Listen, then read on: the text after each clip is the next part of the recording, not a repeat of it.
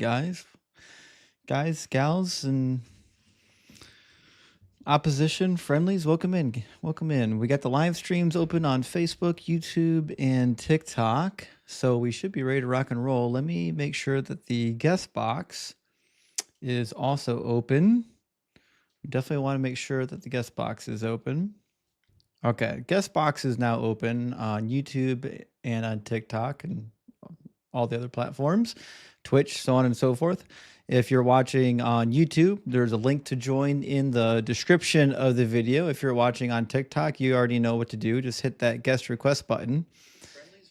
Oh, let me turn my phone off. There we go. We should be ready to rock and roll. Welcome in, guys. J-Tech, welcome in. Tim, J-Steel, good to see you. M's already in here. Good to see you, M's. And we got a whole bunch of people already piling in on YouTube as well. Chet, thank you for the hands up. And Zach, thank you for the hat. And Bad Religion, thank you so much for the bow gum. Big W, appreciate that. And we should have a guest here in just a minute. You guys know how it goes. It is, it's Friday night. You never know what can happen on Friday night. It could be another Minar crash out night. Could be a night where we have good discussions with people. It's really hard to tell. You know what I mean? You really don't know. Oh shit, we got Planet Peterson with us though. The prodigal son returns. Welcome in, buddy. Hey, man. Good to see you. And Jay Cow's in the house as well. Jay Cow with a $2 super chat says, thanks for what you do, brother. Well, Jay Cow, thanks so much for supporting the stream and for liking and sharing and being a part of the festivities. And Chet, thank you for the money gun. Big W. Now, guys, I think you all know who Planet Peterson is, but make sure while we're getting our first guest in here, you're dropping him a follow. And he is on YouTube, not just on TikTok. So if you're on the YouTubes, make sure you follow his YouTube account. And looks like we've got a guest in the box. I'm just getting my double screen overlay guest box set up here real quick. There we go. That's about good enough. Okay.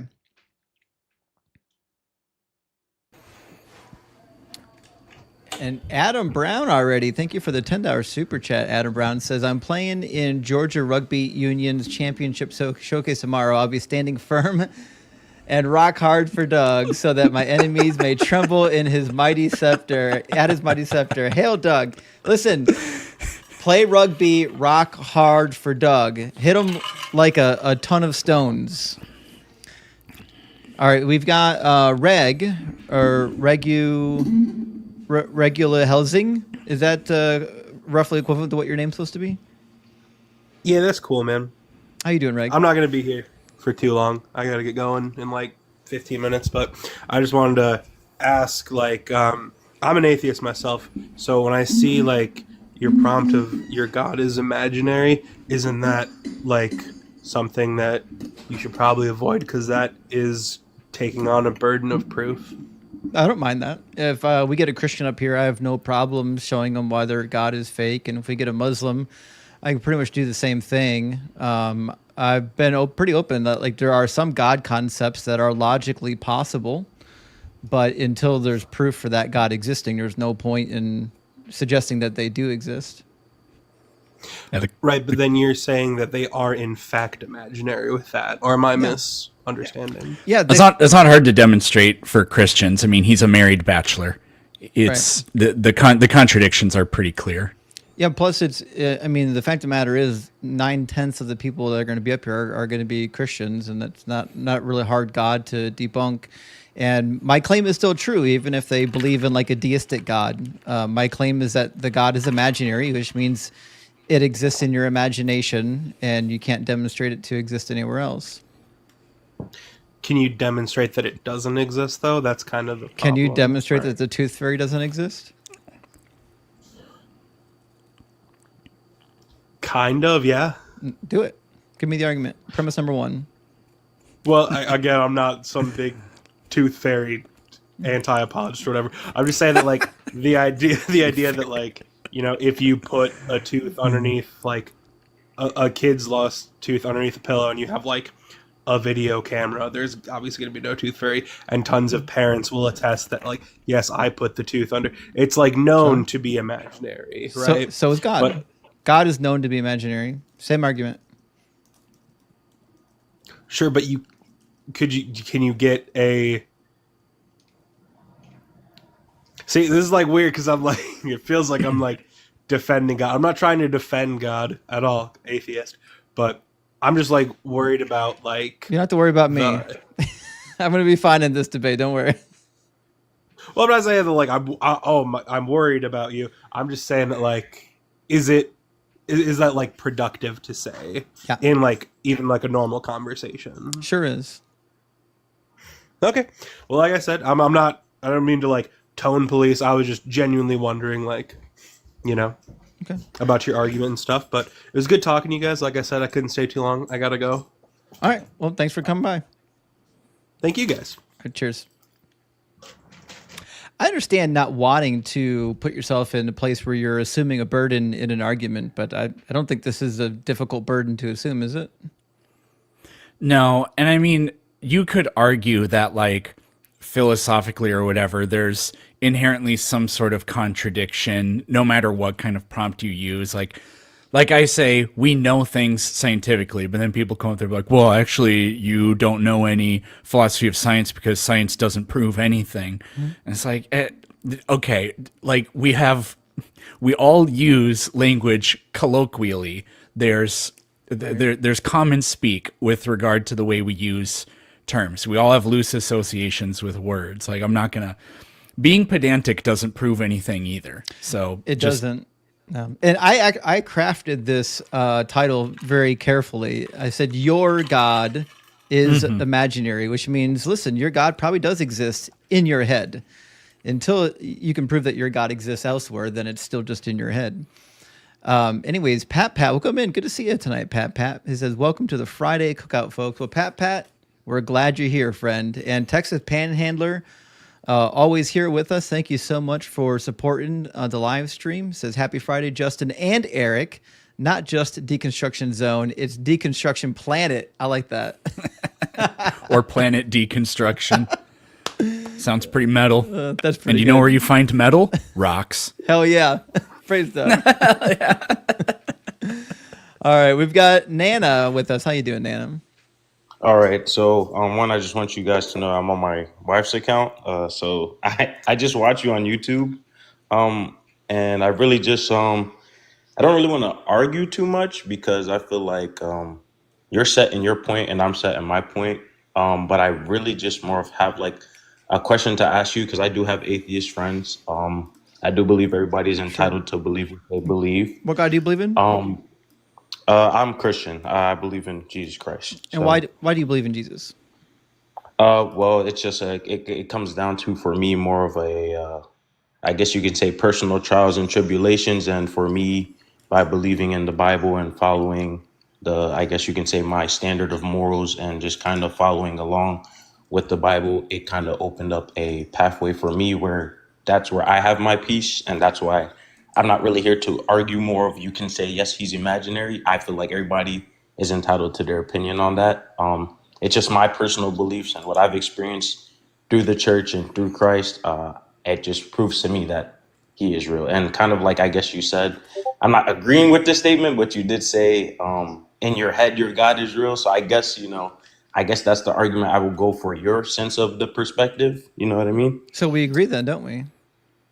I won't necessarily say I agree because and that's what I'm saying. We're like, it's more of you have your standpoint on it, and I kind of like I have studied. I guess it sounds weird to say, but I watched you in your debates with other people. I understand that you have a background in the church, so it's more of like that's just what you've come to believe. And I don't really want to say it as in like it's a subjective or an objective truth. I just believe that, in the sense to you, that's what you perceive from the Bible and that's what you've taken from the Bible. And I cannot really say, hey, you're wrong for not believing. And at the end of the day, I'm going to read it the way I've read it. I have people that agree with me. I have people that disagree with me. And I do my best to not force my religion on anybody because at the end of the day, I don't believe that's how Christianity should be spread. So, I mean, I don't really want to say I disagree with you, nor do I agree with you. I'm kind of just in that middle ground. You know what I mean? Sure. So why do you believe in Jesus other than your personal experience? Is there like a rational reason or just because like it made you feel good? I mean, just overall of like as a person who I was and how I put in the works of the Bible and walking through different churches and kind of exploring. I was also a person that almost left the faith. I tried to become a Muslim. I tried all these other things. I was into the whole crystals. I was doing the whole meditation. I was the whole let me do shrooms. And just for me, realistically, when I came back to the Bible, because I grew up as a young child with it, being an adult now, being able to make my own decisions and have my own sense of rationality, it's just the Right. Bible Okay. to me So makes is it. there any evidence that your God exists though? I mean, it depends on kind of how I always talk to most people. It depends on what you define as evidence, and then it depends on if you want to say if it's really the truth for you. Because at the end of the day, I can say that archaeologically, people have discovered certain sightings and certain mosaics, and we talk about the manuscripts, but at the end of the day, you're gonna give your What's the opinion and say that. archaeology that demonstrates that the Bible God's real? Well, I mean, recently there was a discovery. I can't really give it to you off the top of my head, but just kind of looking it up through. It's been on YouTube and stuff like that, and just trying to make sure that I'm not the only person that's saying, "Hey, this one person said The it. It's discovery of true." what? They found a mosaic on the ground, underground, that basically claimed that Jesus Christ had the title of God. So It was. no, I'm What do you not. mean? So Yeah, we all know that people thought Jesus was God. How does that prove he's God? right. And that's where it comes down to. It's Oh. more of your perception. Like I'm saying, like, what do you So deem as valid okay, evidence? well, shit. Then that means Serapis is a god too, because there's a lot of people that believe Serapis was a god, and we have their writings from the time period. For sure. And that's where, okay, Praise that's where I say Serapis. I'm Yeah. right. So Nana, I I get guess where I you're have coming a from. I Oh, have no, a no, continue. slightly different question, but it's related. Okay. It is Okay. this important to you? Could you be more specific what you're trying to? I I hear you saying like your beliefs helped you out in life Right. and it's true for you in that sense. Do you think it like is that important to you? Like, is my belief important to me? Yes. Yes, my belief is important to me. Correct. Okay. Is whether or not it's true important to you? Yes, it has to be true because Okay, otherwise, so here's where I think this kind of falls apart a little bit, or okay, I just don't really get it. okay, I'm pretty sure because I think you've basically expressed that if anybody else believes in a religion that isn't yours or right, no religion at all, but it works for them in the same way that coming to Christianity worked for you, okay, then there's no problem with that. okay. But you can't both be correct. So this thing about True. it being true is important to you, I think isn't really part of this. And that's Okay, that's something that for the unbearable skeptics like Justin and I is kind of like, okay, what are we doing here? okay. Yeah, So, because like I've got a friend when I was in seminary who converted from Christianity to Islam because it helped him get rid of his alcoholism, and he felt like Allah actually answered his prayers and Yahweh didn't. right, So, like, right. I don't think these personal experiences are particularly convincing. I'd be more Okay, interested in some sort of evidence, like other than okay. personal experience. I would just like to kind of respond to that in the sense of I'm not saying necessarily that my God isn't true because I mean throughout the Bible, I mean I don't want to preach because I know that that's kind of kind of pushing it, but just to really lean on it comes to say we speak about a civilization that never hears about Jesus Christ. I believe that the Lord says He will judge you based upon what your moral standings are. So if somebody That's a says really good point. Islam is what, I'm sorry. So this is a really good point. So you're saying that, like, if the Native Americans, before Right, Columbus landed, never heard of Jesus, right. would they go to heaven or hell upon death? You're assuming that they would just be judged based on whether or not they were evil people, right? If they're evil, then they'd end up in hell. Well, according to what they believe is the law, I kind of had this conversation with a coworker yesterday. he kind of said, why do I choose to, follow my certain set of laws that is given through the Bible? And I said, well, in the same sense, if you come to America, like you're saying, we bring these laws, right? According to the way, if we were to remove God from America and we said, okay, we have to live by these laws. We know that if we live by these laws, judging based off of our own, I guess you can say, subjective morality, if you Right, followed all but these laws and you never broke it. I'm just looking for like a yes or no. Like if the Native Oh, Americans, like if they're not complete a-holes and doing like wicked stuff, then they don't correct. go to hell, right? I mean, if that's according to their standards of morality and that's what God is judging them by, I don't believe they would go to hell. Okay. That's what I have a So then what do grasp we on. need Jesus for? I mean, Jesus is more of the sense of he is that you will no longer have to face the penalty regardless of what you once followed. So What for me, it's what's the penalty? the penalty of sinning. So that's obviously a separation from the eternal God. Hell? Wait, it, I mean, yes, if you want to call it hell, yes. it sounds like if you don't know the scriptures, then you Right. can go to heaven as long as you're a good person. But if you know the scriptures, then it doesn't matter what you do, you just will go to heaven. Well, okay, so that's where I've had this I guess you can say just like this little internal conflict with myself where there's people Mm-hmm. that say what you kind of just said about the monks of, oh, as long as you believe in Jesus, you're good, you're making it into heaven. Then there's also the people that say, hey, you can lose your salvation, and once you lose salvation, you are no longer allowed to achieve it. But then I have this mindset of it of it's not really more of the fact of, hey, you found Jesus, you're automatically saved. It's more of a you have to continually practice the faith of what Yeah. Jesus has taught and what he Like what told the you to Catholics do. teach. But yes, I Mm-hmm. don't really consider myself, but in a sense, yes. I guess Yeah, the that's why I don't really. Catholics believe in faith plus works. Like you can't just say you believe because according to James, even the demons believe. Like just believing it isn't enough. Correct, but I won't necessarily say your works is what gets you the because I don't want to say a complete no to that because it's more of a as long as you're making an effort and you're trying your best to do a person because according to God it's in our Okay. nature to just be a So natural sinner. so whether you Okay. believe or not, God is going to judge you based on whether or not you're like a good person. Ye- I mean, yes, he's still gonna deem it as Yeah. if you're saying you believe in Jesus Christ and you're still a mass murderer, at the end of the day, you cannot, how God says you can't have Yeah. two masters. You know what I mean? I know exactly what that means. So that brings us back to Right. the point that I made before. Jesus died for nothing. Okay. He's useless. I mean that's your interpretation. I'm not gonna argue that. I mean, if that's how you feel, I really can't. I just feel like at that point, if I try to argue that, it's more of me forcing it upon you. And I know that I won't change your mindset. You seem like a very well educated man, so I'm not going to sit here and downplay it or anything. It's just more of you are set in your ways, and if that's how you feel about Jesus Christ, I have my own difference in opinion in that, and I don't think that his death was worthless. I think that it was very meaningful. It's just more of the fact of who deems that it's worthy, and that comes down to the whole free will argument. Do Why you did he need to believe die? why did he need to die for people that just ultimately they didn't have a way out, they didn't have an escape, they just kept How? living that sinful lifestyle? So you're Uh, telling that- me that a person living a sinful lifestyle, if they said, actually, I repent of my lifestyle, right, God wouldn't forgive them?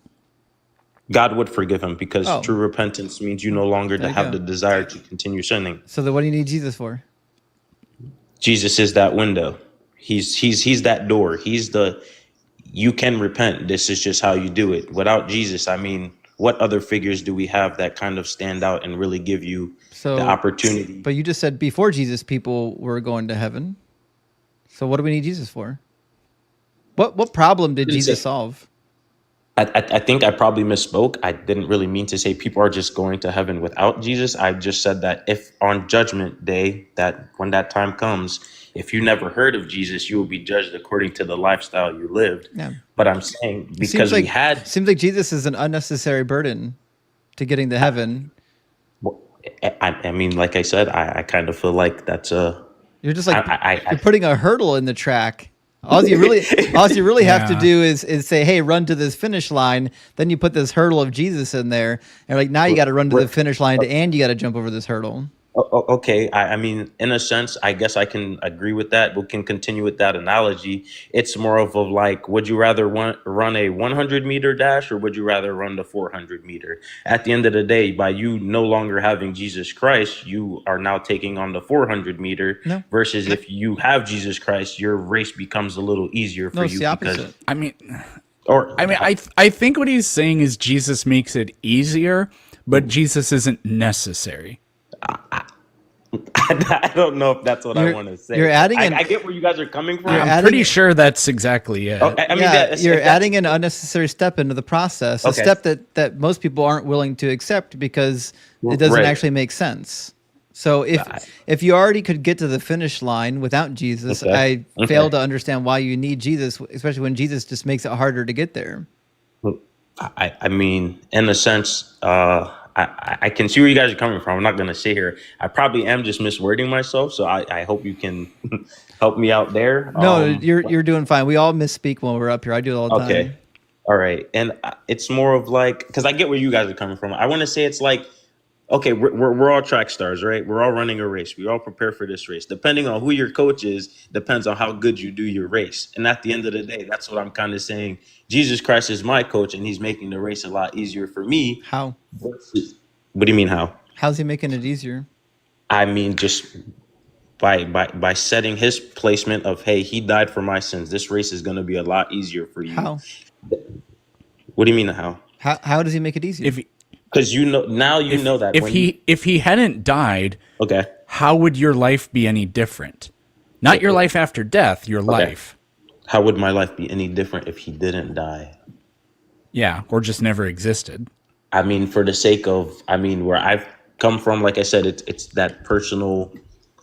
I feel like I owe Jesus my life due to the things that he did. Because I mean, not many people are willing to just die for anybody and die for a cause of the sake of you don't want to believe in whatever he's preaching. And I understand that's can be used for any religion, which I'm not going to sit here and act like that's not a thing, but more of like, he's made it easier for me to understand that in my life, that when I expressed it to other human beings and we went through other means to try to find that happiness that I've been chasing, I couldn't find it in somebody else. But that's why he gave me that piece saying, hey, it's going to be a tough race, but if you do the race with me, it'll be a lot easier for you, if that makes sense. But Almost. Could you Okay. not have the same thing with God?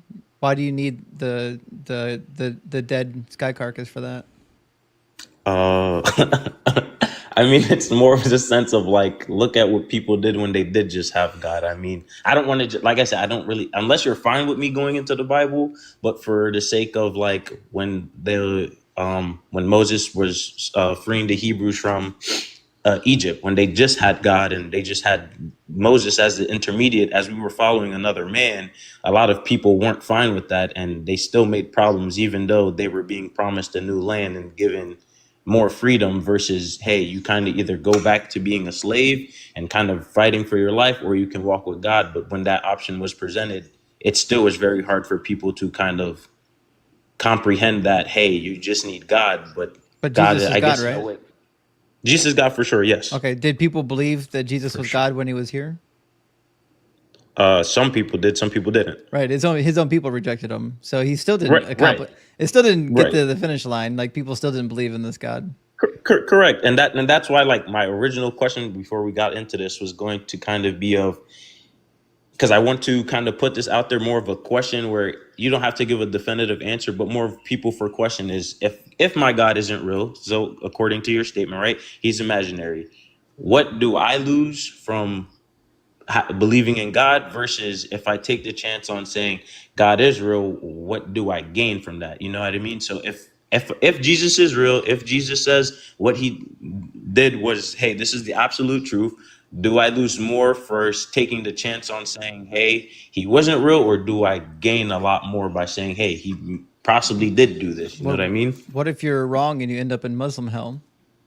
I mean, if and that's a chance I'm not willing to take, which is my point of saying, like, you know what I mean? That's why I'm asking that question in the sense of if that's the case with Muslim people, they believe that Jewish and Gentiles, we will take their place and they can go to heaven. So it's kind of the same argument of you're fine with that happening, but you're upset that one man came and died for your sins and Oh, is I'm saying, not upset at that. I just don't think it's true. So, like, right, right, right, right. what if you're wrong and actually the Hindu religion is true, and you get Okay. reincarnated as like a rat because All you didn't right. believe in the Hindu gods?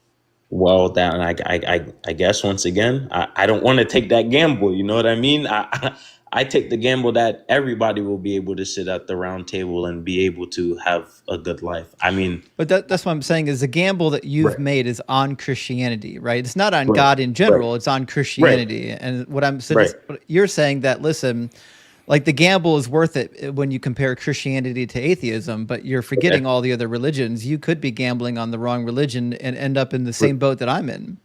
for sure. Which is why, I mean, that's why we have the word faith. It's believing in something, even if you don't have all the necessary evidence. The same way some people, they have more faith in the government than they do in religion, which is something, if that's what you feel is, hey, that's what you're going to go with. At the end of the day, that's the gamble you're willing to take, Well, but that's a gamble. I actually agree. I don't have a lot of faith in the government, but I've got more faith in the government than I do in a God, Right. namely because I can see the people in the government. I can vote for them. I can touch them. Right, I right. can email them and send them nasty letters, but you can't do that with God. You can't see him. You can't touch him. He doesn't talk to you. He doesn't answer prayers. His book is hopelessly contradictory. Like he seems to be a moral monster as well. Like I don't know. Okay. Also, like he created a planet that has natural disasters that kill 100,000 of its inhabitants every year, just kind of at random. Seems like a Right. weird thing to do.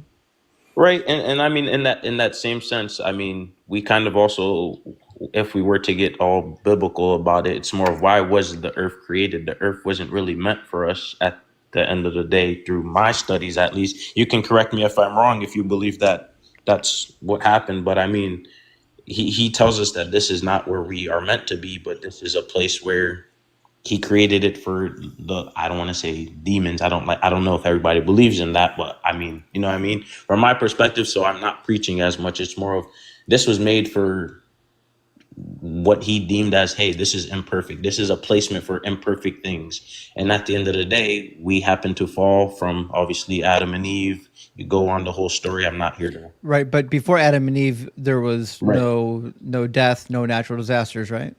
Right. Okay, and then Yeah, I it's mean, perfect creation. exactly Yeah.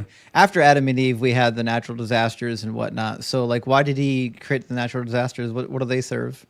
I, and that's one of those things where it's hard to really not try to put scripture out there, but it's one of those, like, I can't give you an answer for God. That's the most simplest term I can put it. You know, I can't lean on my own understanding. I could come up with 1,000 reasons on why it happens and why it doesn't happen, but I can't really give you a definitive answer that you're going to be happy with, because at the end of the day, it's just one of those things where, you know, you'll hear his voice and you'll know what the truth is. But if you deem my truth as a lie, what more can I do to convince you? At the end of the day, you've already took the walk yourself, you know, and you found out that that really wasn't your path. How am I to really convince you guys that, hey, this is the path? You know what I mean? I get what you guys are asking, but Hmm. I can't give you the answer. I'm not omnipotent. I'm not all knowing. I'm just Right, like you guys. fair enough. You know what I mean? Well, listen, Nana, thanks for coming up and talking to us and for Yeah. being courteous. We're going to grab our next guest, but hopefully you have a good one. All right. No problem. Thank you. You guys have a blessed day. Cheers. Cheers. That was a nice kid, wasn't he? Yeah, seemed kind of confused though. Yeah, you know, you're gonna have some of that. Let me grab a couple of super chats. We'll get our next guest in here. Busy Mummin. Mike Bowen, Big W on the super chat says no one would care if the prompt was the Babadook is imaginary. The only difference is how many people are in the book club for the imaginary thing. That's actually a really good point. Well, the other thing too, you know what? I used to just do like the Christian topics, and I would get tons of Muslims wanting to come up in here and cheer me on. And then like the day I was like, well, your God's bullshit too. They lost their minds because you can criticize anything you want except for their religion. Yeah, imagine that. And Minuteman says, if you play Amazing Grace backwards, you can hear Judas and Jesus hooking up. Praise Doug. Oh, dang. I wasn't aware I of didn't this. know that. No, I need to. Yeah. That's on the schedule already. And Eldridge, thank you for the super chat, says, if you and Eric talk about the solar system, the show can be called Planet Zone. I think that might be a thing. Maybe. And Hannibal, thank you for the super chat, says, why didn't the shark eat the clown? Because he would taste fun. Oh, because he would taste funny. That's actually pretty funny. I like that. There's a couple variants of that joke though, but that's a good one. We need some jokes to start the live stream out with. And Pat again says, Nana did more circles than a roundabout. He was trying his best. It reminds me of a saying from the Proverbs. I think it's Proverbs 16:10 or 10:16. I always flip them, where it says, where there is a multiplication of words or where there is many words, transgression is not lacking. Just a reminder for the callers, the more words you use to explain something, the more likely you are to say something silly. So the most concise answer is usually the best. Same with coding. The more code you write to get your program to work, the uglier that program's going to be. And Flanker420 says, dad joke, I can't wait. A pirate lady gets replacement boob. Wouldn't it be different? Oh, man. That was a good play on words. It reminds me of one of my favorite pun dad jokes, and this will result in some audible groans, which is a priest, a pastor, and a rabbit walk into a bar, and they all sit down, and the rabbit turns to the priest and the pastor and says, hey, guys, I think I'm a typo. Some people are going to get it eventually. Black Al, thank you for the super chat, says, I mean, the real question is, why Jesus? Why not Buddha, Horus, or Krishna? They all did the same thing. Actually, you're not wrong, actually. They do. There's a lot of crossover amongst the religions, if you know what I mean. So, like, if you like some of the stuff about Jesus, guess what? You'll like some of the teachings of the Talmud as well. You'll like the Confessions of Ma'at. You'll like some of the law codes handed down by the Babylonian gods. And last one, Tales of the Levant. Thank you for the super chat. It says, have you read the book of The Darkening Age by Catherine Nixie? Great book on how awful the early Christians really were. I have not, but now that you mention it, I mean, I'm reading that book right now. About to put it on my... done. How is it? It's good.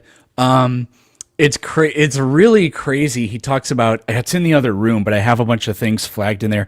He talks about the early Christians, how they wanted to be tortured and martyred because of how good they thought that would be.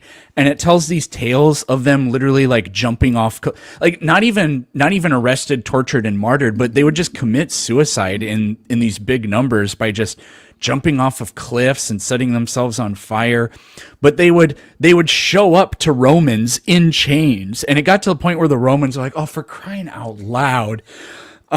And there's this one story written by a Christian where this boy is publicly flogged or something by the Romans, and everybody watching it is just so incredibly uncomfortable and in tears, except for the boy's mother, who is so delighted that her child will now be guaranteed salvation for this, that she cannot weep for him.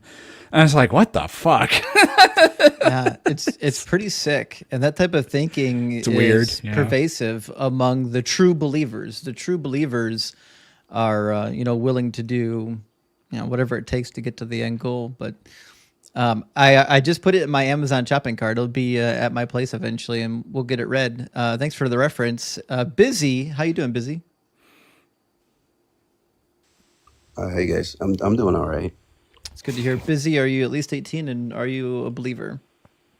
Yeah, I'm at least 18. Yeah, I'm Muslim. Okay. And what would be the best evidence or the most convincing argument for the Muslim God being real? Like I could start off. I much rather prefer you to exclude technical terms, or jargons, so to speak. So I start off, and I'm simple-minded. I start off with the premise that this world does not, or existence does not create itself, right? So And for that, I would say there's only three plausible explanations, right? We either live in a world where a God created everything and left some rules for us, or religion for us, or we live in a world where God created everything and just walked away, left nothing, or we live in a world where nobody created it. If you would like to add to that, I would love to hear it. But in the last I would scenario, I would just recouch the last one as we live in an uncreated Mm-hmm. universe, which correct, doesn't mean it created itself. It means it's uncreated. correct. So with the last scenario, and I try to use, I don't appeal to special knowledge, so to speak, but I try to appeal to reasoning and what we know. What we know and what we have evidence for is that this world did not always exist. Wrong. Yeah. Well, by world do you mean universe? This universe, yeah. Right. I assume that's what he meant. What's the evidence Yeah. that everything we know to exist once didn't exist? What's the evidence? Yeah. I mean, I'm certain you guys have heard about the Big Bang Theory, and I mean, that seems to be a consensus, Yeah, correct? the Big Bang doesn't say that there was nothing before the expansion. Yeah, well, these things, for example, the particles that you're talking about, or that's, I think that's what Lawrence Krauss would prefer. He defines nothing as a sea of particles. Yeah, actually, I'm glad you brought that Without- up. Chapter 9 in his book, Something from Nothing, he explains that nothing doesn't really mean nothing. Yeah, Yeah, it's a clickbaity so- title. I mean that's kind It of is, yeah. Right, so what would Yeah, be the so- evidence that there was absolutely nothing before the Big Bang? Because science teaches us that matter and energy can't be created or destroyed. true. I mean that's from what we would say, argue from what we know of this reality of the rules in our universe. I We mean, can't say that it applies to. do we have the outside. tools to investigate an alternative reality? We do not. We do not. Well, based on But what we we do know have the then from tools this to- reality is that matter can't be created or destroyed, neither energy. It just transforms, takes new shapes. Fair enough. So, but you do believe that perhaps the Big Bang is a plausible likelihood. I think the expansion is a pretty much guarantee, but I also believe in the cyclical universe. I think we're in an infinite cycle of expansions and contractions. Fair enough. Fair enough. I was doing that so we could have some common ground. And then, so from what you believe, then that means that this Earth once did not exist. The particle, yeah. the particles that make up our Earth existed, but the formation, like the exact formation of those particles that we call Earth, had a starting point. Good, good. So we agree on that as well. Not a part. So if this Earth did not exist, that means that life on this Earth did not exist.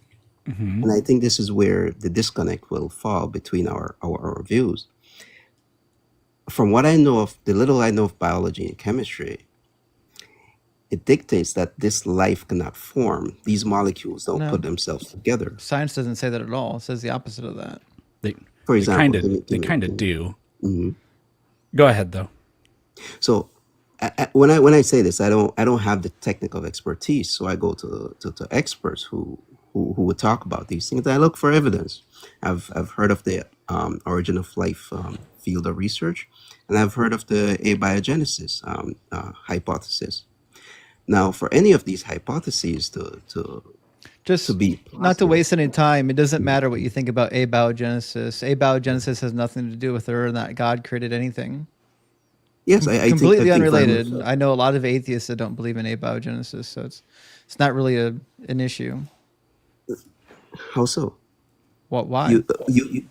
Okay, if there is no God, right, you have to demonstrate that this reality is able to assemble itself. Yeah. So how do you explain this reality assembling itself? Well, Wait, abiogenesis particularly- abiogenesis is a specific process that we describe in science. Like we named it, but there's alternative theories that, I mean, you might call it abiogenesis, but it differs a little bit from what we would describe as abiogenesis. What I'm suggesting is that there's a litany of possible naturalistic explanations you would need some sort of an argument to claim that you knew how it happened, right? So like if I said, well, abiogenesis is the answer, we would need some kind of evidence to suggest that. And if you said, no, God is the answer, you would need some kind of evidence to say that that was how it was. But you can't say that God is the answer just because you don't believe in the abiogenesis theory. Fair enough, fair enough. But I think in that we should be reasonable, right? I agree. And we see like For the building example, blocks of life self-assembling even in outer space. On meteors, we're getting amino acids forming. I mean, it's not something that's unheard of. Yeah, so I mean, I wouldn't say you have to go to outer space. We live on this earth. We have amino acids forming on this earth. So Right. I don't need to invoke outer space. I would say right here on Earth we see amino acids. But the thing is, we've never seen life organizing. That's again, for What do me, you that's think a life unique is? problem. It's not. It's not a Yeah, problem at all. No, that's what precisely. We never see life organizing except from other living things. But we know that Well, living things so never again, existed what at do you one think point in life time. is? I mean, you mean the functions of living things? What does it mean to be alive? Well, biologists would put certain functions what living things do. For example, they have That's not what homeostasis. something is, though. If I ask you what a car is and you say cargo room, that's not what a car is. And this is a disconnect I always have with people when they're trying to tell me what life is or that abiogenesis is impossible.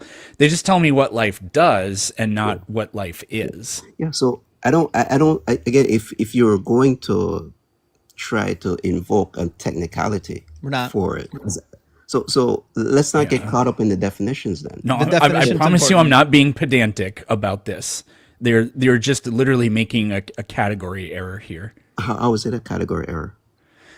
For the same reason that if I asked you what a car is and you say cargo room, that's not what a car is. And life, the characteristics of life are not what life is, because there are things that do what life does or have a lot of overlap with them, but they're not life. Now, if we want to be like super reductionist with regard to life, we would say that life at the fundamental level is literally just chemistry. When a living thing, whether it's single-celled, the things you're talking about that it is literally just non-living chemistry within the cell doing, or non-living molecules within the cell doing chemistry. And then what I would say is from that, this emergence of what we call life from the system emerges from that. So it's not like in your cells you have these reactions like the Krebs cycle. That's how every single living thing takes in molecules and makes usable energy out of them. Nobody would say that that's what life is, but it's a necessary component of living things or of living systems. Do you follow what I'm saying here?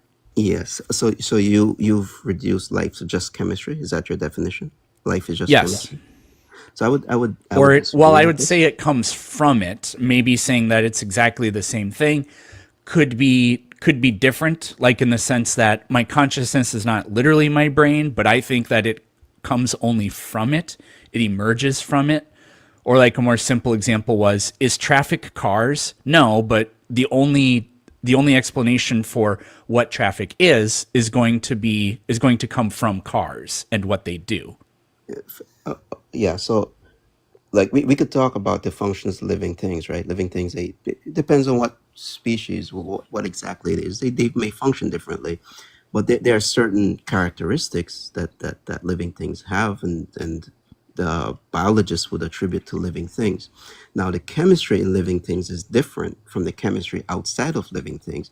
For example, you and the guy in Not the, exactly. How is it one second, different? let me explain to you. Fundamentally, every single living thing, they share certain fundamental things that are universal in every single living organism.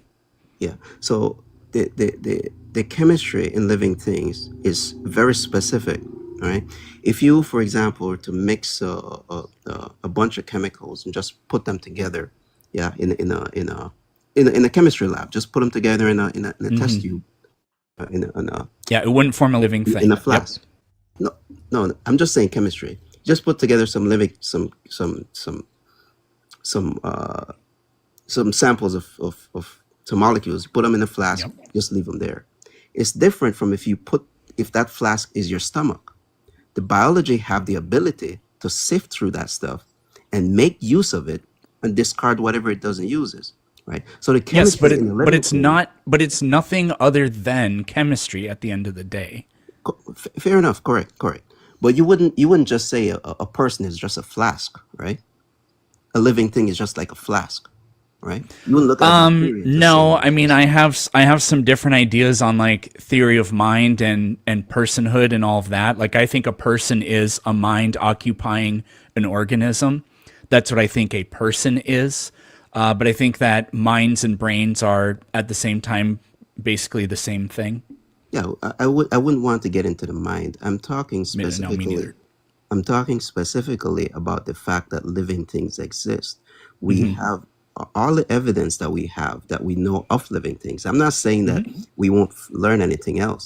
I'm saying that the more we learn about living things, Yep. the more gargantuan, insurmountable this feat seems to be. Well, I disagree. That they can form by A themselves. little bit, but just follow the logic here with me. Yeah. Living things come from living things. Yes. That's essentially what you're saying. Yes. But how is it that like we could ask, how do living things do that, or what is life in the first place? It's reducible to mere physical chemistry. So what's the problem? Let's compare two different leaps of logic. Some sort of chemistry or series of chemical systems changing over time produced the first living things, or some magic occurred and then living things were allowed to exist. One of those is an extraordinarily inappropriate leap of logic, whereas the other one's completely consistent. Right. Plus, like All right, so- every time so- we learn how something in our universe works, it's never because God makes it work. It's always a naturalistic phenomenon. Yeah, so that's what I'm saying. So I just go based on reason and the evidence, right? So if you're to say, for example, like living things are one of the most advanced structures in nature, I would say that computers are perhaps one of the more advanced things that human beings have made. I would say something like a fork or a spoon is one of the simplest things we've made. Yes? Would you agree with that? A fork or a spoon? Yeah, not too complicated. So there's nothing we've made that would be as technical or as advanced as a living thing. But what I will do is I will, for the sake of this argument, I will compare a living thing, a bacteria, which is far more advanced. The simplest bacteria is far more advanced than our most sophisticated computers, right?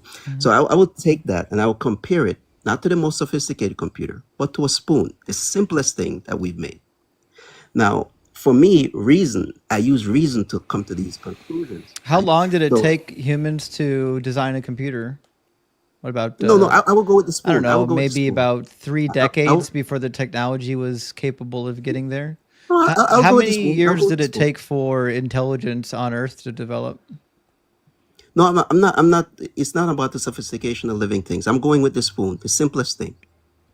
Now, for us to say that nature could do this, we have to describe a natural phenomenon that could produce a spoon. Not just describe it. We can't just talk about, oh well, the spoon is just because Have the you spoon is really never just seen a physics, tree? basic. Wait, the spoon is just basic physics. Have you ever seen a right? tree? I've seen a lot of trees. You ever see a tree fork? No, I mean the fork that we eat with. Yep. Not the. Why would not a- why would we expect that specific thing, something that doesn't occur in nature, to occur in nature? What's that? Why would we expect something that doesn't occur in nature to occur in nature? Precisely. You see, this is exactly what I'm trying to get at. We never see living things occur in nature. Yes, we do. except But for we living things. never see miracles happen either. What- I no, don't necessarily let's- agree with let's the not- first let's thing not- you said. Let's not invoke But your the ex- supernatural that we can't witness. But that is your invocation. Yep. That is you're saying that this is a necessary condition for life because because life cannot come from any sort of physical process. We don't see there is no miracle at any level of life that's ever been found or described or anything like that. So again, kind of going back to what I was saying, if life is reducible to completely physical, unmiraculous conditions and processes, then why do we need to make the leap that its origin would be fundamentally different than its operation and be this, well, I don't want to say too much, but why would that be? Well, I don't think that is necessary. Again, we're going based on the evidence that we have. But What evidence? For We example, I gave don't you. have evidence of miracles. there's no So evidence for are you God. willing to So throw let me. that one out? No, So what I'm saying is So this, right? busy. If This is you can this is follow what why I'm I saying. started the conversation by saying it doesn't matter what you believe about abiogenesis. In order to believe in a God, you still need some evidence that would merit a belief in a God. At least with abiogenesis, we've actually done studies that can conclude that it seems like it's a likely phenomenon. In fact, we've created synthetic living cells just by combining the right chemistry together. So, like, we know that it is possible. Just because we haven't observed it spontaneously happening doesn't mean that it can't happen. But on the God hypothesis, there's zero evidence for the God hypothesis. Your God, least of all. I certainly don't think there's any evidence for a God that would send a prophet to diddle a little 9-year-old. All right. Again, I try to be so follow me here, right? So when you said about the synthetic living things in abiogenesis, I'm not sure how much you looked into this, but I'm certain what you're saying is not as what it seems to be, Well, maybe you right? should take it up with The Chapel synthetic Hill living thing. University. One second. So Dr. Craig Venter, for example, he's a geneticist. He made this synthetic living cell, and I think he's the only one that I've heard of who made a living cell. Well, you're But he wrong. didn't actually. Okay, fair enough. So he actually what he did was he took parts of already living cells, and that's what he combined. So he just made a hybrid of, it's like saying you invented the car by simply swapping engines with two vehicles. You really didn't invent the car. You may have made a different combination, but you didn't invent the car. And life is just a combination of chemistry. There you go. I mean, it's So it's he easy he to took say the that he took the non-living components and then he arranged them in an order that we in a living find component. them. No. So I'm talking about the Chapel Hill research. You forget whatever research you're referring to. They took non-living components and combined them in a way which created synthetic life, meaning it was consuming from the environment and reproducing. Really? What's the name of this experiment? April 2024 is the publication by UNC. It's called the UNC Chapel Hill Researchers Create Artificial Cells That Act Like Living Cells. Okay, I'll look into this. So But so like going the back, point. we're skirting around all of this like biology and secular science kind of stuff. But if you're trying to sell us that a God by miraculous means is necessary for life, for us to even entertain that as a possibility, we need evidence that miraculous things occur, that magic is real, that the supernatural realm exists, or anything like that. So if we don't have any of that, then like we at least have evidence of chemistry and biochemistry and the way that life operates, and a very clear and unambiguous line of evidence that shows that life has naturally progressed from simple to complex forms. Those things are known.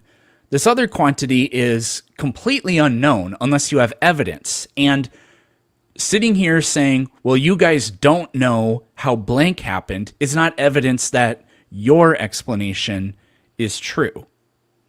Correct, but at least it's evidence that points to a God. It doesn't. It's So not. what I'm But no, but what I'm it's saying. not. You literally said, yeah, you're right. It's not evidence, but it's evidence of God. It's God of the That's what I gaps. said. It's no, not. All you're doing is a God of the gaps. It's it. You're saying, here's something I can't explain. Let me put God into it. But what's the evidence that the God is responsible for it?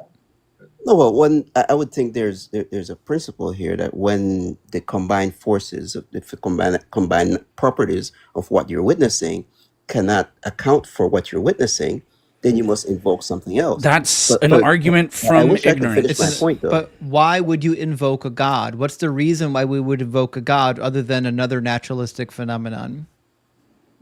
I would love to explain that, but so the reason I invoke a God for this is because, again, on all the scientific knowledge we have, there is no evidence that these living things could put themselves together.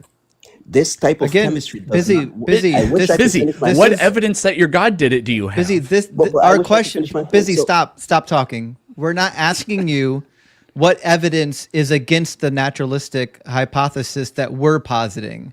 We're asking what is the evidence for your possibility of a God doing it, which is why I started the conversation with it doesn't matter what you think of our theory of abiogenesis is, you still need to provide an argument for why it came from a God. What is the evidence that a God did it rather than just a life-granting unicorn in the universe that runs around granting life to polypeptides? Why? Give me the argument for God rather than the life-granting unicorn. All right. So once you wade past this, right? This is just my logical process. So once I wade past the fact that these things cannot organize themselves, I say, well, that God is necessary. So if a God is Why? necessary, Busy, I'm telling you right asking now, you I'm why. explaining You why haven't- now. Give me the argument for why it has to be a God. Why? What's the argument for that? That's what I want to know. You're saying the only alternative to the current abiogenesis theory is a God. It's not. There's 100 alternative theories. I'm asking you for the evidence that God is the answer. Fair enough. So I try to keep explaining that. I said that that you have no evidence. We have no rule, no natural laws, no chemistry. He can't None of actually. this He stuff doesn't understand the exists. question. It's okay. But Busy, you don't have that for your claim. So Well, could I let's finish? just But you let's keep just flip interrupting. this. You don't How seem to. did your God do it? How did so you don't have to know how something is done to know that Oh, somebody did well, it. shit. Therefore, there you we go. have just proved that the life-granting unicorn grants life. Praise we have just unicorns. proven it together. Okay, but, With at least freaking now- lasers. Hold on. But so Oh, yeah, with now lasers. we've moved. So now we've moved past this naturalistic worldview, right? That there's at least something else that is required. The to life-granting create this, right? unicorn is a naturalistic phenomenon. The problem is we've graduated to nothing. Well, what we've done is we've graduated to an infinite series of possible alternative explanations, which means we've arrived at nothing in particular. All right. This is like asking your girlfriend, where do you want to go for dinner? It's the same thing. All right. So from your worldview, can the life-giving unicorn exist? Yeah, Of course, How would this life unicorn exist? it's a You said naturalistic. naturalistic. it's the necessary condition. That's right. It's Okay, just a how- naturalistic part of the universe that is necessary for life. And it came from this nothingness that Lawrence Krauss described. It came from quantum physics. No, yes, the nothingness that Lawrence Krauss described.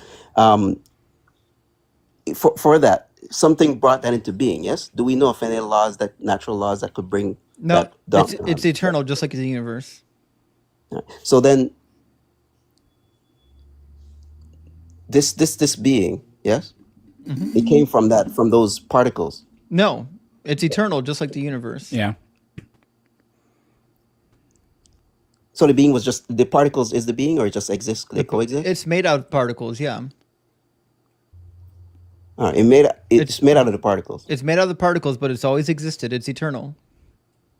All right. So now you're invoking a god. Just a No, it's different not a No, it's, god. no, it's a life-granting unicorn. It's just a life-granting unicorn. It doesn't create human beings. It doesn't form planets. It doesn't bring suns into existence. The only thing it does is grants life. All right. So I will juxtapose the life granting unicorn to the God that I believe in, Allah, right? So, and I'm appealing to reason. That sounds blasphemous. That's not going to be a good one. Planet, how many children has the So I'm life-granting just unicorn juxtaposing. diddled? Less than one. Oh, there you go. All right. And I think So- the life-granting unicorn is egalitarian. He doesn't believe that women are only half as good as men when it comes to giving a testimony in court. Yeah. Well, I mean, this life-granting unicorn does a lot of things too, right? I mean, creates babies without arms and legs, right? No, it doesn't do any of that. It doesn't create humans. It just grants life. Yeah, it just literally does one thing. It just grants life. Yep. So it doesn't organize the cells and stuff. It just like, ta-da, you have life. No, he granted the original life to the original cell. Actually, to be fair, it's obviously a female unicorn. Sorry, I got confused there. Okay. But what I'm saying is this. Nobody believes in the unicorn, not even you guys. Yeah, we do. Right? But if we're to, all right, but if we're to But it's juxtapose them- indistinguishable from whatever you believe in, at least. I mean, at least as far as the evidence we've constructed for it. Yeah. So this life grant. So we have as much reason to believe in the life granting unicorn as we do in Allah. No, I don't think so. So Okay. you Then give me the evidence for Allah. well, so the evidence for Allah is we give credence to people. I mean, that's why we have history. We take these things as truths, right? That's why you believe in the scientists. So if they have these credibilities, they do these works, we recognize that other people, we could depend on the credibility of other people reporting, and depending on the credibility of this man, You don't the man believe in Muhammad, credibility, or else you'd believe that Jesus was the Messiah. I do believe in credibility. You would I also do believe believe that that he died on the cross for your sins. We do believe in that Jesus is the Messiah. You don't believe he died on a cross. No, we don't. Okay, so then you don't believe testimony. Because there are two competing claims about this, and one comes from the credible person, the other comes from anonymous sources. Well, I would this. disagree. I would say that your anonymous sources are wrong. Muhammad didn't write anything. We got Is a Muhammad bunch an of anonymous guys. source? You got a bunch of guys after Muhammad claiming that they're writing down the words of Muhammad. That sounds like trust me, bro, to me. All right. So, but Muhammad wouldn't be an anonymous source, would he? Did he write anything? No, he did not. Okay, so we have a bunch of people writing stuff claiming that they're remembering the words of Muhammad. That's just His, a big his old. companions. It's a big old his trust me, bro. companions are not anonymous, though. Muhammad couldn't even weed. Well, wait. His companions are not anonymous. When it Oh, comes to the biblical, who were- when it what comes were to their the biblical names? narrative- What's that? What were their names? We know of Abu Bakr, Zayd bin Thabit, Omar. We know of. I mean, I could go down the catalog. I mean, I don't And, memorize. all and what's of the them, but evidence that they wrote those? that they wrote it? Yeah. They have a lot of testimony. This is found. This is in a lot of hadith. Trust Okay. me, bro. Sounds like a trust me, bro, because the early church claims that John really wrote John, claims that Matthew really wrote Matthew, claims that Luke No, was that's was the physician that traveled with Paul. No. So Yeah. you're saying that now. Sounds like you haven't actually studied your church history. Who in the church history says that? Almost all of the early church fathers believed that John was written by John, although some of them thought it was John the Elder, although most of them only believed John the Elder wrote Revelation. And they also believed that Luke was a traveling companion of Paul because Luke appears in a lot of the we passages where Luke appears. And then obviously they believe that Matthew wrote Matthew. In fact, Matthew is one of the early gospels that got the title Matthew applied to it. Now, the earliest manuscript of Matthew doesn't have the name Matthew in it. But of the manuscripts of the Gospels that do contain the names, Matthew is among one of the earliest. And the early church fathers wrote about Matthew. The earliest church fathers wrote that Matthew, the disciple, was the one that wrote that book. Yeah. Why do you think Christians believe it? I've never heard of this. Well, you didn't study And church history then, apparently. I've looked into it. I'll give you that one. I think your eyewitnesses are just as weak as the Christian eyewitnesses. What about Tacitus and Suetonius, who claim that Serapis used Emperor Vespasian to heal a blind man and to heal somebody with a lame leg? Bertram, thank you for the gum. What does that have to do with the crucifixion? Well, what I'm saying is that there's lots of eyewitnesses for all kinds of made-up mythology from the ancient world. Yours is no different. Yeah. So we just go by, again, what is reasonable. Okay, sure. Tell me what's I'm reasonable not- about I'm a guy not who here. who marries children, who is a warlord, rides a donkey and that flies and splits the moon in two. Give me the rationale for that Well, one. what makes that unreasonable? Oh, do you think flying donkeys exist? It's a I just want to miracle. make. I mean, So I want to make sure. I want What to make makes sure that unreasonable? we've come full circle now. We've never observed abiogenesis, therefore we have to invoke a god. But at the same time, Muhammad had a flying donkey / flying horse, and he went up and split the moon in two. See the kind of like talking out of one side of your mouth and then talking out the other side of your mouth? No, not at all. Because when we came down to the origin of abiogenesis, you invoked a space what unicorn, Because I was right? demonstrating to you that your leap to a god is an unnecessary leap. There's 100 things in between our explanation and your explanation. You're only But why would choosing your you? explanation because that's the one you like. Yeah, but why would you go to a space unicorn? Something where you have no Be- naturalistic because evidence it for. was funny. The point was your only argument in support of the creator was what we don't know about an alternative explanation.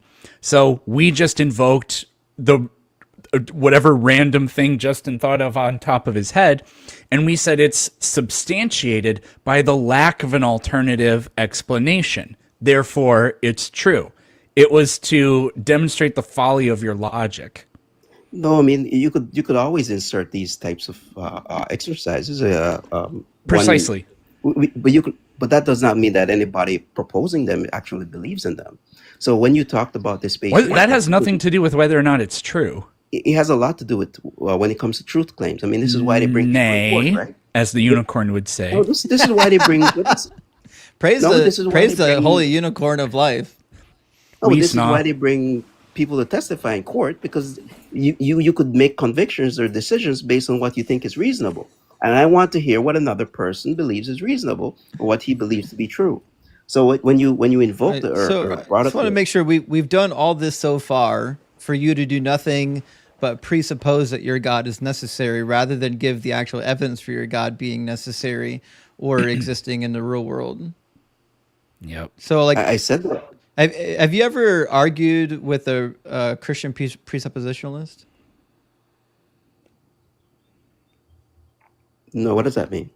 What Well, is a the whole argument of presuppositionalism is that if they can prove your worldview false, then their worldview is true by default. That's essentially what you're doing. You're just saying, listen, if I can prove this worldview false, then yours is true by default. But it's not. No. I'm not saying that because yours is false, might make mine correct. That No, is your I'm saying argument. that yours.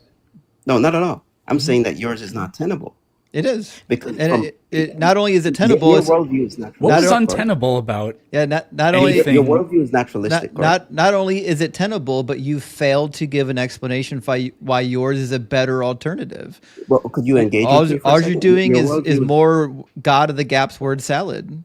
Yeah, We haven't is your heard worldview- we haven't heard a single argument for your God yet, and we've but been your worldview. we've been talking for 35 minutes, and you've not mentioned one piece of evidence in support of your God existing. Not one.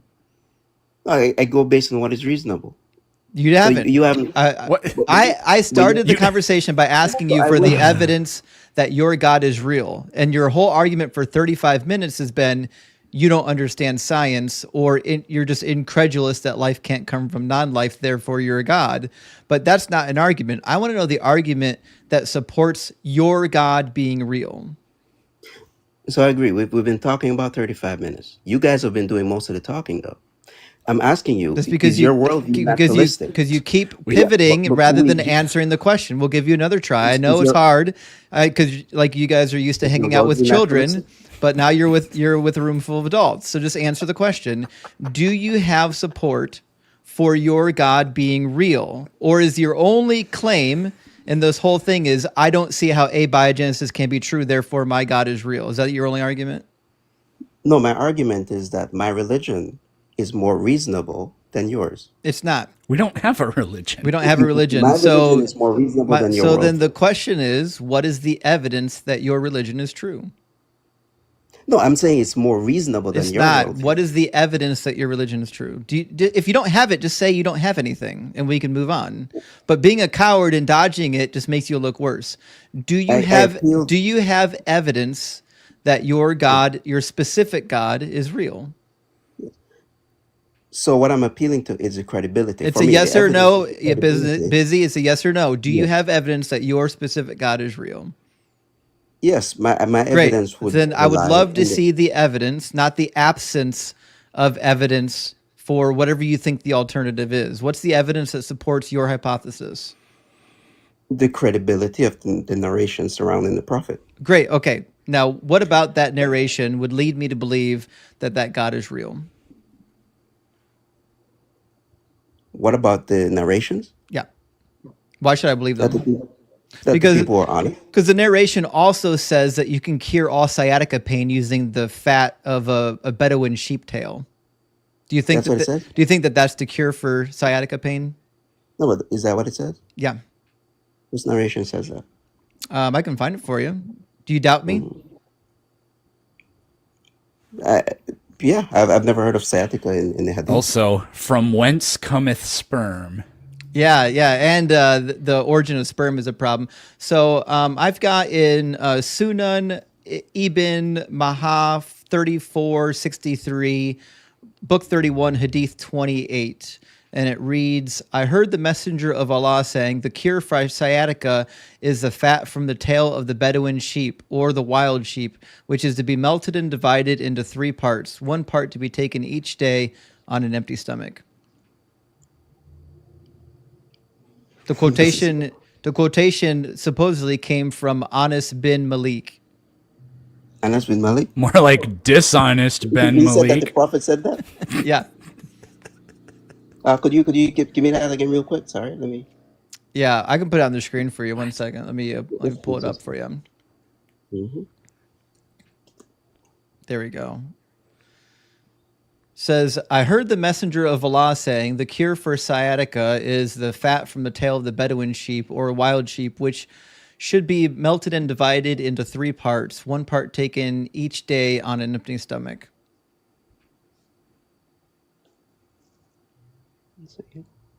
So Ibn Majah.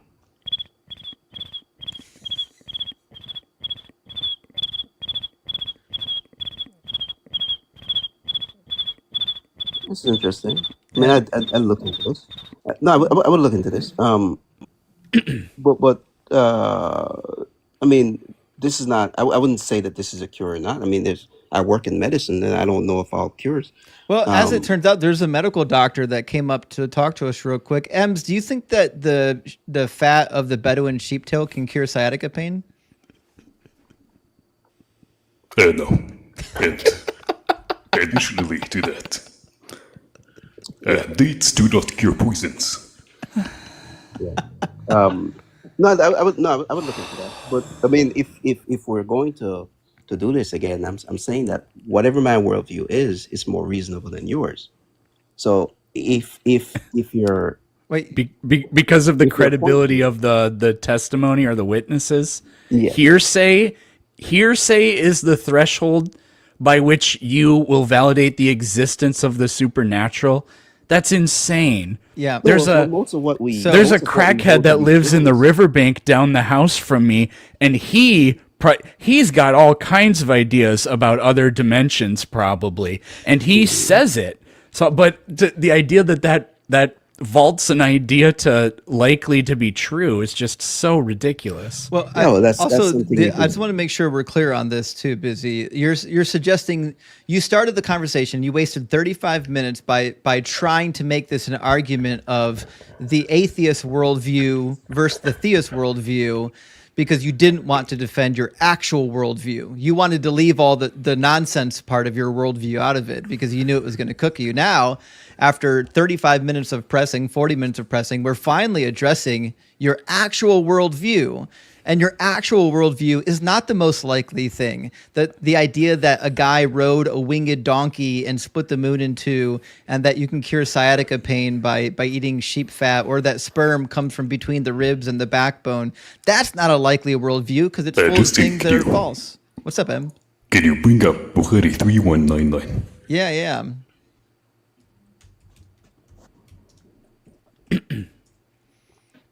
Sahih al-Bukhari 3199 coming in says, the prophet asked me at sunset, do you know where the sun goes at the time of the sunset? I replied, Allah and his apostle know better. He said, it goes, i.e. travels, till it prostrates itself underneath the throne and takes the permission to rise again.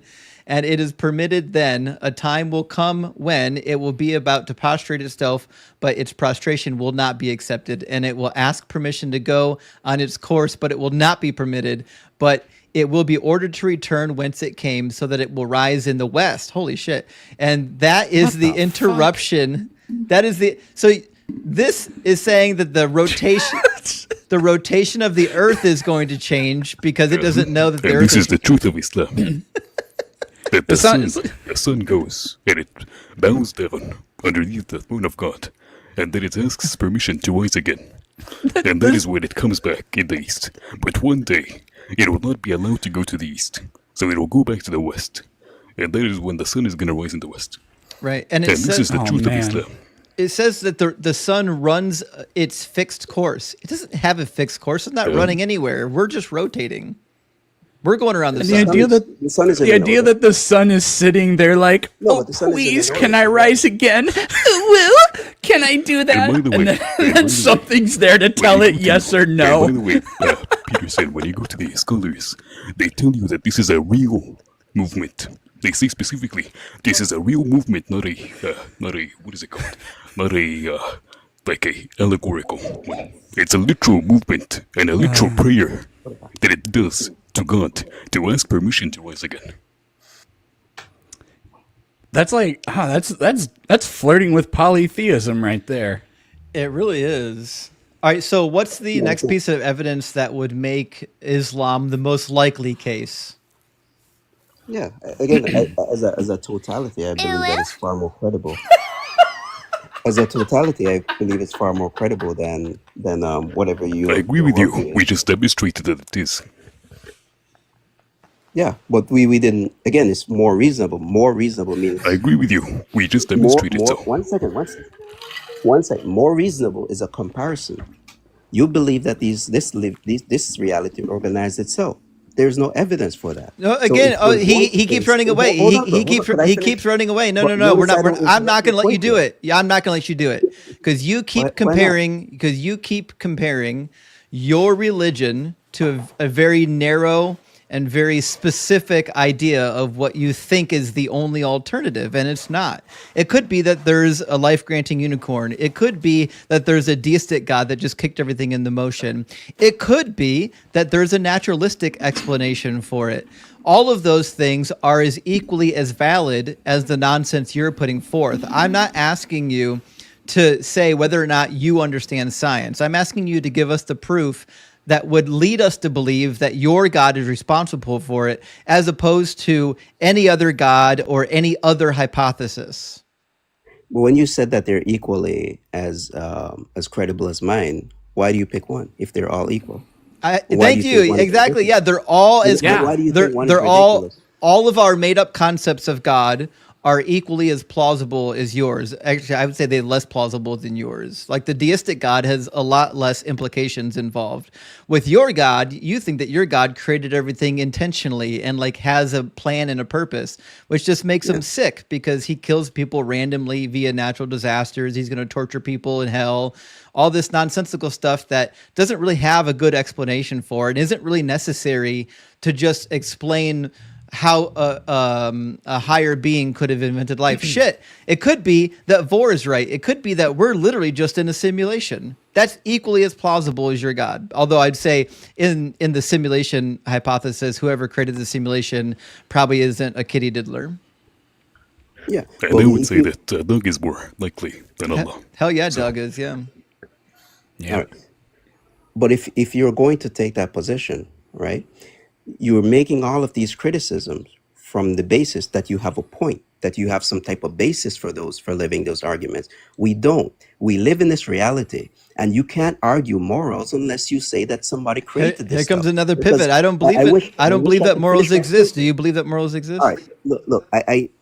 Look, bro. The only reason I came up here was because I hear you and the other guy. You're able to listen at length to other people. For some reason, when I present You these want challenging to know? arguments, you don't They're wanna not listen. challenging So arguments. They're it's fine. endless. They're endless pivots. That's is the it? difference, because you can't stay on task, you can't answer questions, and you every time I we answered actually my get question. on an actual point of dialogue, you want to pivot to something new, which means we can't make up any ground. We can't get anywhere. The No, I frequency said, of interruptions positively correlates with the frequency of errors. So that kind of tells you everything you need to know. Yeah, that is I'm true. not sure if I made any errors. Yeah. Do you think I'm that women should be trusted as much as men when signing a contract when you need witnesses? well in our books it's 2 female witnesses. Yeah. So are women not as good as men? They are as good as men. Why do you need two of them for But one particular, man? but necessary for this particular transaction, you need 2 Why? women. That's just how the rules are. Why does the text give No, you a it is reason? explained by the prophet. Yeah. It is This explained is by the the prophet and the text. The scholars. text. And you The know it, reason in because the I showed text. it to you a moment before. Yeah. The reason in the text is Does that does her your religion memory. teach that it's bad to The lie? reason in her text is that it's her memory. Oh, so do women have worse memories than men? It would seem like that when it comes to these types of specifics. M's, medical doctor, what say you? Out loud. There's literally no difference at all. Right. There's no significant difference. Just to be I mean- specific, there is no significant difference or statistical difference. Do you think that sperm comes Women from... on average do better in school than men, so they might actually have better memories, Yeah, but That is true.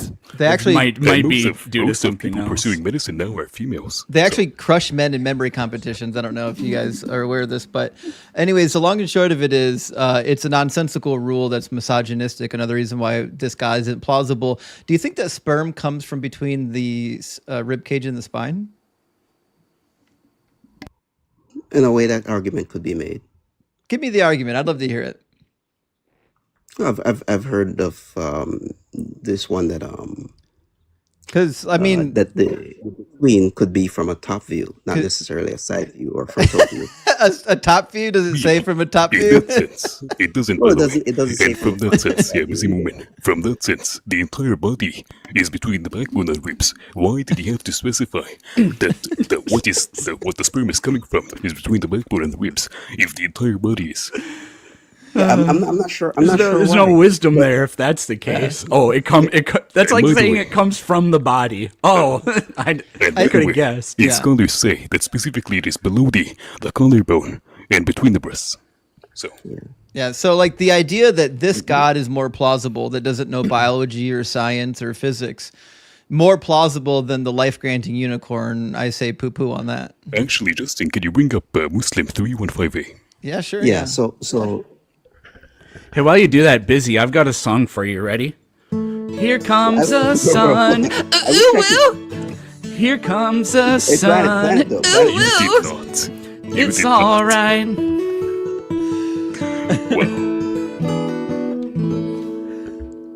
Well, There we go. That's for the Quran. That's a work of art. So again, my argument still is that whatever my religion is still more reasonable than whatever you believe. Oh, certainly So not. we cannot. So M, I- You I keep agree with saying you. no. MC, I asked you It's a what your long one, I worldview know. is. You don't MC seem to wanted to wanna do give it. Sahih Muslim Yeah. 3158. Did I hear right? No, it is 315A. Like Oh, the letter A. 5A. I apologize. Okay. Yeah. Sahih Muslim It is 315. a long one, but it is proving his point that this is Oh. more logical than any other explanation. Just scroll down to the bottom. Oh, it's a long one. Yeah. It is what it is. Just go to. It says the Yes, reproductive read from the beginning. substance. No, read it from the beginning. Like not the entire thing not from the entire thing. The beginning on the screen, like the beginning. Oh, I line on the see. screen. Up here. Okay. It says a. It says the Jew asked the prophet. Sure, go ahead. Okay, yeah. The Jew asked a prophet. Here we go. Blah blah blah blah blah. Let's see. There's a lot of mention of the Jew here. Anyways, well, let's start here. Says he, the holy prophet, said, "What would it benefit you if I tell you that?" He, the Jew, said, "I would lend ears to that." Then he said, "I have come to ask you about the child." He, the holy prophet, said, "The reproductive substance of a man is white, and that of a woman, i.e., ovum central portion, yellow." Doesn't And say that. it doesn't say that in Arabic? Yeah, I wouldn't think the prophet is talking about the central portion of the ovum. He doesn't say that. It's added by the translator. So Okay. just ignore anything between the brackets. Gotcha. Okay. And when they have intercourse and the male substance prevails upon the female substance, it is the male child that is created by Allah's decree. What? What? The sex is determined by whether or not one substance prevails over the other. In Arabic it says, yeah, whoever my bad, whoever comes first, so whoever like ejaculates first. So if the man ejaculates before the woman, then the child is going to be a boy. That's And crazy. this is further proving that Islam is the most logical explanation of this universe. I mean, it makes the most sense to me. I mean, I guess I'm going to throw out the life-granting unicorn tonight. And by the way, before he gave the answer, he said that Gabriel has come down and gave me the answers. So this is straight from Gabriel's mouth. Straight from Gabriel. All right. Well, listen, Busy. I think we had you on for like 50, almost an hour now, 53 minutes. So we appreciate you hanging out with us. And I hope you understand that we don't find this to be the most compelling argument for how things came to be. Likewise, I don't think your guys' viewpoints resonate with me either. So Sure. All right. Yeah, I would definitely stick with the one that talks about diddling children. All right. Have a good one. yeah, I would like to. I mean, as Okay. Ems, thanks for coming up, And buddy. of course, and by the way, I think Eric is going to like this one, but he spent an entire week on, I don't remember whose panel it was, but he was spending an entire week claiming that DNA and amino acids specifically prove God. Oh God. Oh God. What Is it because of the sulfur bridges or whatever? No, he's not talking about the sulfur-containing amino acids, but he was saying that I think, what was he saying? I think like the connection between DNA and then amino acids in the way that codons are read into amino acids is proof of God. And then I came up and he said that he was studied upon DNA. And I asked him, what does DNA stand for? He didn't know. I asked him, what is the basic structure of DNA? He didn't know. I asked him, what is an amino acid? He didn't know. I asked him, how do they correlate? Or how the process of translation happens? He didn't know. The process of, again, transcription happens? He didn't know. So, and he was studied, so. Well, I mean, I don't find this to be surprising, actually. Well, guys, I'm going to read a couple super chats. While I'm doing that, make sure you're dropping M's and Planet Peterson to follow. And remember, Planet Peterson is also streaming on YouTube. Make sure you're following both of his channels on YouTube, the main channel and the Clips channel. And we've got, I think this is Reverend Kel with his name changed now, the Demonator. W666 Hail Nero says Jesus is the anabolic steroid you use to run a dirty race and still win. Yeah, referring to that last call. That's actually a really interesting point. Although I disagree with that. Jesus wouldn't be the steroids. He would be like the dirty needle that made you sick so you couldn't actually run the race. Awesome song, by the way, Eric. That was a great song. Oh yeah, it was about the sun, and it goes and then it asks permission before it can come back up again. Definitely make sure Uwoos for Muhammad, everybody. Uwoos for Muhammad. Ghost Cody says, what if Jesus was a village idiot and the people back then thought it'd be hilarious to prank everyone by saying he was a Messiah? That's so plausible. Think about like the airline pilots, when people ask airline pilots like if the earth is flat and they say yes just to fuck with them. Yeah, I could see that actually happening. It's kind of like The Life of Brian, if you've seen that. And Canbest, thank you for the $13.99. Hello to the Great White North. It says, why did the Christian cross the road to get away from the truth? To get away from the truth. It's funny because it's true. And Meg, good to see you tonight, Meg. Meg says, to be concise, God sucks. At least somebody can be true and concise. That is accurate. Thank you, Meg.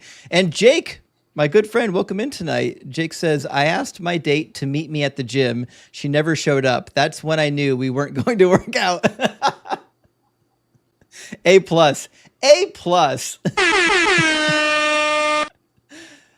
Jake knew the assignment and he nailed it. That was a good joke. I appreciate that. And Jam, good to see you tonight, says, it only took me 5 minutes to walk to the bar last night, but it took me 2 hours to get back home. The difference was staggering. Heyo. That's a good dad joke. That's a great dad joke. I really appreciate a good dad joke. That is one of the keys to my heart.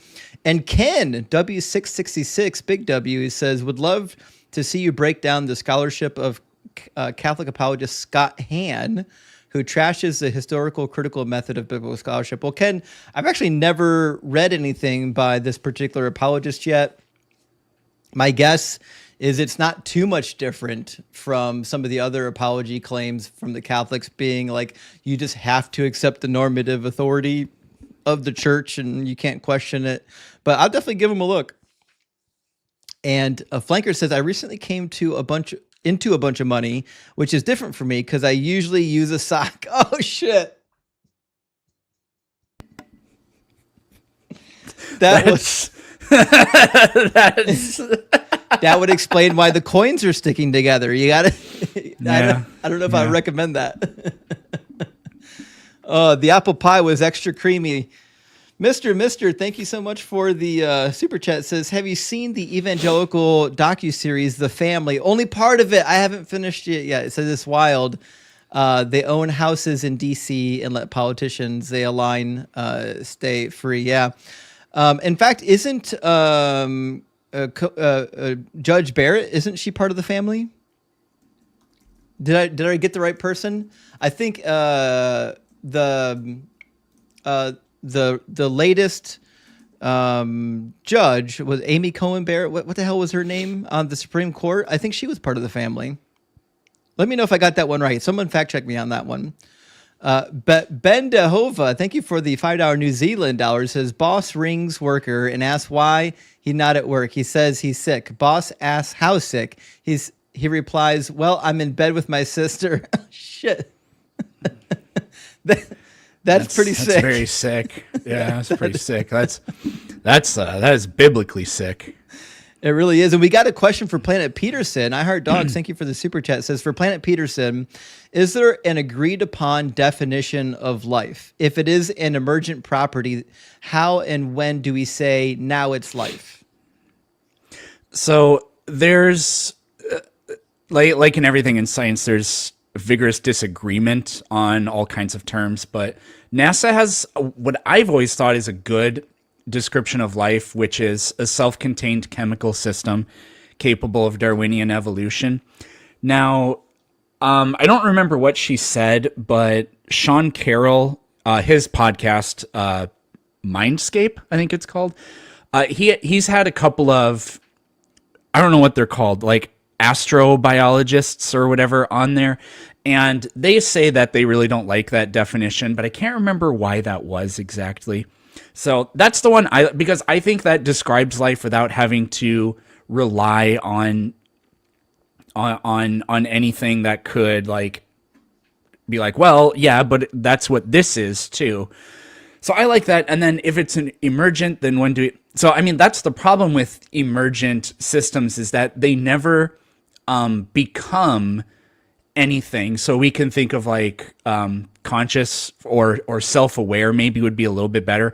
I don't think anyone except for, what are they called? Panpsychists would argue that a zygote is self-aware or conscious, but we are. But that obviously doesn't happen from one instance to the next. So I think they call those demarcation problems, philosophy or whatever. Right. And just a couple more super chats. Key, thank you for the $20 super chat. Big W says, ever heard of Paradox God's Stone Omnipotent? I don't know what the Paradox God's Stone is. Have you heard of that one, Peterson? It must be, can God create a stone so heavy he can't lift it? That's kind of what I'm thinking. I'm going to double check just to make sure I'm not making some assumptions. But that's a pretty classic one. Similar to, yeah, it's the same one. Okay. It's similar to like, can God create a burrito so big that he can't eat it, or, any variant of that. And Mike Bowen says, Big W, Chapel Hill, go Tar Heels. I agree, actually. Big W, love Chapel Hill. And Larry Beck gifting out 5 Deconstruction Zone memberships. I really appreciate that, Larry Beck. Thank you so much. All right, we're going to get our next guest in here. It looks like Rossi, if I am reading and pronouncing the name correctly. We'll see if Rossi is able to connect. And Jennifer, thank you for the super chat, says, decided to get a McFlurry. Hell yeah. Machine is always broken, so I prayed to Doug for it to work, and it did. Praise Doug. He really does work. He does. Listen, if there's anything I know about Doug, Doug loves ice cream. He would never want to deprive somebody of ice cream. So I 1,000,000% believe that Doug granted you the gift of ice cream, and especially because we know, listen, we've been around. All evidence that we have demonstrates that the ice cream machine never works. And the fact that it worked after praying to Doug is verifiable evidence that it's true. Doug's real. You can't make ice cream without rock salt. So yes, exactly. Exactly. All right. So I don't know why people suppress the truth in their unrighteousness, but whatever. It's all they have. They're mad at Doug, and so somebody hurt them and they can't get over it. All right, let's get our next guest in here. That one couldn't connect. Welcome in, Asian.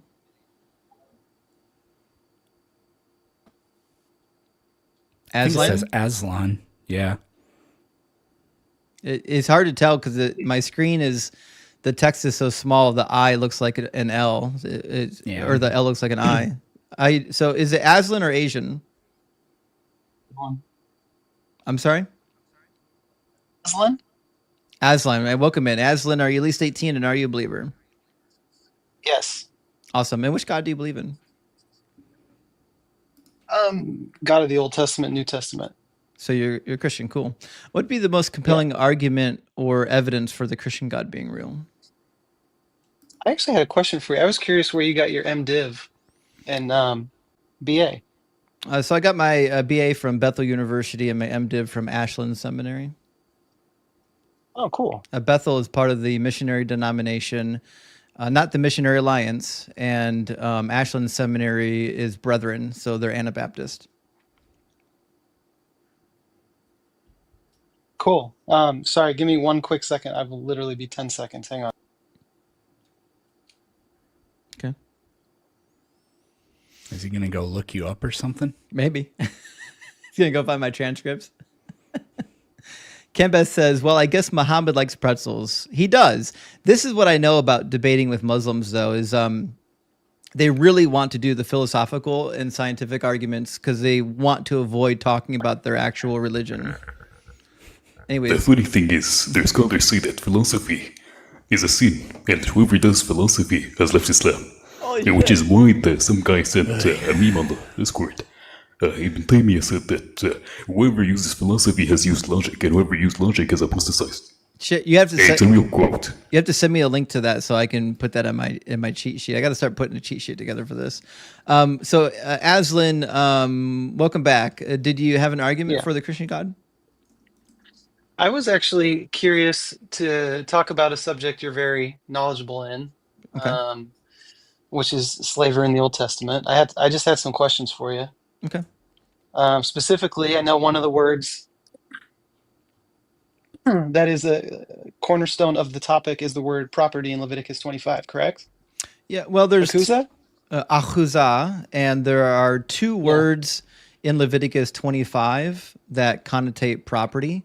I think typically the most clear is Achuzah. But also in the beginning, if you go to verse 44, there's another word in there that would give you the same understanding. Give me a second.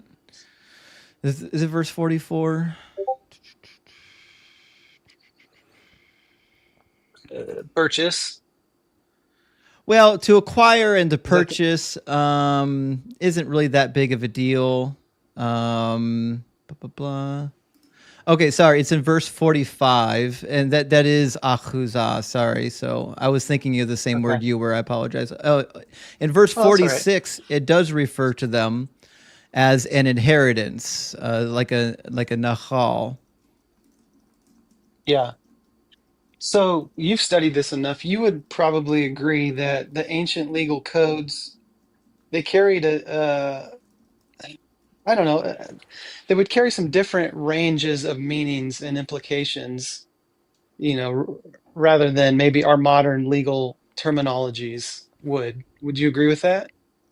So I would agree with that, but the Bible wouldn't. That's the problem. Like, so if you take a historical perspective on the legal codes and you say that they operated much like the legal code that Hammurabi did, or the law code of Eshnunna or Lapidishtar, then essentially you have to say that the Bible is not true. But you wouldn't do that. So if you believe that the Bible is true, you have to assume that God wanted you to follow all of these commands, even to the finest detail, because he tells you to follow all of the commands, even to the final detail. Well, wait a second. Hold on. How would, or I was just saying, would you agree that our modern legal terminology of property and that word, I'm just saying that there's differences. Would you agree with that much? No, I think our understanding of property is comparable to the understanding of property in the ancient world. I don't think that's a disputable claim. So, for example, if I were to tell someone living back then intellectual property, you think they would understand that? You're adding a separate word to it. Intellectual Yeah. property is still property. The question is, do they know what property means? Yes. But yeah, and I guess that's my point is that property does have different meanings and implications. It doesn't. So you think the definition of property today, so you would not take any of the ancient terminology and the contextual understanding into consideration? No, I would. I'd say you're a liar is what I'm saying. The word property meant the same Okay, thing wait, explain back that. Yeah, then explain as that. it means today. It's something that you own. It's something that's in your possession. It belongs to you.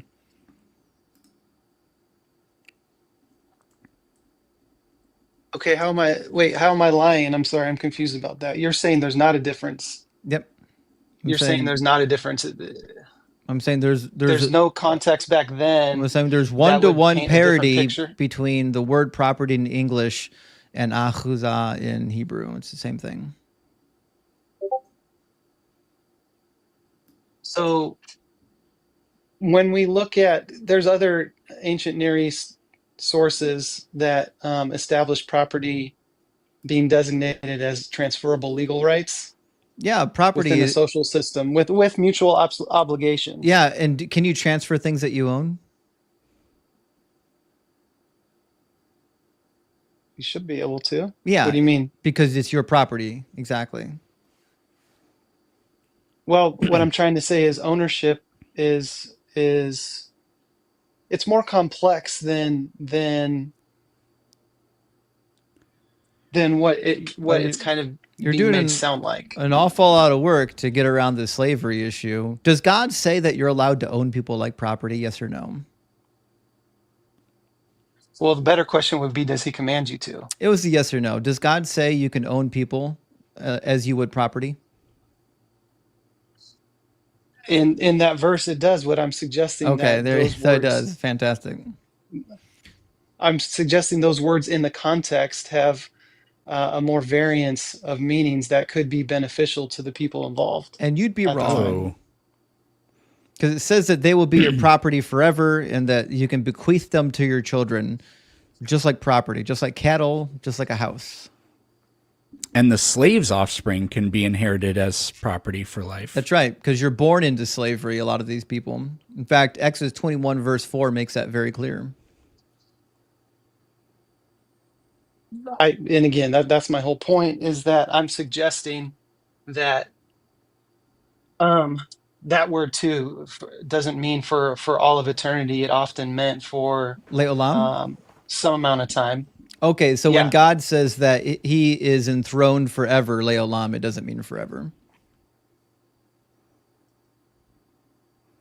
Well, we could put different words in different sentences and they could mean different things. Yeah, so olam has a semantic range. It's an indefinite, very long period of time without end.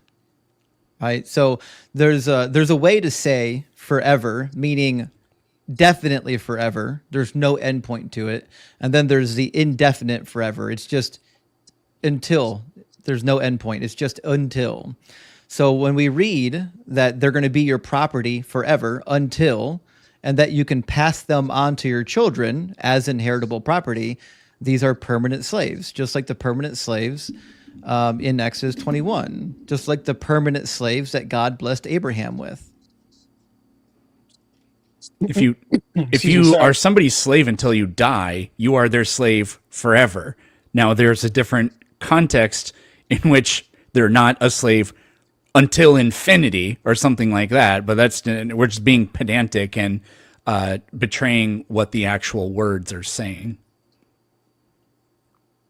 Would you agree that there is some semblance of servitude in the meaning of the word, that there was some sort of relationship, responsibilities, and potentially situations where it could be beneficial for some people to enter into these agreements if they were escaping a country or if they were in extreme poverty, which in one of the chapters, I forget, when So it's talking about foreigners, it is we referring to call that extreme taking poverty. advantage of something, right? So, like for example, if my neighbor's house burnt down and it turned out all of her possessions went with it, and then it also turned out that she got burnt in the accident. Now she couldn't actually get another job, right? I could say, well, listen, if you're my slave for life, all right, you have to be my slave for life, and I'll I'll allow you to live in my house, and I'll feed you and clothe you. Would that be something good for me to do for her, or would that be me taking advantage of a bad situation?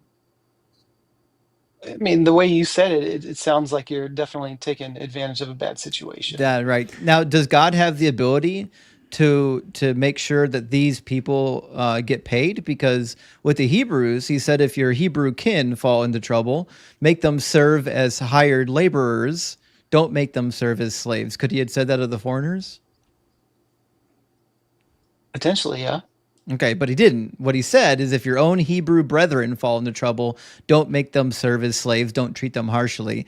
The people that you can make serve as slaves and treat harshly are the foreigners, which means God was more than capable of saying, treat the foreigners like you would your own brethren, but he didn't. He said, in fact, the opposite of that, which means he doesn't care about those foreigners.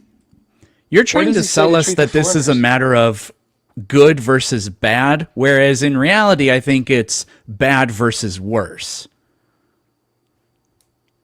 Where does he say that to treat foreigners? Are you saying because foreigners aren't classified under the protections that the Israelite slaves are, specifically in the same chapter Specifically, where they? he says, if any who are dependent on you become so impoverished that they sell themselves to you, you shall not make them serve as slaves. They shall remain with you as hired or bound laborers. They shall serve with you until the year of Jubilee. Then they and their children with them shall go out from your authority, and they shall go back to their own family and return to their ancestral property, for they are my servants who I brought out of the land of Egypt, and they shall not be sold as slaves are sold. You shall rule. I'm What sorry, verse? Oh, sorry, what chapter is this, or what book and chapter? Leviticus 25. I want to. Okay. Just a couple verses before the slavery part. It says, you shall not rule over them with harshness, but you shall fear your God. And then he says, as for the male and female slaves who you may have, it is from the nations around you that you may acquire male and female slaves. You may also acquire them from among the aliens residing with you, and from their families who are with you, who have been born in your land. They may be your property. You may keep them as a possession for your children after you, for them to inherit as property. These you may treat as slaves, but as for your fellow Israelites, no one shall rule over the other with harshness. So the ruling over with harshness bit was only for the Israelites.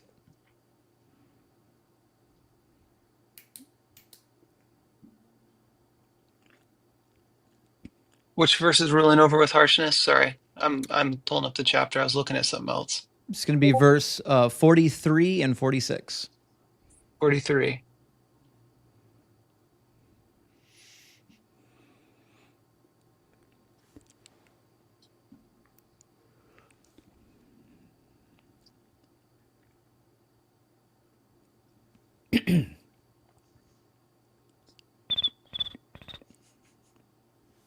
What was that? Is that crickets?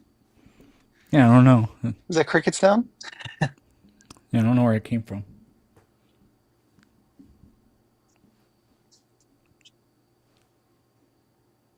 You see it? Yeah, yeah, I'm looking at it. See how he tells them to treat your Hebrew brethren different than the foreigners? That's what I'm trying to make that connection. Where's your fallout? What's the hard part? Um, Verses 39 to 43 is about Hebrew brethren, which is why it says, Yeah. they are my slaves who I brought out of the land of Egypt. You shall not rule over them harshly, because they're Hebrews, they're your brethren. And then he says, but the slaves who you're allowed to have, those are the foreigners.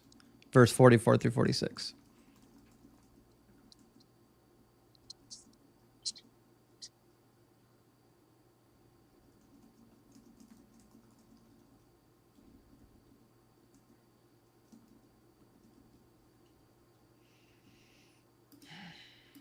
So See what it? you're suggesting is that it seems to elicit different treatment standards. Yeah, you nailed it.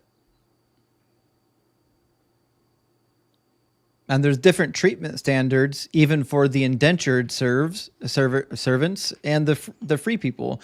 For free people, it's an eye for an eye. If someone knocks out your eye, you knock out their eye. If it's a slave, not so much. If a slave owner knocks out your eye, you don't get to take their eye. You just get to get your freedom before your 7 years is up. Because slaves are a different classification of people. So are you saying the other laws wouldn't apply? Like Exodus 21, those laws would not apply?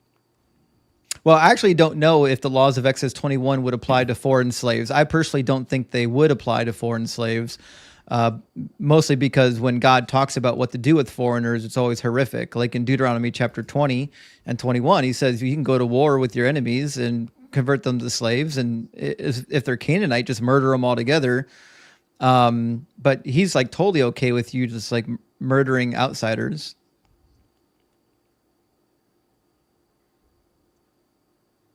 Which verse is that? Deuteronomy chapter 20, verses 10 through 18. In Deuteronomy 21, he says, if you go to war against your enemy and there's a hottie toddy among them, you can just, you can take one of these captive women and make them your wife too, which is, I mean, if that's not grape, I don't know what is. Do you think that captive women have the ability to consent? I mean, that obviously, the answer is no. God seems to think that it's an okay way to enter into a marriage agreement. Do you I'm think? not sure that's really, I don't think that's a prescription for marriage.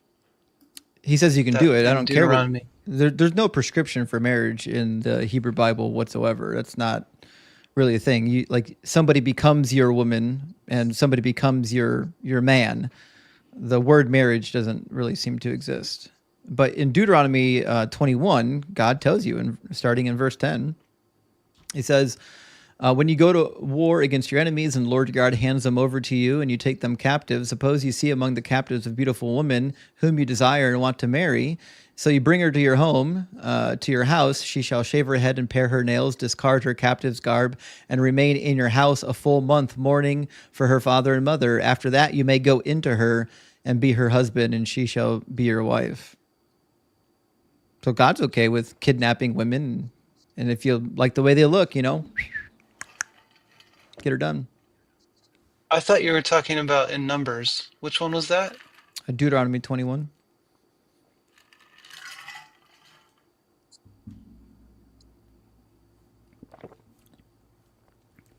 Remember the guy that said, "Oh, that's all about just getting to know you better." Yeah, actually. Yeah. Oh no, the Elliot argument is here. Holy shit. Yeah, he's come to crash out in a lot of my lives lately. It's a good time watching.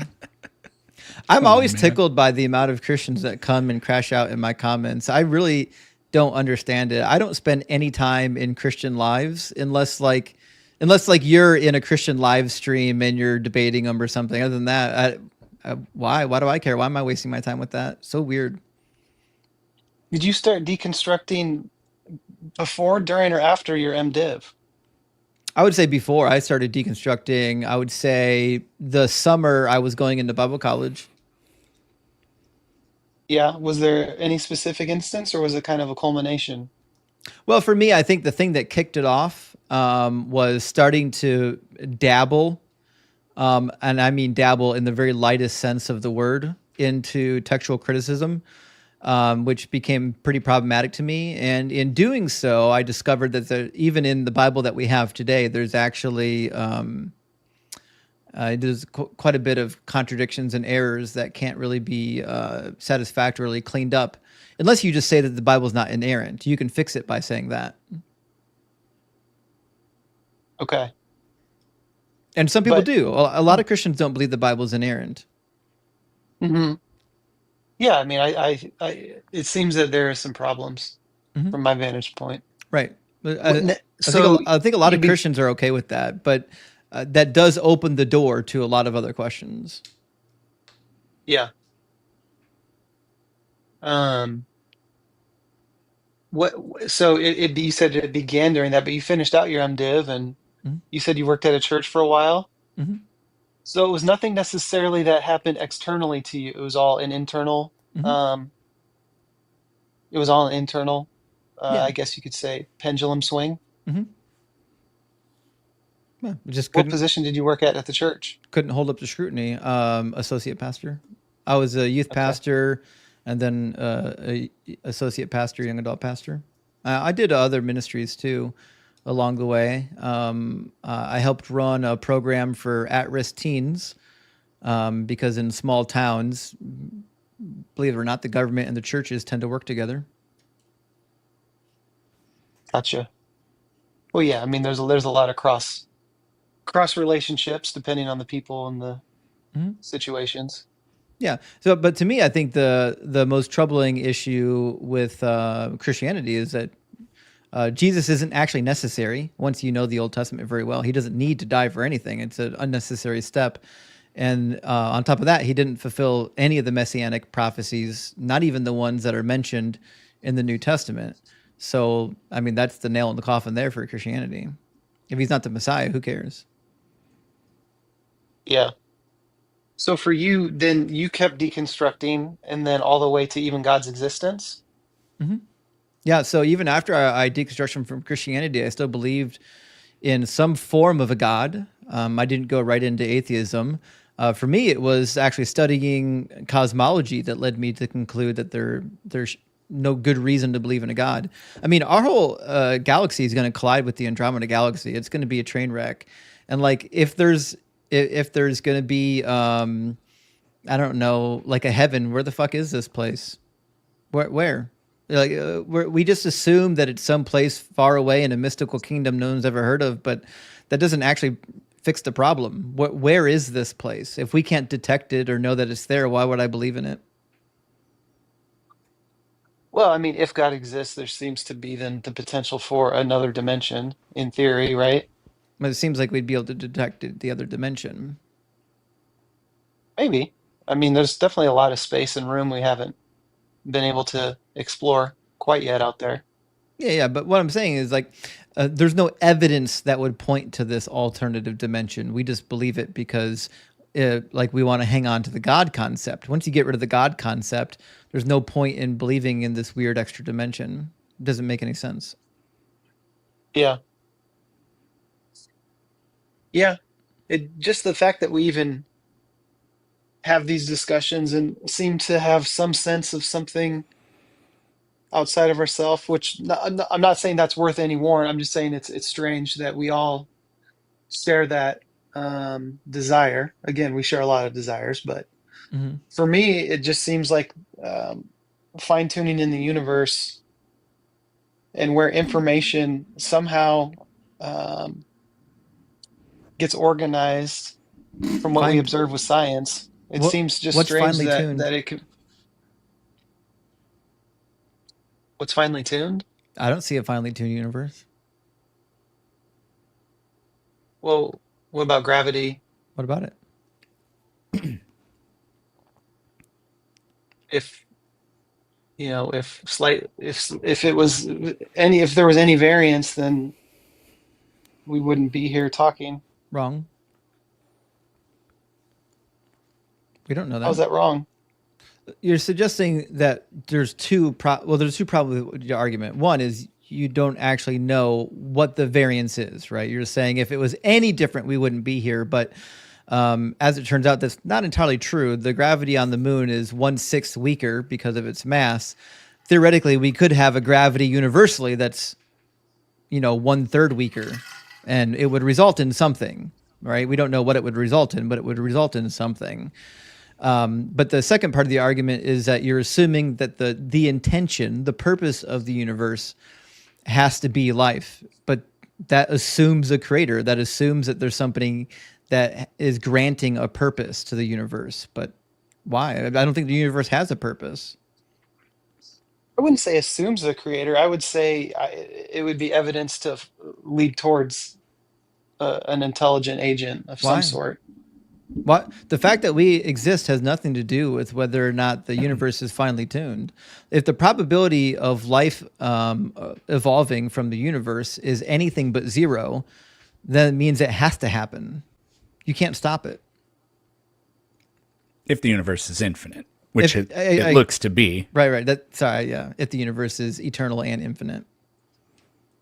Well, Hawking doesn't believe it's infinite. Well, Hawking disagrees with what you're about to say. He redacted his statement on time shortly before he died in one of his lectures. And he's also dead, and science has moved on since Hawking. Well, I'm just saying there are other scientists who believe that there could be evidence that the universe has a starting point. What would be the evidence, though? I mean, even if it did, I don't see how that would be evidence for theism or deism. And if there's so many problems with the fine-tuning argument. If the universe is finely tuned for life, then life is an inevitable consequence of the universe. Life requires, there's no miraculous explanation required for life. That makes a universe with life indistinguishable from, or that makes a universe created by God indistinguishable from a universe not created by God, because life is an inevitable product anyways. I would also add one problem. With the fine-tuning argument, the problem that you're going to run into is you're assuming that if fine-tuning is a thing, that means it's a thing because God created the universe with some form of intention, right? Like he didn't just do it willy-nilly. But if that's the case, then why did he shit the bed when he get to the earth? Why did he get to the earth? And he's like, well, children are going to get bone cancer. Women are going to die during childbirth. Natural disasters are going to kill 100,000 people a year. Seems like an awfully big oversight when you're involved in all the fine-tuning. Well, that brings up a whole other can of worms, which is the problem of evil and suffering. Well, I don't think you're going to like the way this conversation goes, because I think the can of worms makes your God look even worse. Yeah, but we don't even have to go there. Life is not subject to a different set of physics than the rest of the universe. So if the universe is finely tuned, then that means that the universe is finely tuned for black holes. And so, okay, God wanted black holes to exist. This whole human beings thing is just kind of like, I don't know, I mean, it happened, but whatever. Black holes are the real intention of the God. Because at the end of the day, Justin's already alluded to this, but you really just kind of have to beg the question and say that we exist is evidence of the conclusion we're looking for, which is the reason we exist.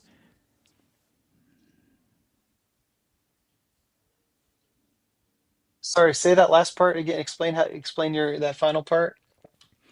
The circular reasoning involved in it.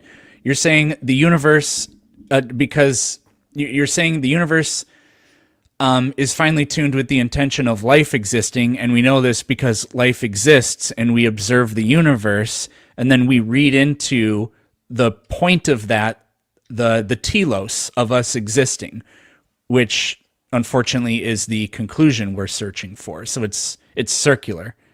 Well, I guess I don't see it quite like that. I see it as trying to use science to observe everything that we can in search of potential answers for the origin of life.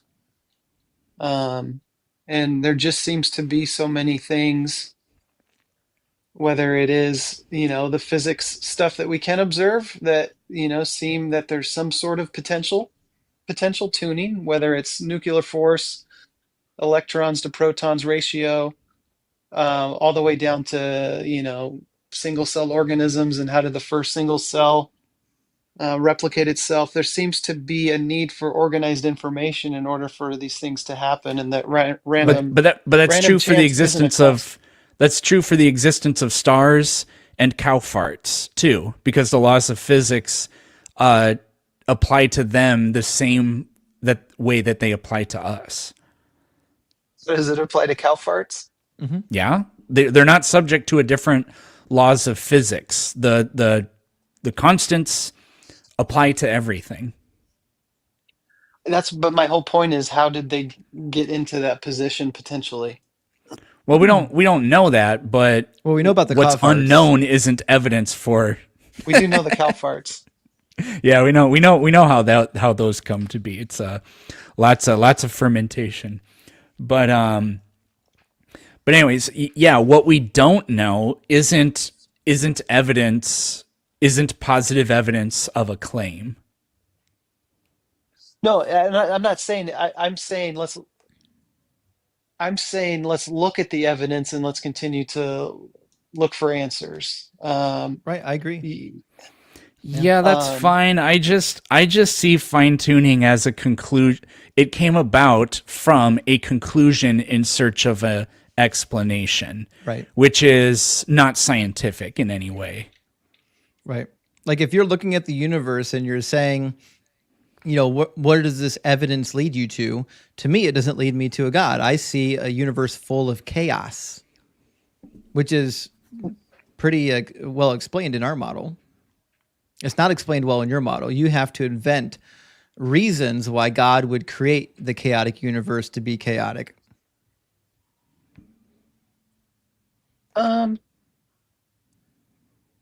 Yeah, there's a lot of different things you touched on in that. I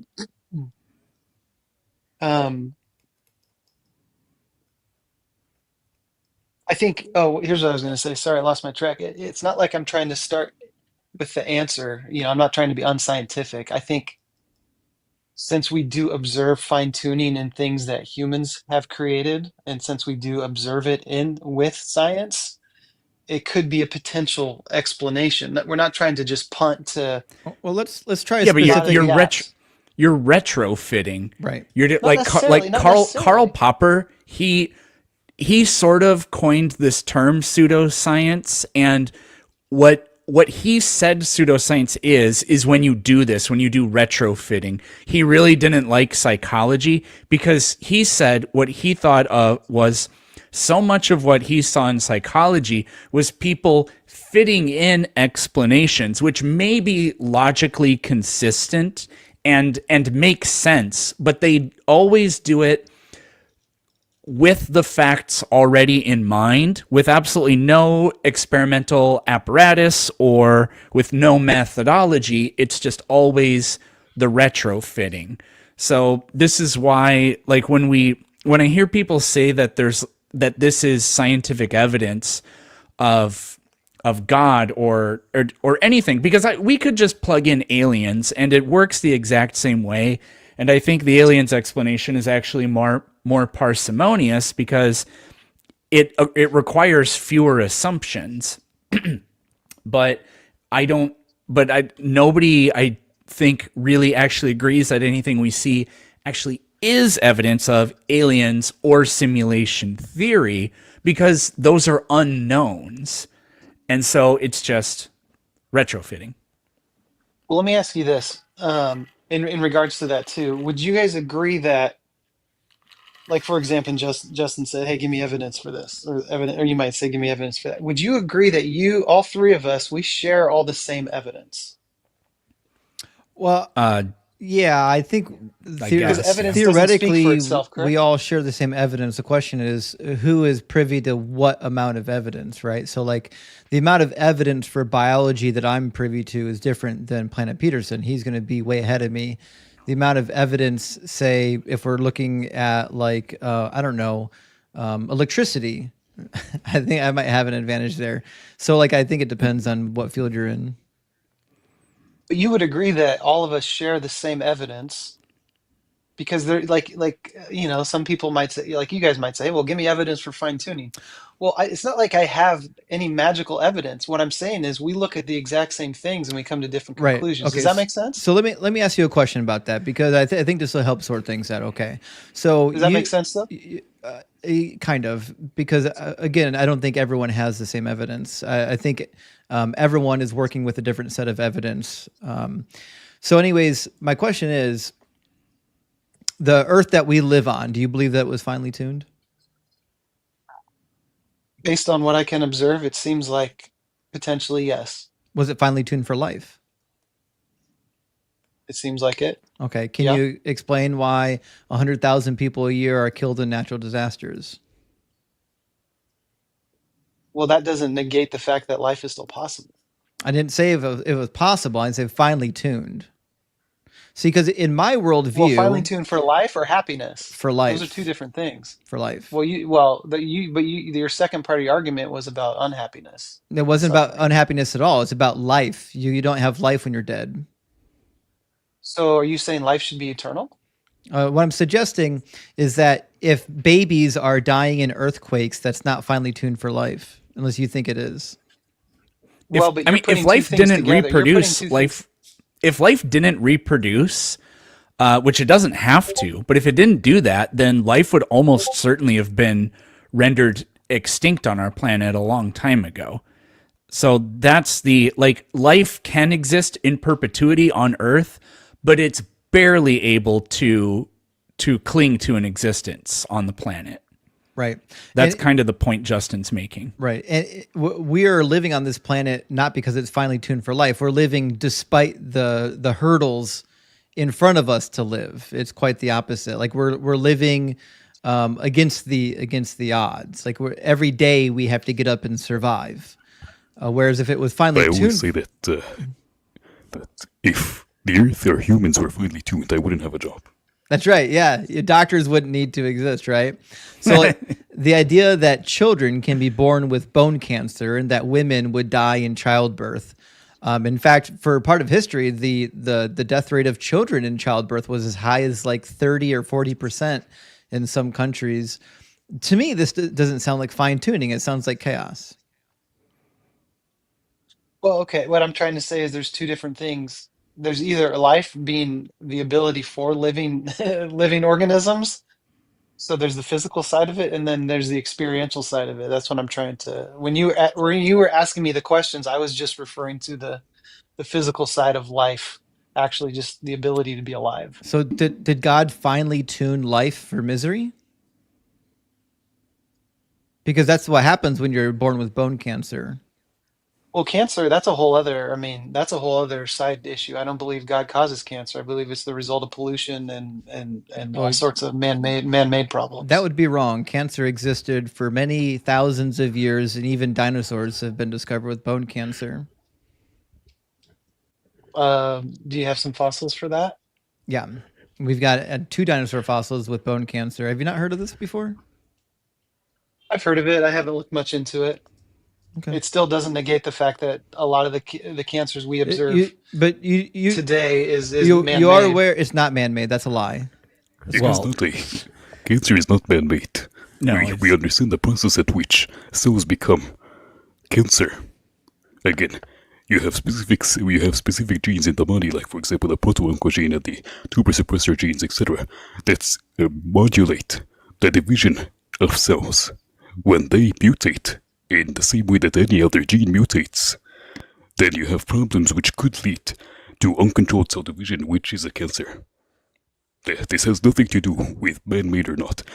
Man-made carcinogens can lead to mutations, or exacerbating the rate of mutations in the human body to lead to cancer. But the main process that happens could happen literally in the womb. You could be born literally with cancer, even if you're perfectly living outside of all human pollutions. The sun gives you cancer if you're in the sun too long. Do you think that's fine-tuned? Why do people who live by the equator, their skin's perfectly fine? No, they get skin cancer Well, too. It's not perfectly fine. The rate of cancer is less because they have more melanin. But they Yeah, still exactly. get skin cancer though from the sun. That would take a little bit of a that- deeper dive I haven't looked into. Yeah, that's a misconception. Yeah, people with dark skin still get skin cancer. Yeah, I'd have to look into that further. I don't They have do. a ton of information on that. I mean, Ems is a medical doctor in a country that has They people do. with dark It's skin. just the reason that it's less likely for them to get skin cancer is again because of melanin, which is protecting them from the ultraviolet radiation, which is by itself radiation that causes mutations in the body. So, in the same way that I told you previously that the main mechanism that causes cancer to be produced is the same, but the way you get to this mechanism is different. And some stuff can exaggerate this mechanism and cause it to happen more rapidly, like carcinogens, which could be natural or man-made. In this case, we have a natural carcinogen, in this case, quote-unquote carcinogen, which we could consider the ultraviolet radiation from the sun to be. And when that hits your skin, if you do not have the adequate protection like melanin in your skin, it is more likely to cause mutations which lead to cancer. Right. Now, according to an article from Dartmouth, from their medical school, 1 to 2% of all cancer cases among African American or people with dark skin is in fact skin cancer. So it certainly is present. There's would the world be better tuned if the sun never gave anyone skin cancer? well, you wouldn't like my answer. Before that question, I would say there's more science coming out that sunscreen's causing skin cancer too. But sorry, that's a side note, not to your most recent question. So again, they were getting cancer before sunscreen existed. It's a dumb argument. So would it be better if the sun didn't give anyone cancer? Well, but doesn't the skin? It's Doesn't crazy melanin that he can't account- answer a yes or no question. Would it be better if the sun didn't give anyone cancer? Sure. Okay.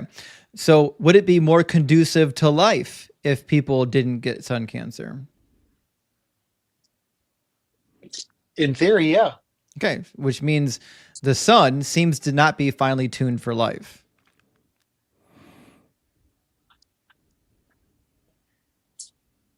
Unless you think that God wanted the sun to kill a percentage of people through skin cancer, which is a Programmed obsolescence. Exactly. That's wild. That's a really strange program for somebody that's perfectly loving. The majority of people don't die from skin cancer. I never said they who did. live by the equator. Never said they did. I said that 1 to 2% of them with cancer are going to have skin cancer. And it would be better if the sun didn't give anybody cancer. The fact that they live on the equator is a completely useless talking point. It doesn't mean anything to me because we're talking about the planet. And guess what? Not everyone in the planet can just move to the equator. Yeah. And the fact that it happens when it doesn't need to happen. If you were God, you could easily make it so that it doesn't happen. Mm-hmm. But you're claiming that we are perfectly designed or finely tuned, or that the Earth or that the universe itself is finely tuned for us, and yet it allows these things to happen to us. Just shows you the flaw in your logic. Right. Because why would that happen if it's finely tuned?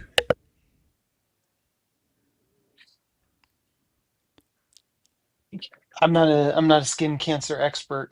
You don't have to be. It's just a logical problem. If God finely tuned the habitat we live in, why would he create it so that the sun is giving people cancer, especially when we need the sun?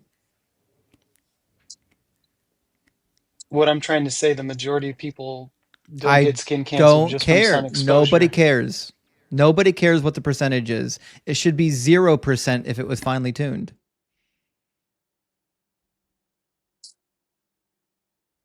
I design machines for a living. If my machine only hurts one person ever, I'm in trouble because it's a bad design. A good design is a machine that injures 0 people. Nobody should ever get hurt on one of my machines.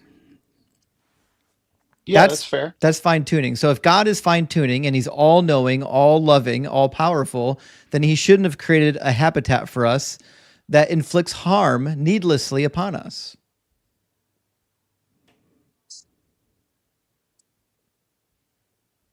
That's a fair point. Right. So it's the fine tuning argument always fails once you get down to specifics. But anyways, listen, we've been up here for about 45 minutes, so I think it's time to move on to the next guest. But thanks for coming up, talking to us, and for being polite. Yeah. Hey, thank you too. Appreciate it. Cheers. See you guys later. He was polite, at least. We'll give him that. All right, let me grab some super chats. We'll get our next guest loaded up. Guys, thank you so much for being here. Make sure you're following Ems and Planet Peterson. And remember, tapping is clapping. Thank you so much for all the likes, shares, supports, and super chats. I really do appreciate it. Cameron says, we have the A team tonight. I love you, Justin. Well, Cameron, I love you too. And we have a hell of a lineup. Holy shit, Planet Peterson and Ems with me. It's a power panel. And I will never pronounce his name correctly, but I'm going to try it. Yufa Moya Pifa Neo. That's the best I can do. Thank you so much for the $20 MX. He says, I'd like to know M's opinion on Sufism. Cheers. M's, any thoughts?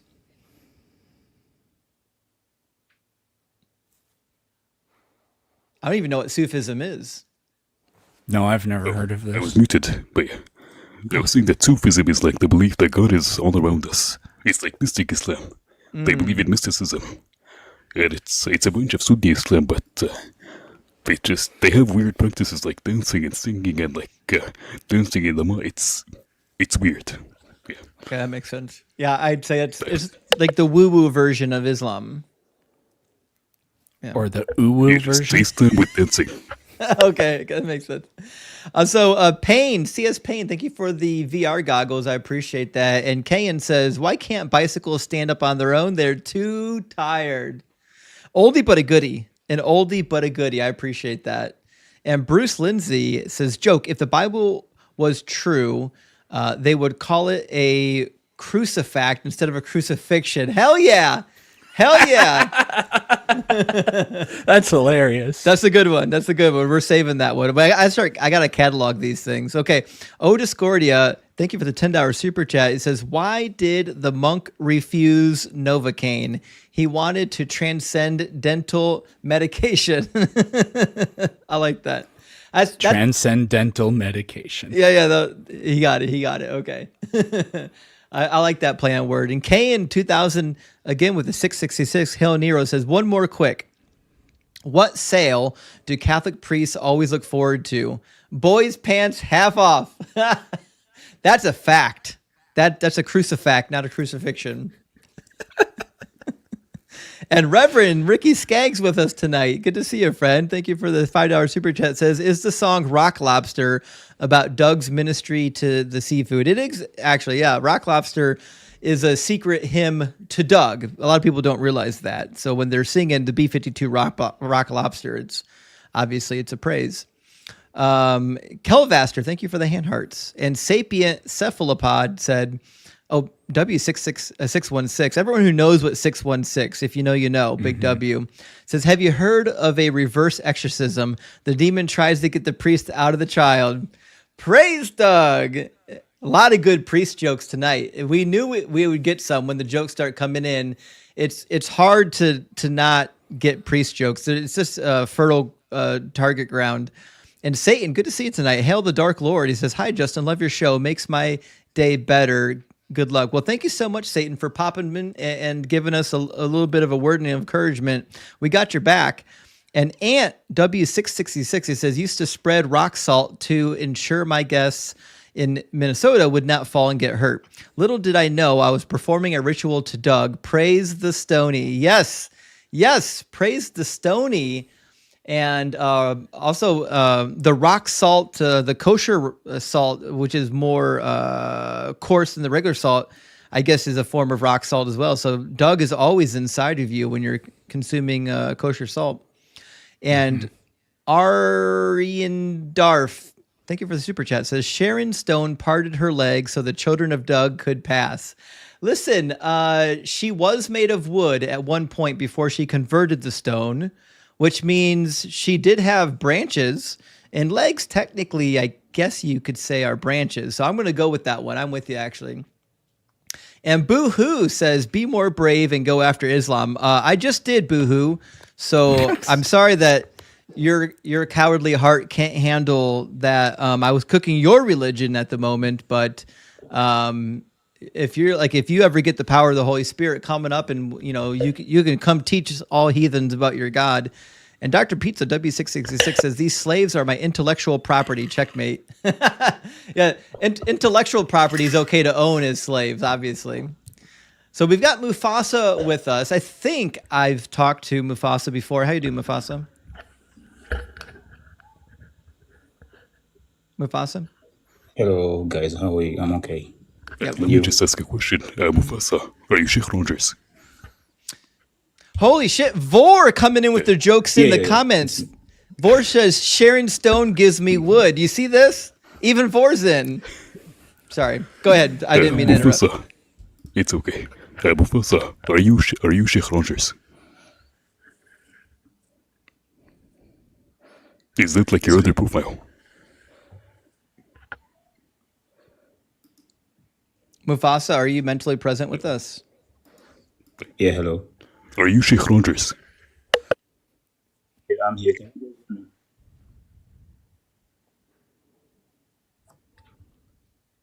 I don't think he's got a connection. And we'll move on to the next one. But yeah, I've talked to Mufasa before, and I think Ems, you and I both talked to Mufasa before. The thing is, like, there's a guy that has the same profile picture, in which I had a debate with, regarding the ribs and the backbone, and he was fully convinced that the female anatomy has the egg coming down the female urethra, Oh, fuck. Jeez. and he was calling me dumb for not knowing that. That is. Got to take your degree back. I'm trying to get Benito in here. Benito's been waiting for a while, so we'll give him a second. We don't want to rush it. Acme, big W on the 420. Holy shit.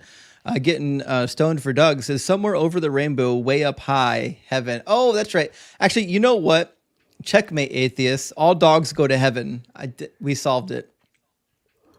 Benito's not connecting. Sorry, Benito. We got to move on. Hate to do it to you. Let's grab Blue.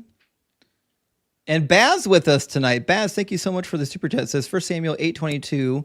Samuel then said to the people of Israel, each of you return home. New Oxford 5, 5th edition, says some manuscripts have you can all F off.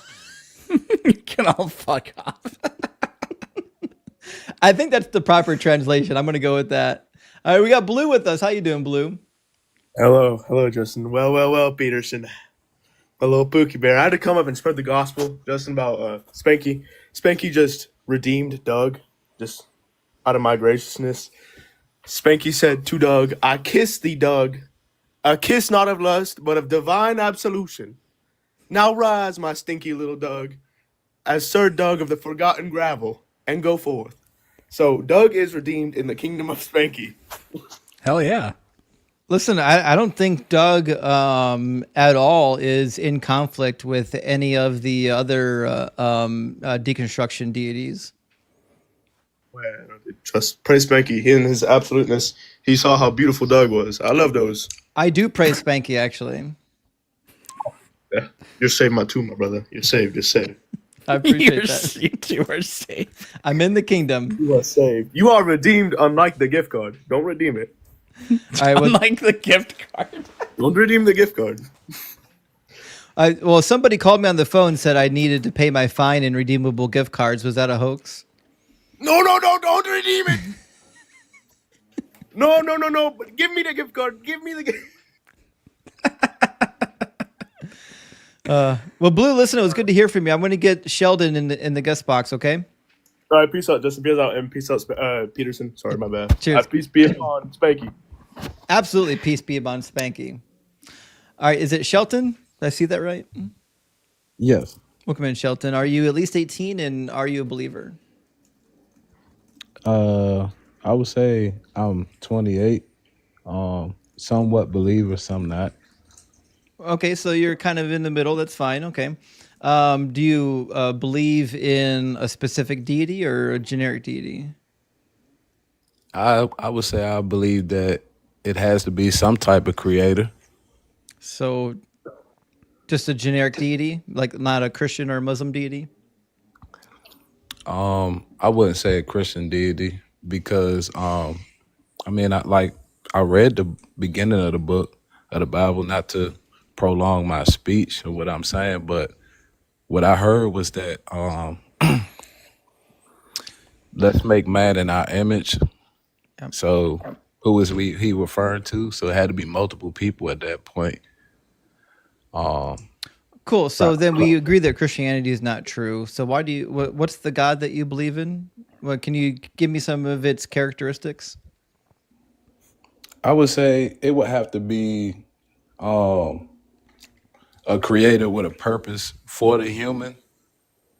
There was a purpose on why he created us and What was the left that purpose? purpose.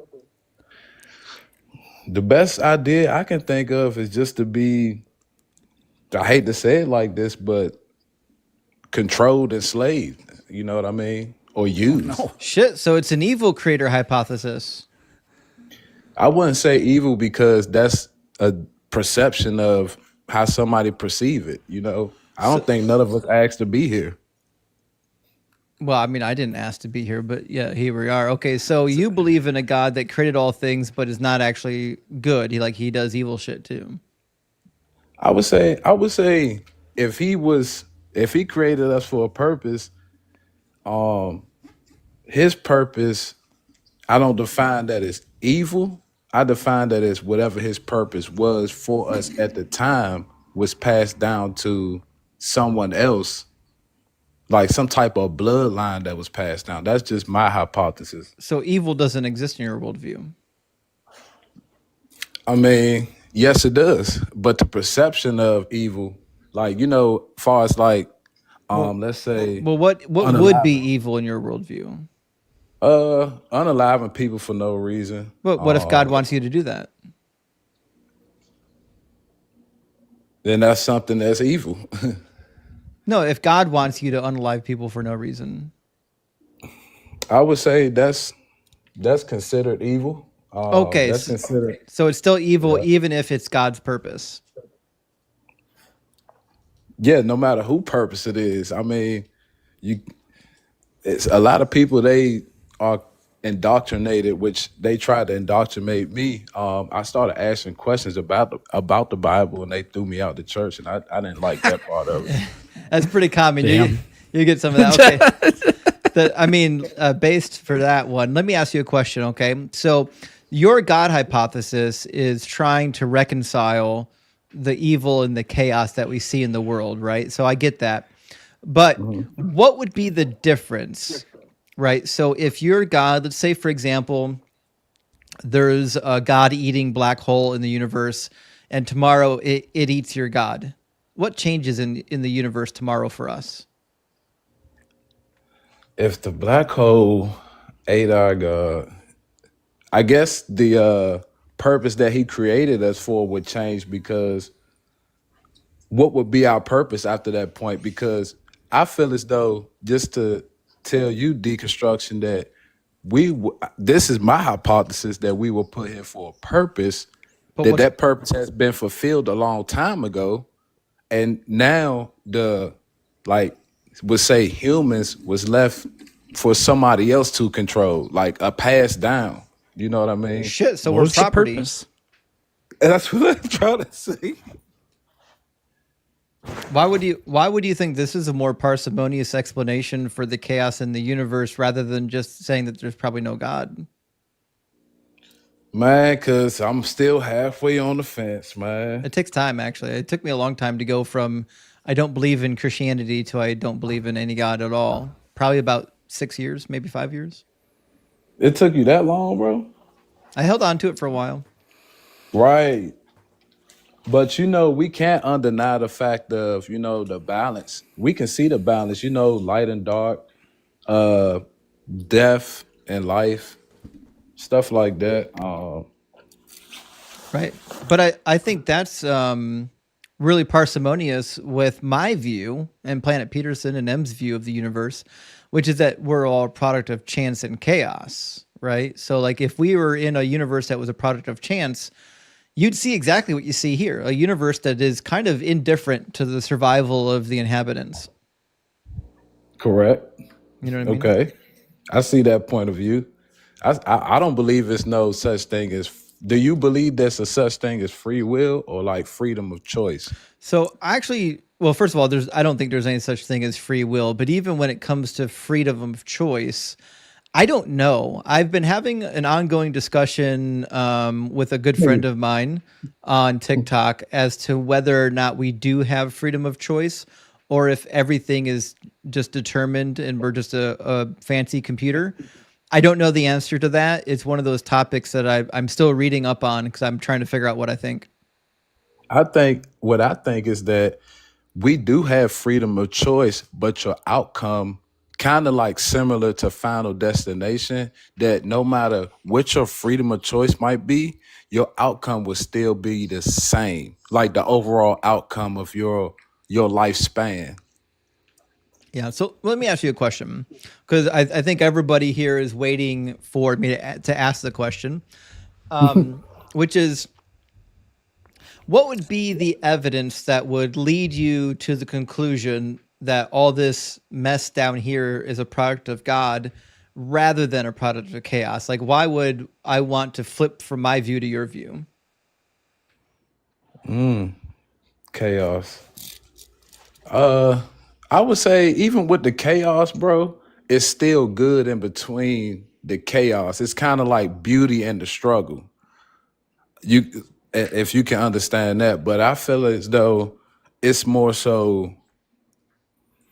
It is a lot of chaos in this world. It is a lot, as far as like you were saying, national, like weather changes that can destroy everything and just wipe us out completely. If an iceberg chipped off too much, we will all like be under sea level. So it is a lot. It's a lot to take in. This is something, these conversations are not for like the weak-minded people. People have to be literally outside thinking outside the box. Even like that Jim Carrey movie where he was like fucking on a boat and he was touching like the end of the earth or some shit. It's like you have to really think outside the box. But it's a lot, even for myself, to just think this type of way. Well, at least you're thinking through it, and we definitely appreciate that.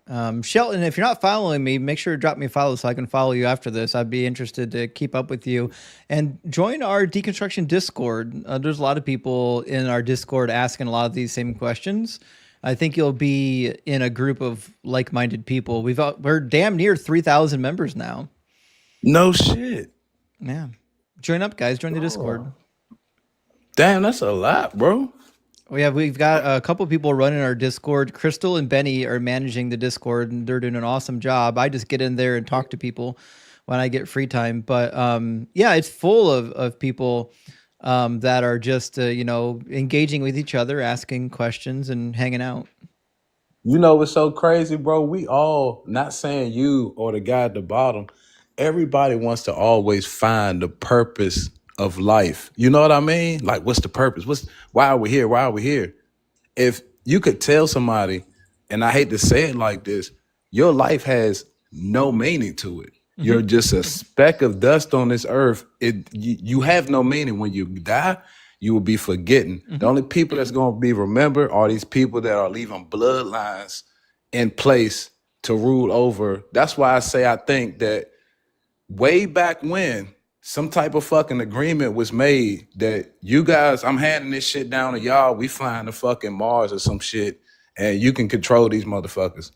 And I think that's what the hell happened. I hate to jump off ship so far like that, but that's really what it's something telling me, bro. I get it. I get it.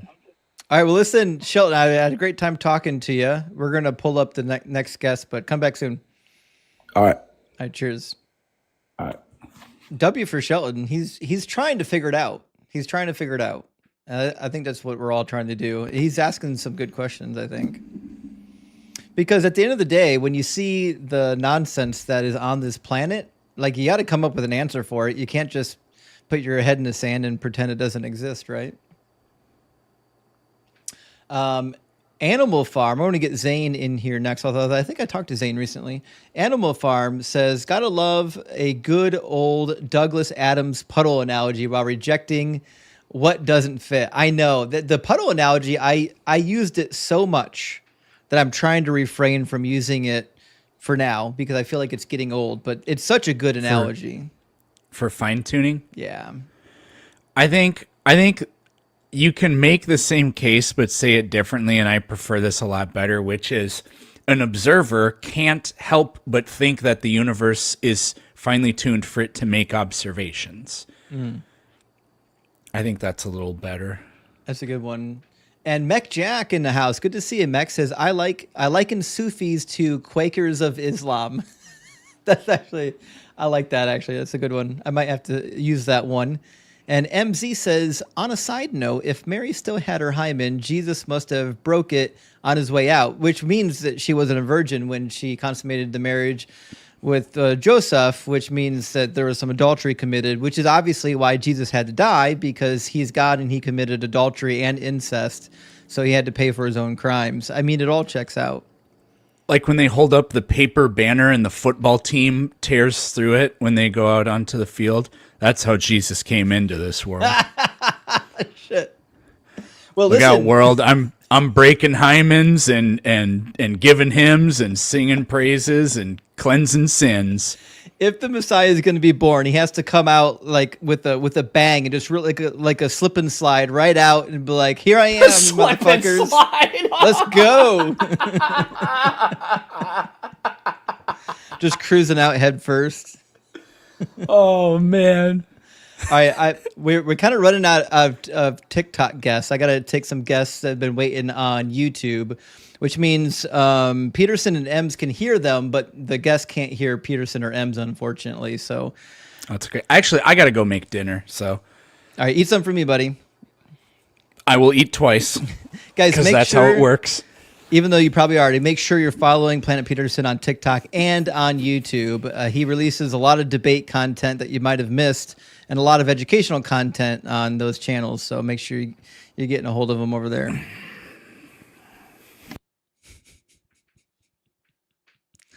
You anything he muted himself? All right. We'll get our next guest in here.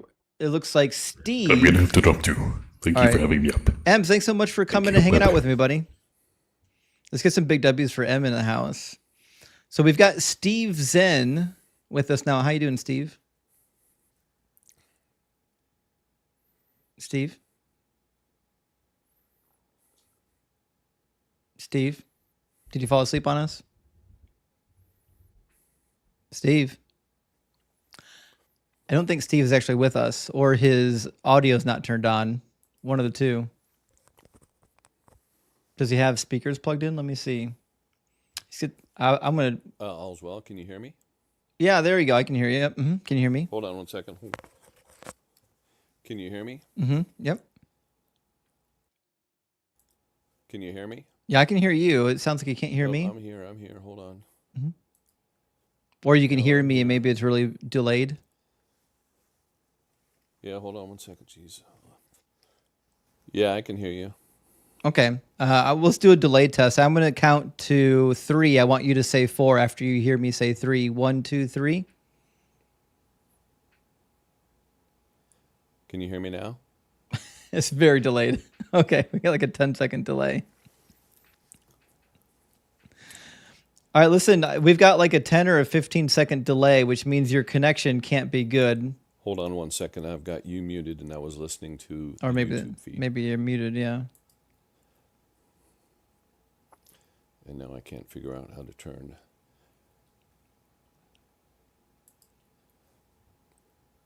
My feed on. Oh, here we go. No, that's not it. Can you hear me now? I can hear you the whole time.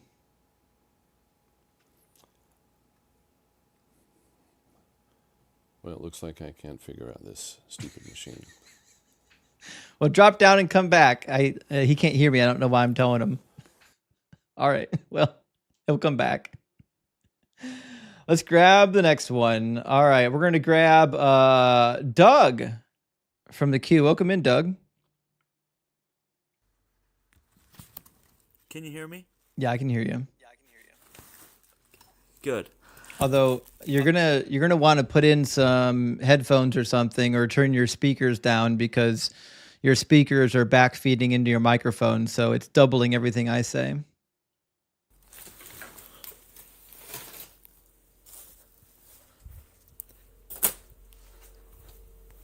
All right, is that better?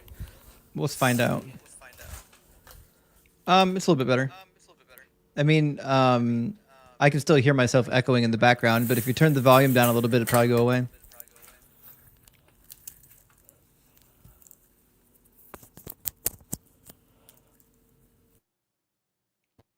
I still don't know why this problem only exists in my deconstruction zone video ninja room and it doesn't exist in the unapologetic video room. I might on my next live stream just use the unapologetic video stream room and see if it goes away, so I can start figuring out if the problems is in Streamlabs or if the problem is in Video Ninja. It's really weird. But I'm using the same settings for each of my rooms. I don't see why it would be different. Or there's something I overlooked. Doug, are you still with us? Yeah, I just got headphones, so it should be good. Yeah, we're good to go. Yeah, for anyone waiting in the YouTube queue, this goes way faster if you had headphones already before we start. So anyways, Doug, are you at least 18? And are you a believer in some kind of a God?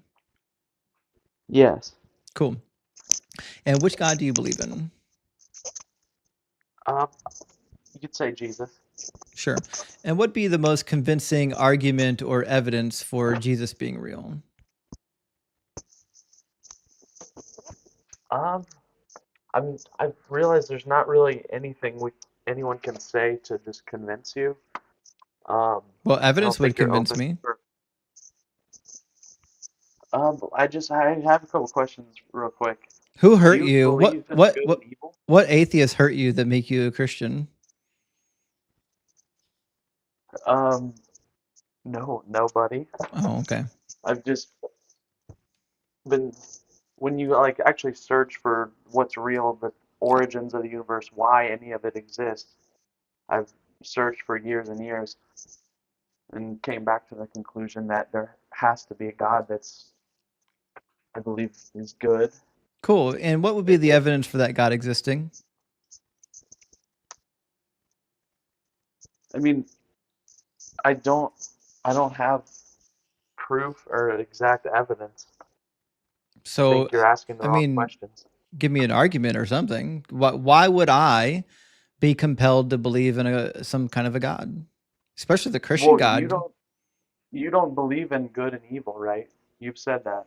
You don't believe in good, right or wrong, good or Well, bad, right? yeah, I don't believe in morals, and I certainly don't believe in the way that people use the word evil to be like as transcendental.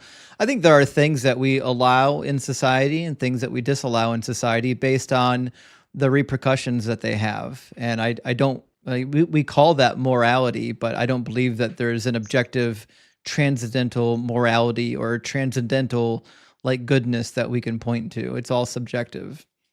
Like what's good, like what the flavor of ice cream that's good to me is not always the flavor of ice cream that's going to be good to you.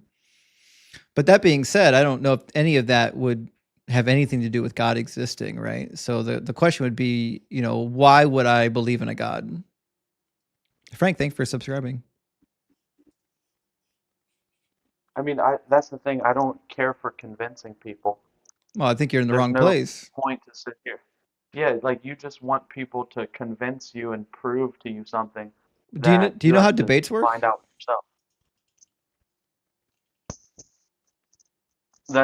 This is kind of just a silly debate. It's not a silly debate. Well, like this, Sounds like you're lost. Sounds like the Holy Spirit's not leading spent you in all so many- truth. It sounds like you stumbled into a live stream without reading the background. What does the live stream background say?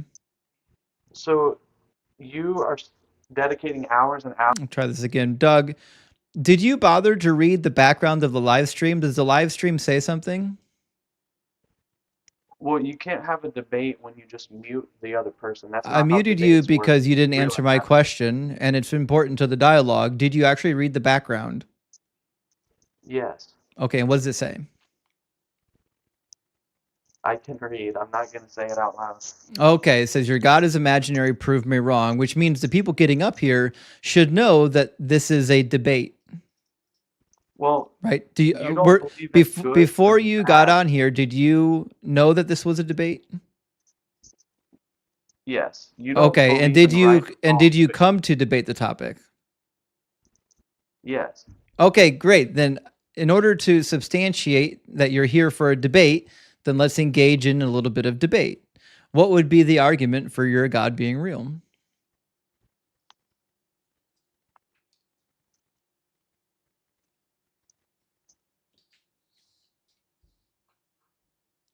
Oh, he ran.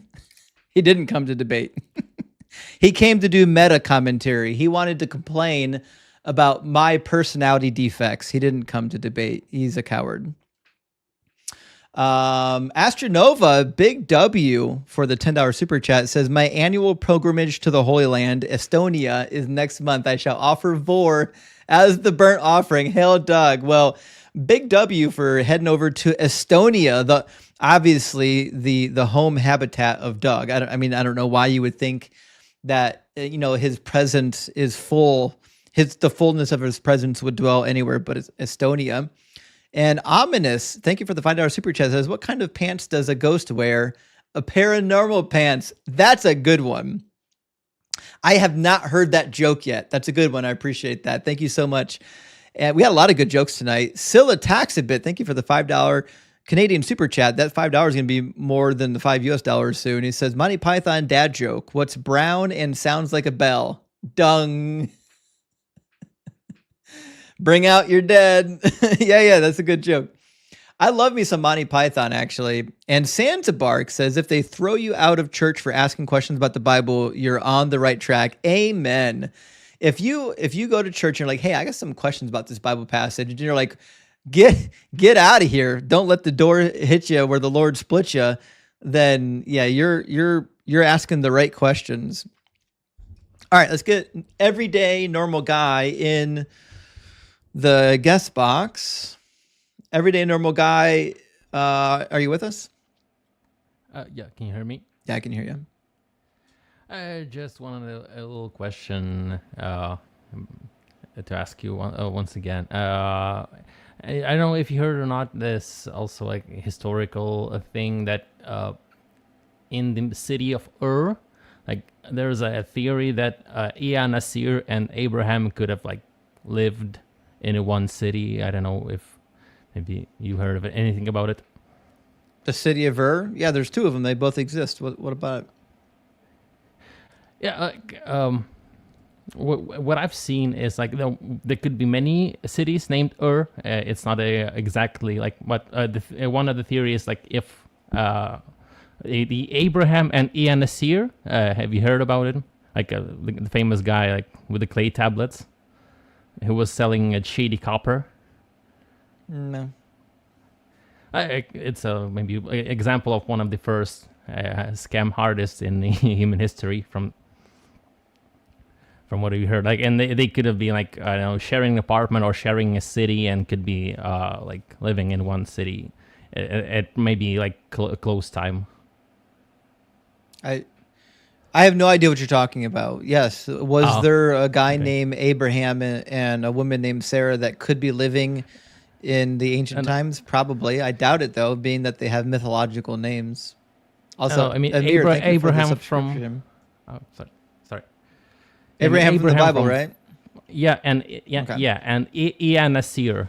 Ea Nasir, that's the name of the guy, and like he was selling shady copper and scamming a lot of people in the ancient times. He was a merchant. I never heard of him. And okay. Yeah, it's news to me. I don't know the guy. Oh, okay. I don't know. Like, maybe we'll be interested to look into it. Maybe. All right. Well, listen, I got to keep the debates rolling, but thanks for coming up, man. Yep. Thanks for having me. Cheers. Interesting. All right. Abraham the Chaldean, speaking of Abraham, he says, I heard Dial Hand Soap upgraded to Doug. Sponsorship after Jesus turned them down. Praise Doug. Yeah, according to Mark chapter 7, Jesus was encouraging people to not wash their hands and spread those damn diseases. You think the Son of God would know that washing your hands is a good thing, especially before you eat. Crazy. All right, let's get 283847 in the box. We'll see if they can connect. It looks like they're having a little bit of trouble connecting. Give them a second. Maybe, maybe not. James LePage says, this is going to be good. Where do bare naked ladies store their crackers? In a Ritz bin. Wait, in a Ritz bin? Shit. Am I missing the joke here, guys? Listen, I like to think that I'm pretty good with words, but what's a Ritz bin? Am I missing something? Is that a thing I should know about? Listen, James LePage, I really appreciate the joke and the super chat, but I'm not really sure I know what a Ritz bin is. Apparently, I've got to Google what a Ritz bin is. Let's see. Google doesn't know what a Ritz bin is either. All right, listen, I'll think about that. I'm going to pray to Doug and see if he gives me any information. Guys, we're running out of people to talk to on TikTok. I'm going to move over to the YouTube queue, but if you're watching on TikTok, like and share the live as much as possible so we can juice this thing back into the algorithm and we can get some more opposition coming in to the discussion. James sent another one. Thank you for that. He says, Ritz been 1 week since you looked at me. Oh, yeah. It's been 1 week since you looked at me. 1 week since you said I'm sorry, so on and so forth. Yeah. Okay. I see what you're saying now. Okay, that's not bad. It did a little bit require me to remember the lyrics, and I wasn't planning on it being a lyrical joke. But now that I know it's a lyrical joke, definitely dub you for that. All right, so we're gonna get John up in here. How you doing, John? I'm doing fine. How are you? Doing good. Although your microphone's really quiet, and it's also echoing. I mean, I'm echoing out of your speakers back into your microphone. Can you plug some headphones in? I'll be back in 30 seconds. Okay. Maybe less. Okay. Guys, if you're watching this on YouTube and you're waiting to get into the guest queue, go get some headphones and plug them in. It'll make this go a lot faster and a lot less painful. Maybe on our next live, I'll have a solution for the headphone situation. But for now, I don't really have a solution for it. We're kind of stuck with it. So go get your headphones, pop them in, Bluetooth or wired, and we'll do what we can. Cora Rose, thank you so much for the $30 over Cash App. Big W, Cora. Let's get some W's for our friend Cora. Good to see you tonight, Cora. All right, we'll see if John's got the headphone. He said 30 seconds. I didn't count to 30, but we'll see what happens. Yeah, headphones, buddy. Yeah, the echo's gone, but you're really quiet. I can turn you up. Can you turn the volume up of my voice? Yeah, I've got your voice turned all the way up, but you're going to have to talk closer to your microphone because we still can't hear you. Like this? Yeah, there you go. We can hear you. All right. Yeah, just talk really close to your microphone. Yeah. Okay, I'll do it. Okay, perfect. No problem. All right, John, are you at least 18, and do you believe in some kind of a God? Yes, I'm above 18, and I do believe that there is no God worthy of worship except Allah. Okay, so you're a follower of Islam. I'm a Muslim. I mean, obviously, cool. So what would be the argument or the evidence for the Muslim God being real? Yeah, so you want proof, right? I mean, an argument or evidence, whatever would move the needle closer in probability. Well, thing is, with religion, especially with Islam, which is the only true religion, the proof you want to have, you will get it but that's after your death, and you can change of your belief after death. Oh, this seems kind of useless then. So the question Well, was, what is the evidence that I should be aware of now while I'm alive? the evidence that there is for you right now is the Quran. Well, I don't think the Quran is true. It says that sperm comes from between the ribs and the backbone. Nah, it doesn't say that sperm comes from the ribs or the backbone or Yeah, it does. whatever It claim calls you're it's a making. spurting fluid.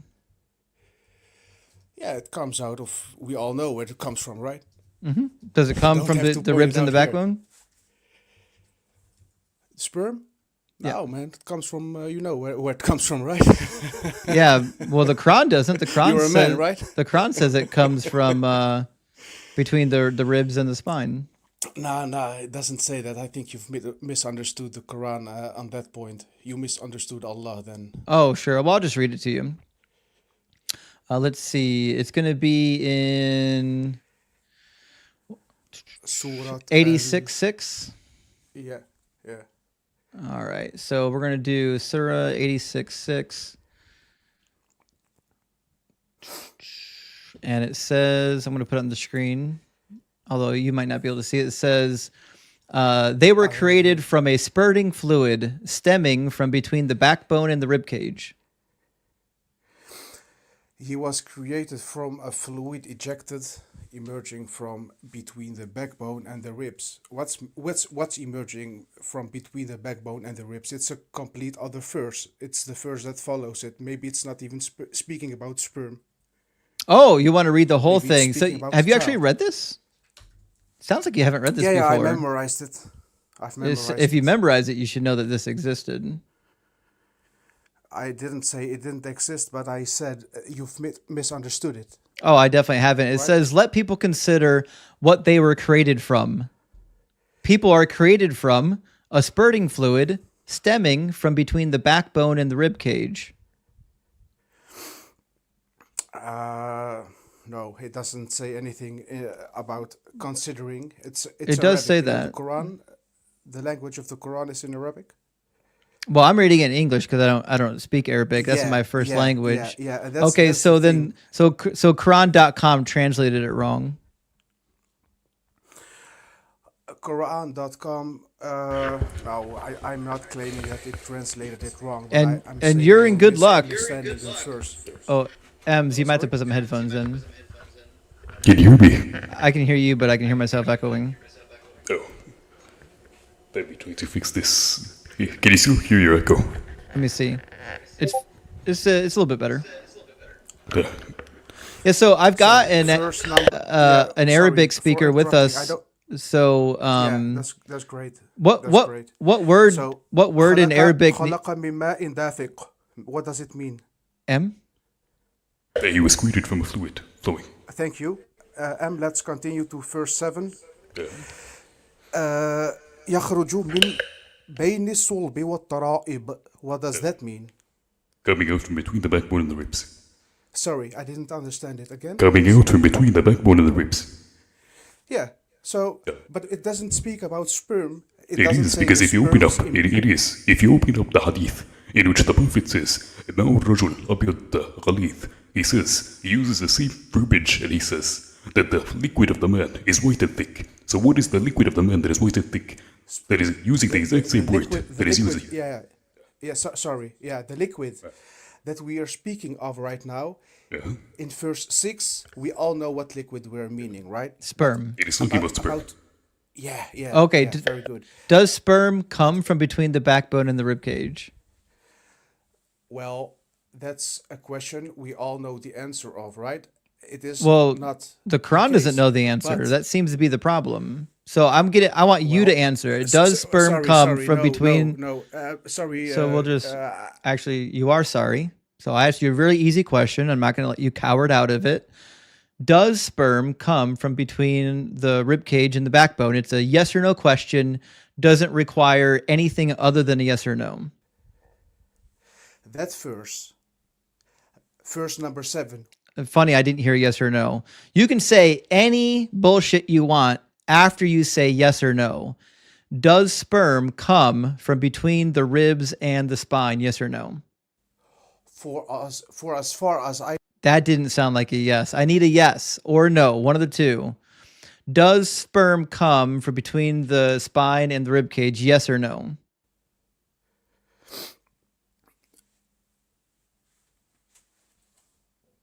It's crazy how they can't say yes or no. well, It's just yes or no. Give me, or you can say I don't know. Say I don't know if you I don't gave you know. an answer, right? I gave you an answer, didn't I? You didn't. I'm waiting I for said it. to you, It's a yes or no. according to my knowledge.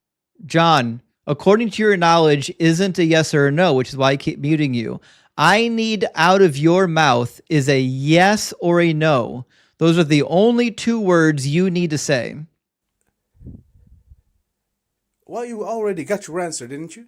I'm waiting for the answer. It's a yes or no. Say it. Man is created from a fluid, ejected. Yes or no? Yes. And where does it come Okay, thank from? you, thank you. Does it come from between the backbone and the ribs? Well, the product of that sperm. Motherfucker, you're going to say yes or no, or I will mute you 100 times. Alls I need is a yes or a no. Those are the only words that need to leave your mouth. Does sperm come from between the rib cage and the backbone? Yeah. Well, if you pump it hard enough in her, yes, it will come out of her backbone and her ribs. That's not true. He said what? No, that's not true. Ho ho. Yeah, he said what? He said if you pump hard enough, it'll come out of her ribs and her backbone. I'm afraid to Between from it. I'm afraid to know what you're doing to women if you think that's a possibility. Now listen. It's crazy that he has 4 wives. It's crazy that he can't actually just say yes or no. Does sperm come from between the sperm does is sperm used to does sperm come from between the ribs and the backbone? It's a yes or no. That's all I need. Well, you know that if sperm is It's fucking crazy. He can't say yes or no. Say yes or no, John. Stop being a coward. Summon the power of your kitty diddling prophet and say yes or no. Well, I don't call to my prophet because he's dead. I only. You're right. He is dead, yeah, and so is your God. So say yes or no. No. My God isn't dead. He's the. All right, so I'll give you one last chance then. So this is your last chance to summon the power of your weak God to say yes or no. What's your Does question? sperm come from between the rib and the rib cage and the backbone? Yes or no? According to that verse, I can't give you an answer, yes or no. Okay, so because the verse says خَلَقَ مِن مَاءٍ يَخْرُجُ مِن بَيْنِ. Okay, so the answer is no. Everyone put no in the comments if you're aware that sperm does not come from between the ribs and the backbone. And as it turns out, Ems, my friend, is a medical doctor. Ems, can you tell this gentleman where sperm comes from? It follows a tract in your body which we call the reproductive tract. You have the primary sexual organs and the secondary glands, like the bulbourethral and the seminal vesicles and the prostate. But none of them, like the highest one, the highest one in level, you would say, would be the seminal vesicles, which in a standing man would be around the level of the coccyx. There you go. And that is not between the backbone and the ribs. Okay, so John, do you understand thanks, that's good. Do you understand the nature of the problem he's here? a medical doctor, right? Mm-hmm. Sorry, I don't want to keep talking through you, but he's a medical doctor, as you said, right? Mm-hmm. That's true. That's a fact. Mm-hmm. Can I ask him another question, a medical question, something about No. theology? Yeah. So about this has verse nothing to do with the conversation that we're having. No. I want to ask you something about that's emerging from between the backbone and the ribs. A child. The child is not Where does it coming from grow? between the backbone and the ribs. No. Where does a child grow? The child grows in the womb. Yeah, and where is the womb positioned? The womb is positioned behind the bladder and in front of the rectum. Yeah. So Or on top of, or to be more specific, on top of the bladder. Just to be more anatomically correct. Thank you. Yeah. Okay. So isn't that somewhere close to between the backbone and the ribs. It is not, and actually, Justin, I can actually send you a picture. One sec. I'm gonna send you a picture, Justin, and put it on the screen. Yeah, yeah. Yeah, if it's just normal picture, yeah, of course. Why not?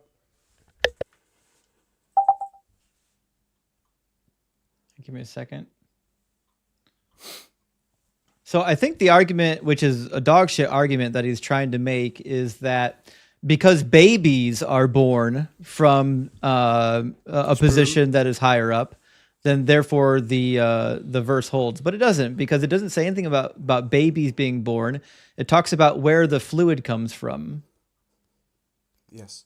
And the But you did a fluid, good job, the because- the spurting fluid comes from where?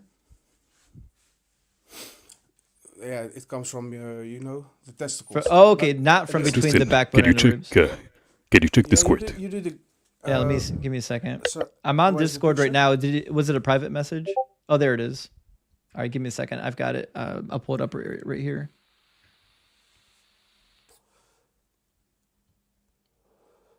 There we go. And I'm going to put this on the screen so everyone can see it. There we go. So what do we got here? This is as it says at the top, the female urogenital system. You have I have some highlights there for a previous Muslim, but anyways, this is the end of your spine. You can see the end of the spine that I have highlighted in red, and then you can see the circled organ in the middle. That is the womb in which the baby is gonna grow. Oh shit! The ribs are not even in the picture. The ribs are not even in the picture. Even babies aren't between the backbone and the ribs. so the backbone is visible, right? It is metaphorical, no. Okay. Well, it's crazy. But you did a good job, because I said, the proof you will have in this life is the Quran, and you jumped directly to the Quran, which is the word of Allah. So that's the Certainly not. If Allah doesn't know where sperm comes from, then no, the proof isn't in the Quran. Do you really think that I worship a God that doesn't even know where sperm comes from? I worship Yes, you do. a God that knows everything. No, he doesn't. He doesn't know a damn thing. Your God knows nothing. Your God Can I say thinks that the sun. something without Your God somebody thinks that the sun runs around the earth. Yeah, your God doesn't know what the sun does at night. Your God thinks that Muhammad split the moon in two. Your God thinks that it's okay to marry 6-year-olds. In what God I believe, or am I telling you in what God I'm believing? I'm telling you what I know from your book. You're not telling me what you know from my book. I'm sorry. Do you not believe that? Do you not believe that Muhammad split the moon in two? I believe that there was a miracle. Do you believe with it? The power of Allah. Do you believe it happened? Did the moon get split in two? Yeah. Well, that's not the point. It's crazy that he can't say yes or no. John, I've never met a coward as big as you. Just stand 10 toes down and say what you believe. What does yeah mean? What does yeah mean? Do you believe that Muhammad split the moon in What kind two? of accent of English do you want me to speak, bro? Do you believe that he rode I'm saying a flying donkey in his night trip?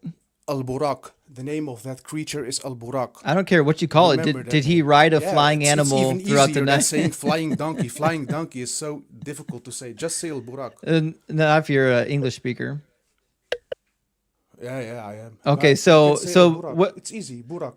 Oh, say Burak. Did it have wings? Did it have wings, John? Well, how did it had fly? Wings. Allahu alam, and that means Allah knows how it fly. Oh, so you actually don't know. See, I know enough about biological mechanics to know that a horse or a donkey with wings can't actually fly. Do you want to know why? There's also angels that are made of light. Do you want to know, I believe in them. John? Do you want to know why horses and donkeys can't fly even if they have wings? No, actually not. I'm asking. I'm saying.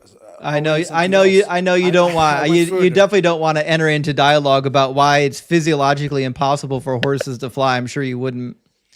Have you ever seen a horse with I'd wings? be a coward if I believed in your prophet too. So you haven't seen a horse with wings, right? No, only your prophet has. Not only my prophet. That horse named Al-Burak was used by prophets before Muhammad. Because we believe also in Jesus. We believe in Moses. You believe other prophets flow on flying animals. I'm sure you do. Yeah. They believe that Solomon enslaved jinns like Yes, demons, he true, enslaved them true. for hundreds of years, and that he died for an entire year, and he was just sitting on his fucking on his what Yeah, so on his stick. yeah, true. These And people are because he wild. wasn't Yeah, moving, the angels were so scared that they Not the continued angels, not working the for a full angels. year, not noticing that he died. Hey, doesn't not the angels, the jinn. doesn't the Quran talk about the firmament? The I mean, firmament. kind of, but not in the same way that the Christians believe in it. Not as It says directly. that, there's like a barrier that angels and not angels, humans and demons cannot escape. Right. But it's True, not really like the firmament in Gotcha. the same way that we know it. Okay. Well, listen, How John, do you it know sounds all like this? you don't actually have an argument for why your God is real. And Well, sounds like you actually didn't come okay. prepared to give an argument or evidence. You said that the evidence is the Quran, but I'd see no reason to believe that the Quran is the evidence, unless I missed something. Why would I believe that Quran is evidence of God? Well, because you only jumped to one verse. The Quran is a big book, and you only took one verse, but there is Doesn't- a lot more. Doesn't Even Muhammad that say if chapter there's that you anything, took, if there's the even one chapter thing that wrong in the Quran that you brought, should not believe it? that chapter that you started was a very, it's a beautiful John- chapter, like all chapters. Yeah, John, what's- what is said about the Quran? Isn't it said of the Quran if there's even one error in it that you shouldn't trust it? the Quran? It's the speech of Allah. It's crazy that he can't say yes or no. I asked you a his yes or no words. question. We'll try. There are no faults in the Quran. There are no faults. We'll try this. Ems, isn't there a verse in the Quran or in the Hadith that says if there's even It says that if this was from humans, you would have found many contradictions in it. yeah, that's what I was saying. All right, well, listen, John, you didn't actually. I agree. That's true. You didn't actually bring anything what you said tonight, is but correct. listen, go home and pray to your God, consult your pedophile prophet, and come I back don't and try feel like again you- another time. Okay. All right. Have a good one. He didn't actually come with an argument. I don't know what he was trying to do. They never do. Ems. What was he trying to They do? never do. I mean, like, they come up expecting I'm gonna be honest. They see a white guy and they expect they can just like bombard you with Quranic verses. That's what they do. The miracles of the Quran, right? That's what they're hoping for. That iron came down from space and Yes! it predicted that the The moon splitting and expansion. yeah, Yeah. and the expansion of the universe. Blah blah blah blah. Oh bullshit. Yeah, you're 100% But anyways, right. I'm gonna drop back down. I'm gonna be in the comments. Thanks so much, Ems. Big W for Ems. He's a lifesaver. Sean, thank you for the super chat. Says it's official that my first child on the way is going to be a beautiful baby girl. I'm telling everyone I can.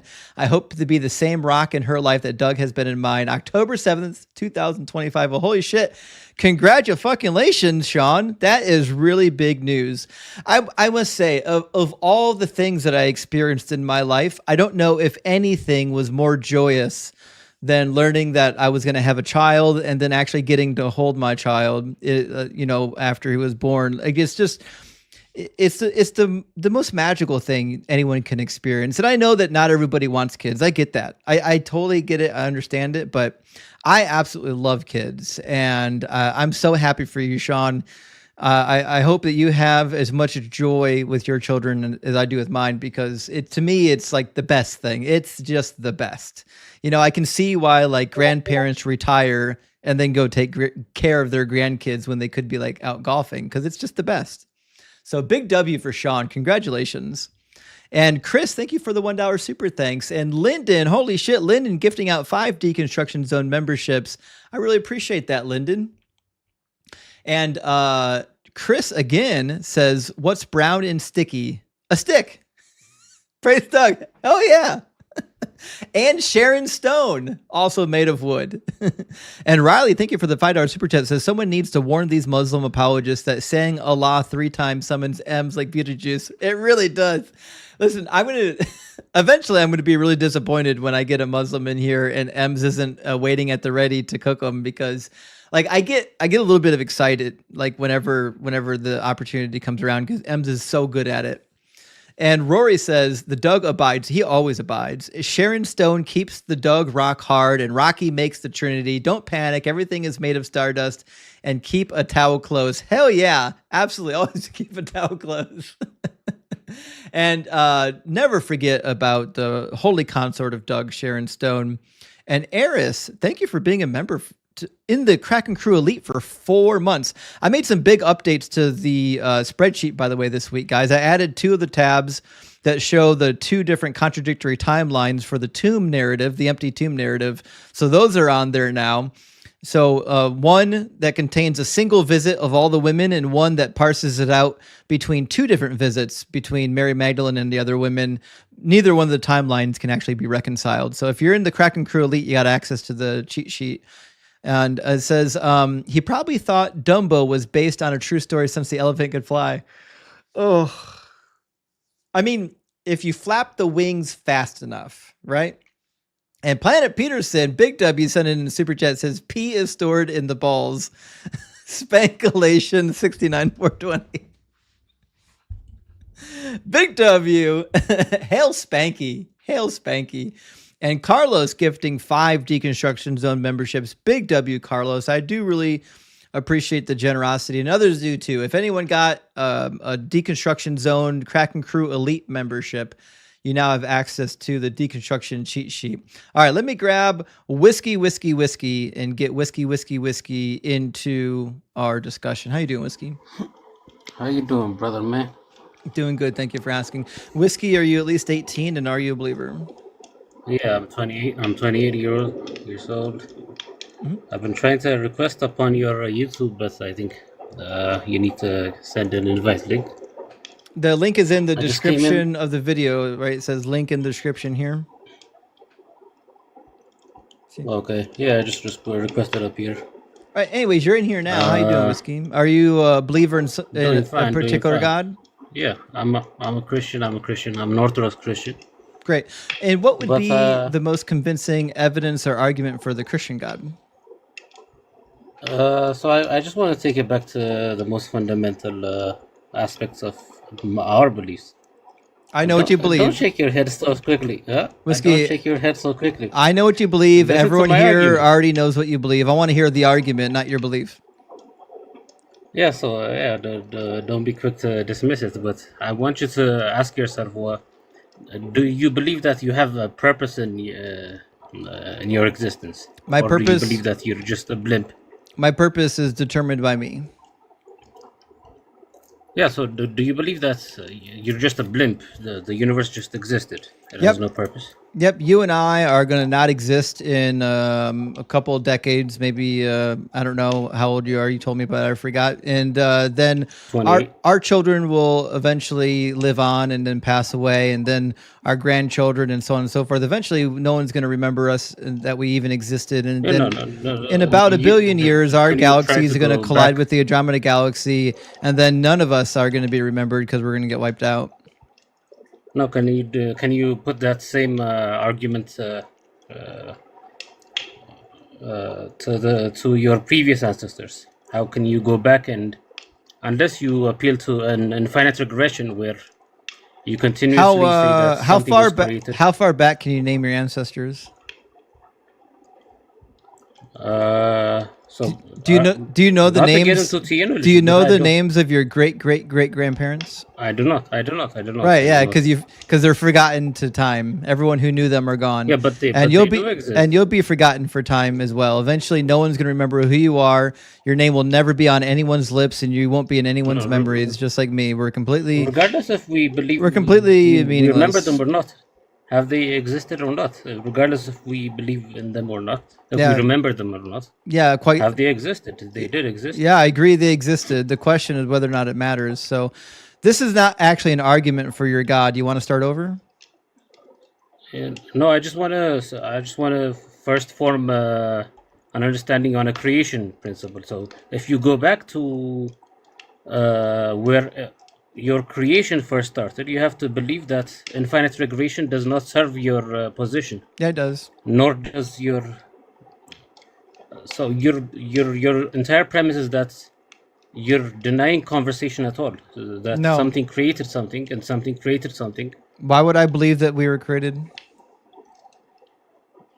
Okay, so do you believe that infinite regression is not logical? Find me the logical inconsistency with it, because your God's a infinite regress. Okay, do you no, it's not an infinite bliss. Yeah. It's a belief that Has your God it existed is forever? and it exists within itself, the Has your first God cause. existed forever?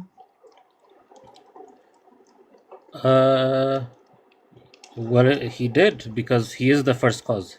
Great. Okay, so your God existed forever. Oh, I don't believe in your God. I believe in the universe, and I think the universe existed forever. Whatever mechanism that allows your God to live forever is the same mechanism that allows the universe to live forever. There's no contradiction. 3 premises, if you agree with them or not. That's It's like just up to you. like he doesn't even listen to the words coming out of my mouth. And now I'm listening to you, brother. All right, give me your scripted premises so I can disagree with all of them.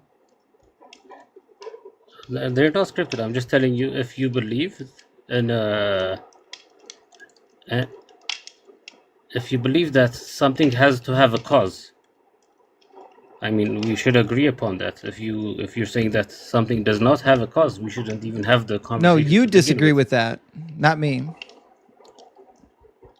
Yeah, so we do agree upon. No, I agree with that. No, you don't agree because your God is uncaused.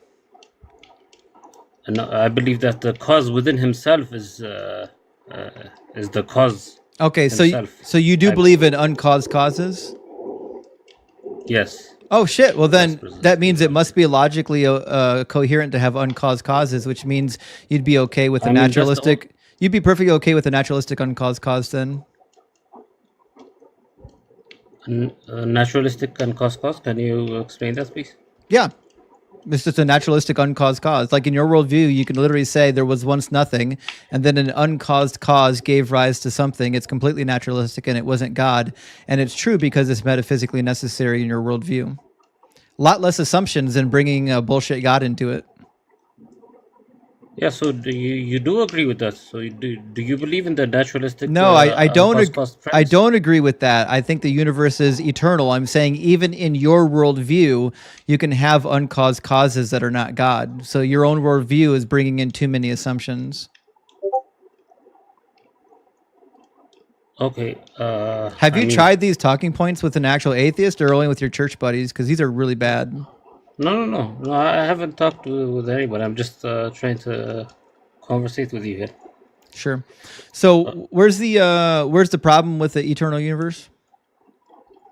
I believe that something has to have a cause in the first place. That's my my personal just not assumption. your God. You're wrong then. Okay, so you've already said that you don't believe everything has a cause. You believe your God is uncaused, which means it's logically coherent to have uncaused causes. So that argument's broken. Try another one. No, what I believe is that there is a first cause that does not insist upon itself. Right, which is uncaused, right? A cause. I just believe that there's a first cause because. And is the first cause uncaused? Exists. The cause itself exists within itself. Is the first cause uncaused? Yes, it's uncaused. Okay, then you believe it's logically coherent to have uncaused causes. So which means there's no contradiction in uncaused causes. Your argument is that you can't have uncaused causes, which rests on your argument that you believe in uncaused causes, which means it's a self-defeating argument. I think it's the best argument. It's a dog shit fifth grader's argument. I knew this was a dog shit argument when I was a senior in high school and I read it in a book. I know, but it is not a very good argument. But what other alternatives do we have besides abandoning any other assumption? What other arguments? What better arguments do we have? Unless saying everything existed. I think that's... Well, I already gave you two different arguments. Two arguments, I'll repeat them again, is that the universe has existed forever. It's an infinite chain of causes and reactions, causes and effects. Option number two, that if uncaused causes are logically plausible, then there was and if you actually believe that the universe is not eternal, then there was a naturalistic uncaused cause that kicked everything into motion from non-existence into existence. And that was it. No assumptions. You don't have to bring any intentions, no religions, no nothing. Yeah, I think your second premise is you better versed it than I was able to articulate it. And that's the position that I hold. So you don't that believe in God there is, then? Why? You specifically said that there is an initial cause. Didn't you start this conversation by saying you were a theist? Yes, I'm a Christian. Okay, and you believe that God is the uncaused cause. My second argument is that Yes. there could be an uncaused cause that's not a God. It's just a naturalistic uncaused cause. And it has far less assumptions. It's much more parsimonious with the evidence we have in front of us. So why would I posit Yeah, a so- God when I can posit something that's not God? Yeah, you don't have to. You just have to agree that there is a cause. Well, I disagree. I don't that's- believe that the universe was a an naturalistic uncaused cause. cause. I believe that it's eternal. I'm saying even if you don't believe that the universe is eternal, you can posit an uncaused cause that's not a God. That's not my position. I'm just saying even in your position is easily broken down by a more simpler uncaused cause. So I think the first argument that it's eternal is actually very simplistic. That I agree. everything has an infinite regression. No, So let's just build it on. it's just an endless chain of causes and effects. Yeah. So the same way that you dismissed my argument for an uncaused God, it could equally be dismissed to be very dismissal and not very fruitful. So let's just focus on the naturalistic uncaused cause that you do, that you consider to be a possibility. So if you believe that there's a naturalistic, although we don't understand it, I don't. there is a cause. I already There's a said natural this. cause. We don't I already said understand it. this. I don't believe in that. You believe in eternal. I believe in the an eternal universe. Yes. All I'm So that's very saying is that your position is not a good position, because in your viewpoint, if you believe that nothing gave rise to something, there's a more parsimonious explanation for that, and it's not God. My position is that the universe is eternal. So you're allowed to believe that, but that's also being equally simplistic. So that doesn't lead anywhere. It is simplistic. That's why it works. That's also religious. Because it's logic. also religious Because it's in my logically opinion. true. It's You're being scientifically religious. true, and it's parsimonious. I'm being religious. Can matter be created How- or destroyed according to physics? How's infinite regression? Can matter? logical, my brother? Give me the contradiction. I mean, how can something be Whiskey. uncaused? Give me the Everything contradiction. needs a cause. Give me the contradiction in an infinite past. So everything that is caused. Whiskey. needs a cause. Give That- me. that is No. the premise. Bullshit. You don't believe that. You already told me that your do God believe is an uncaused cause, which means you don't believe everything requires a cause. You don't believe that. No, It's I not a believe good that argument. My God created cause. So try again, Whiskey. Give me an actual argument for why infinite regresses are not possible. Okay, so where do we finalize this conversation? Because it's going to lead to It infinite finalizes questions with where you actually what created Quentin. with you actually engaging with what I'm asking you for. Lynn, thank you for all the hearts. Big W, Lynn. Give me the contradiction in an infinite regress. Why is it not possible? Because it won't lead to any conclusion. It's impossible for us There- to read. there is no to reach conclusion. any- Yes, exactly. So there's no purpose to our conversation. So that is. There is no that is purpose. precisely what I'm saying. That's not a contradiction. I said, what's the contradiction? Isn't that rationalism? What's the Isn't that logical? empiricism to What's the reach a logical consensus? contradiction in an infinite past? What's the logical contradiction? I mean, logic is being able to to make a statement falsifiable, isn't it? So if you're not able to, Do you know what a falsify, contradiction is? Give me the P and not P in the statement that infinite regresses are possible. Because we're not able to reach an argument. I mean, We're I can we're continue in the asking you we're what in the created what. argument right now. I think you're lost. You need to find your way out of the paper bag that you got stuck in. Okay, let's just Fight your way out and figure out where you're at. Let me Okay, try to so explain it. my Let me try to position explain is it. that the universe has always existed. I believe energy and matter cannot be created or destroyed, and this is parsimonious with what we see around us. So when we look around us, we observe that those are the case. that is the case. So my question is, why would I assume that at any point in time there was once nothing when all the evidence we have points to something? Okay, so let's just get. Let me try to clarify. When you posit that an infinite regression argument, I'm going to continuously ask you, and then what created that? What created that? And that won't It's an lead infinite to chain. an argument. Yeah, we won't reach final argument, and Yeah, that's how infinites work. Infinites don't have a starting point and they don't have an end point. That's the definition of infinite. Congratulations. I think it's fair. You've Yeah. stumbled upon definitions. So I think it's fair to dismiss that and focus on the premise that there is a caused cause, because you do believe that there is a cause. You acknowledged that previously. I don't think there's an uncaused cause, no.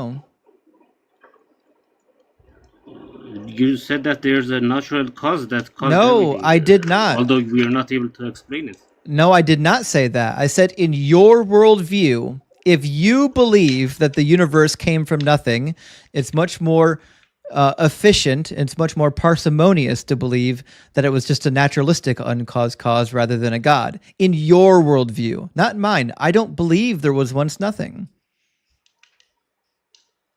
Okay, so what is your explanation for infinite regression? The Big Bang Theory?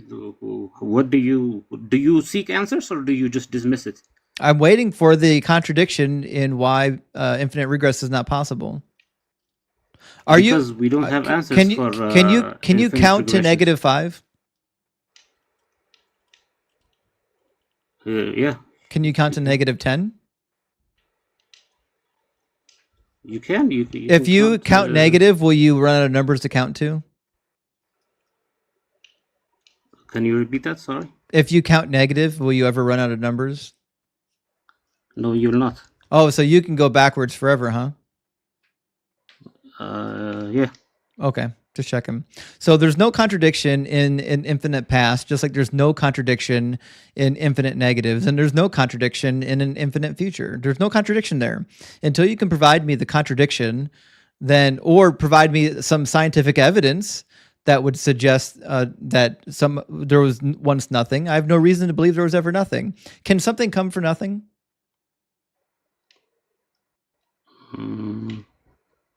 No, it could not. Right. Okay. Do we have something or do we have nothing?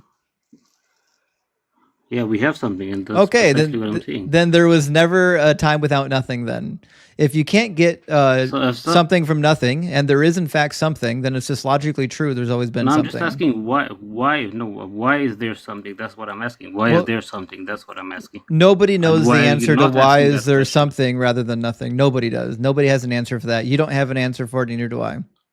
Yeah, that's what I'm asking. Why are you not asking that? Is my position. I've asked that a million times to a million people. There's no answer to the question. Nobody has access to that information. Not even you. Not even your fictional God. Yeah, so we never had answers to the natural state of the universe.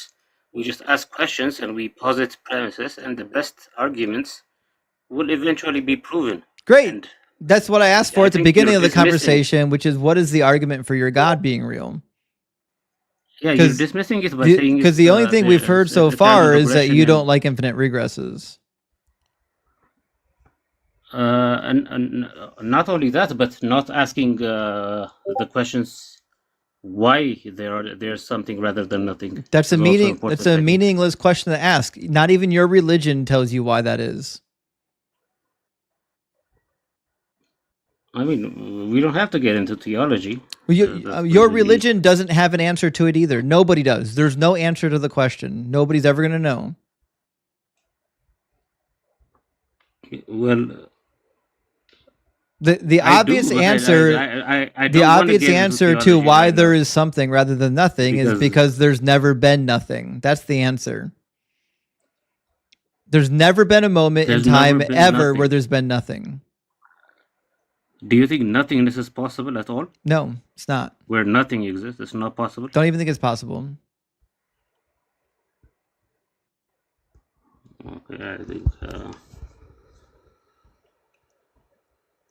All right, well, I'm just saying that Whiskey, I think you should see. I think you need to take a couple shots and come back with an actual argument, okay? The only argument you've presented so far was that you don't actually like infinite regresses, and that's not an argument for your God. All right, brother. Okay. Have a good one. Have a good one. That's a shame. I really had high hopes for somebody that had whiskey in his name. I love whiskey so much. It kind of breaks my heart, actually, that somebody with the name Whiskey would come up with such dog shit arguments. But he was nice, at least. And Mike questions everything. Welcome to the Kraken Crew Elite. You got access to the Deconstruction Zone cheat sheet. And Mike Leitner, thank you so much for the $10 super chat, says, how much cause can an uncaused cause if an uncaused cause could cause cause? That is good. I like that. That's a really good rhyme. And Rory, thank you for the $5 super chat, says, what's your favorite way to have Hendrix? I prefer shaken, poured up with a twist or with twist on rocks with a slice of cucumber. Will you do Q&A live call-in? I'm going to be doing a Q&A again on Sunday night after the Atheist Experience. I'll be hosting this Sunday with Forrest Valkai, and then I'll be doing a Q&A after like we did last time. But my favorite way to have Hendrix, and listen, you guys aren't going to like this, but this is just kind of how I learned to drink these drinks. I like Hendrix just straight up, just neat. Just put me a little bit in a glass and let me sip on it. To me, it's delicious and refreshing. It might be the best gin on the market. I don't know. There's some good gins out there. This one might be the best. I love some Hendrix. If it's cold outside, if it's hot outside, like I just got in and it's really hot, listen, I'll put an ice cube in there. That it takes the temperature down a little bit. You could just put the bottle in the refrigerator too. You don't have to put an ice cube in it. But I love me some Hendrix gin. Now, if I'm going to mix it with something, I love mixing it with citrus. Lime or any variant of a citrus drink with Hendrix gin, I'm all for it. But good question, Rory. I appreciate that. Hopefully you're enjoying some Hendrix gin tonight while you're watching the show. Guys, the few things go better with debates than a little bit of the Grandpa's cough syrup. We finally got our newest prophet of Doug. Welcome in, Joel. That not really funny, Judas. I'm surprised. I'm surprised you don't drink your gin on the rocks the way Doug would want you to. So, you piece of garbage. Listen, as I giggled the whole time I was making that video, I was kind of giggling to myself, thinking about what your reaction would be. Okay, so just officially, like we're like Justin and I, or should I say Judas and I are friends, but can you just admit to everyone that that's AI? I never said any of those things. It's not real. This is a fake video. If anyone hasn't seen it, the video. Let me tell everyone about the video. Okay, so Joel sent me a video of him admitting that he actually does believe in Doug because he was arguing for Doug. That's not true. In the live stream with Vor the other day, not true. and so he sent me a video apologizing for denying Doug's existence. So I just, these are lies. I just Nobody clipped the listened video to this and posted trash. it to my. Nobody listen to this trash. This is a lying piece of trash. Who doesn't even drink his gin on the rocks, so he's a false prophet if anyone is. And that was an AI video. Watch it, people. My mouth isn't even moving correctly half the time, and I don't even hold my mouth like that with my teeth like that. And let me just say, for all of your viewers, you guys are all so smarmy with your Doug BS. But when you're reading those chapters, those verses that say, "Oh, Jesus wants to stone kids," he wants to Doug kids. Okay. Doug is the stone that they're using to stone people with. Oh no! All right. Doug doesn't do that kind of stoning. He only does like the. Of course he does. The of course 420 he does. kind. He's in the book. The stoning is happening all over the place. Oh, Justin. Doug would never. Doug would never yes, do that. He would. That's the whole point. He certainly would. The demiurge. I get stoned for Don't Doug. You drop me. I get stoned for Doug all the time. Don't you?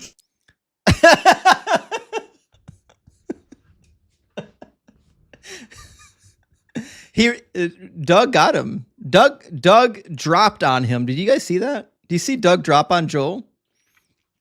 Listen, Joel, welcome to the fold. Listen, I don't know who hurt you, that you had to run from Doug. I don't know if it was when you stubbed your toe. For guys who are wondering, the latest video on my TikTok account shows that Joel did in fact convert to Dougism. So praise Joel, for finally coming to grips with reality, and praise Doug for being rock hard.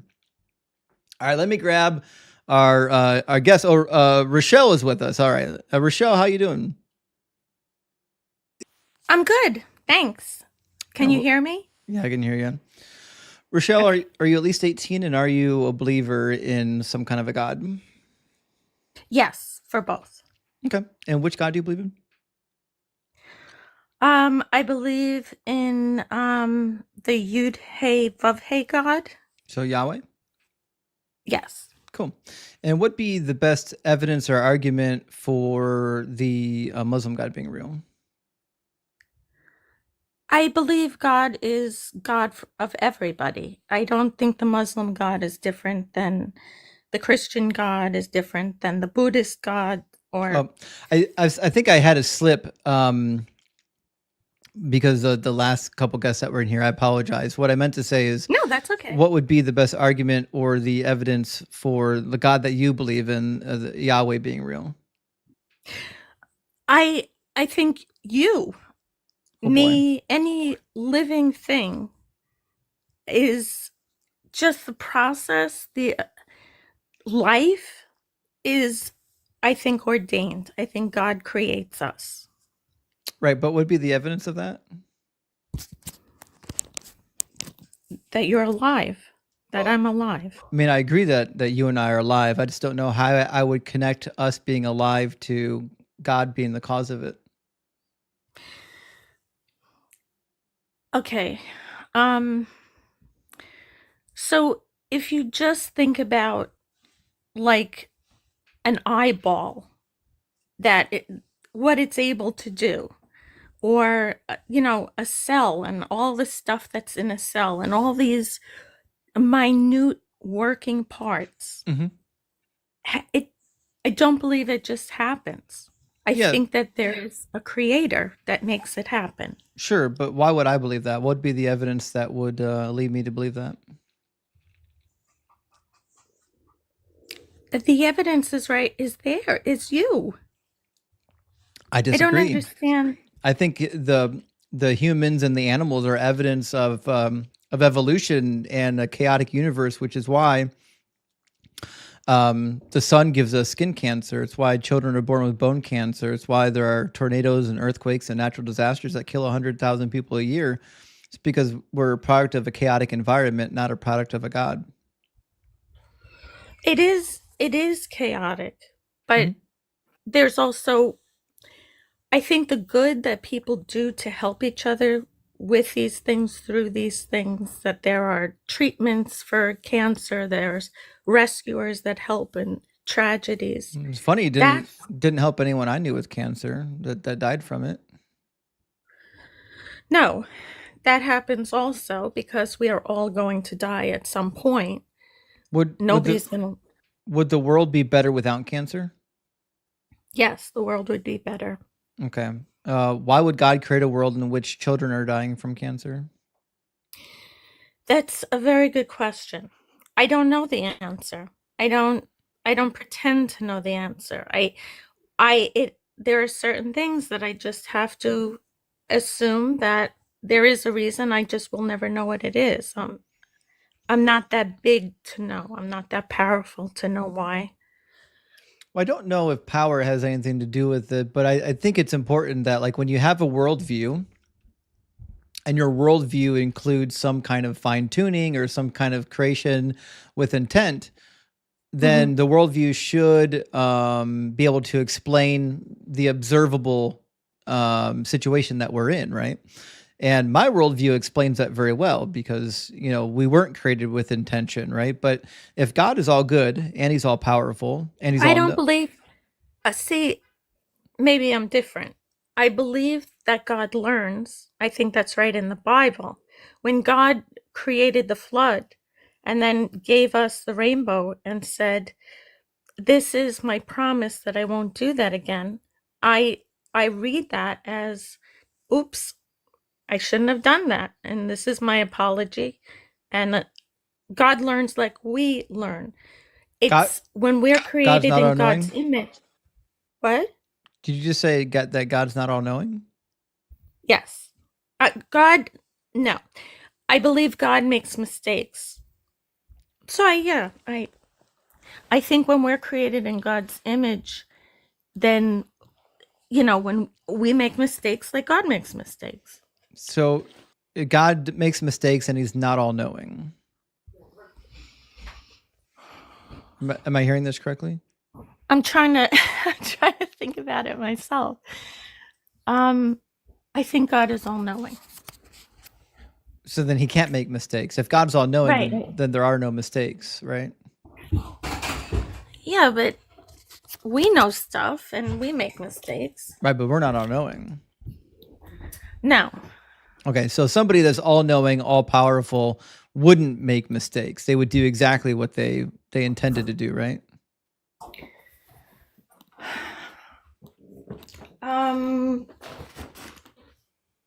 Maybe God could change God's mind. Well, the Bible says like, he can't. In the book of Numbers, chapter 23:19, and in 1 Samuel, says that God is not a man that he would change his mind, nor a mortal that he would lie.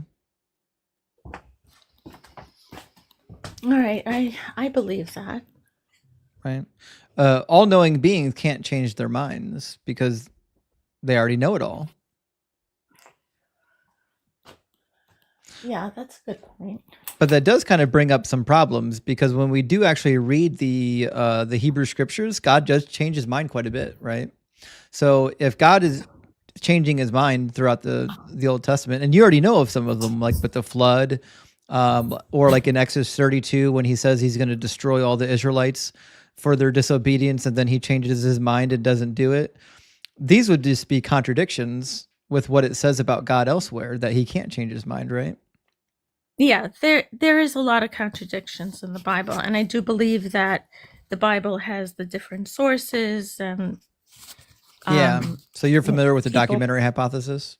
Yes, absolutely, and I do agree with it. I find it fascinating. It really is. It- I love source criticism. It's such a fascinating art form. Okay, so let me ask you a question then. Outside of us existing, why would I posit the existence of a creator?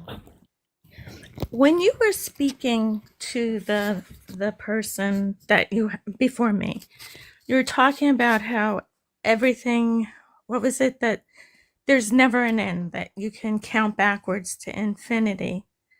But then how do you explain the Big Bang where there was nothing and then all of a sudden there's something? But that's not what the Big Bang teaches. Yeah, the Big Bang says that it starts with just nothing. Mm-mm. And then all of a sudden there's this expansion. No, Nope. it was not. That's not what the Big Bang teaches. What do you... Okay, can you tell me then about that? Yeah, the Big Bang's just the explanation for the expansion of the material universe, right? Yeah. So Yeah. when you look at the Big Bang, like there was a moment in history, like at the 1800s, early 1900s, where people posited that the Big Bang had nothing before it that gave rise to something. But a lot of these concepts were mathematical models. They weren't actually like borne out by physics. All of the current models we have, and even the mathematics that we have, suggests that there's no reason to believe that there was once nothing that gave rise to something. Even like if you believe in a singularity, which is kind of an out-of-date concept nowadays, even in the singularity, it's possible that there is an infinite in the past singularity event rather than something coming from nothing. But like the question I would have is, why would I believe that everything I see around us once didn't exist? Why would everything you see around us once didn't exist? Yeah, why would I believe Because, that? of course you would believe that, because 10 years ago things didn't exist. Right, but the fundamental particles that make up our universe can't be created or destroyed. Like they just exist and they form new bonds with each other. and then take different shapes, right? So like if our Earth was, say our Earth was incinerated, like we collided with the sun, right? Mhm. All of the particles that make up our planet would still exist in the solar system somewhere. It just wouldn't be in the same shape. Yeah. No, I agree. That's science. Yeah. Right.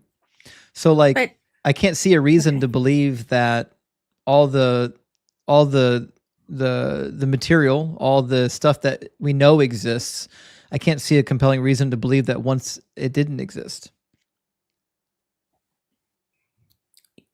did you say that you had children? Mhm. Okay. So there was a time your child didn't exist. No, the particles that make up my child did exist. Just the Yes. the Yes. specific combination of those particles didn't exist. Do you realize what what the chances are that you would have the child that you have? Yeah, That 100 specific child? 100%. Yep. It's it's so mind-blowing. I don't know how No, it's you can consider that that's God it's 100%. creating that child. It's not.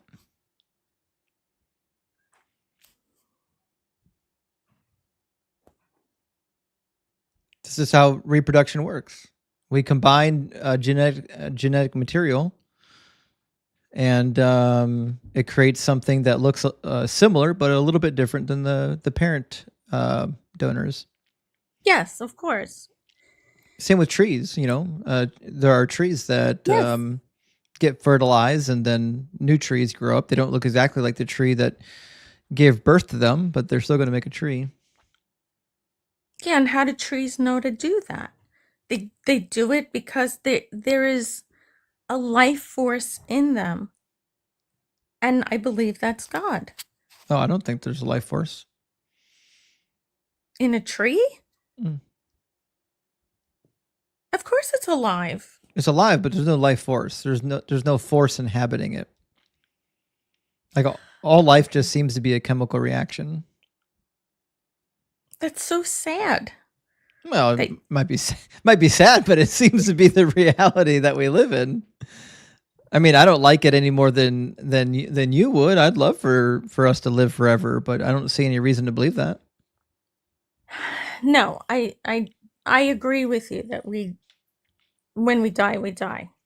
But I think we go back to the same place as where we were before we were born.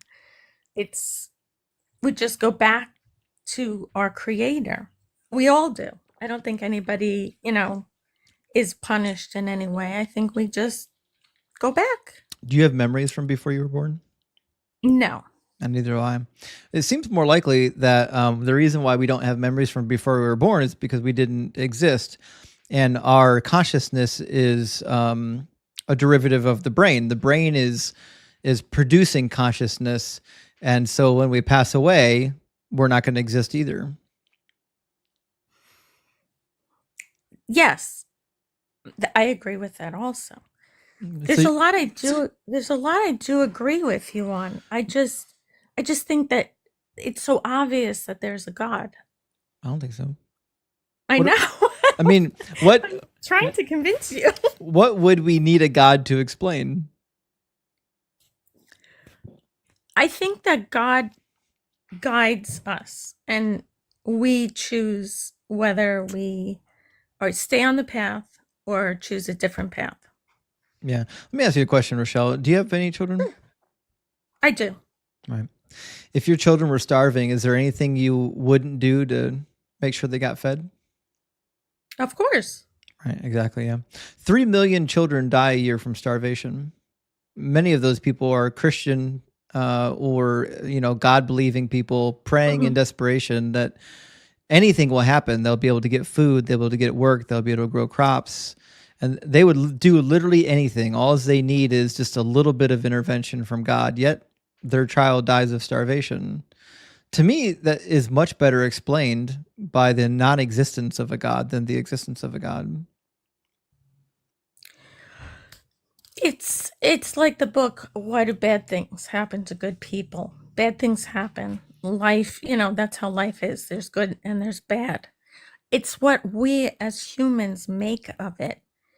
And if there is somebody suffering, that means that somebody needs to help that person. That's what God wants us to do, is to help others. Right, but does God want humanity to survive or to suffer, or both?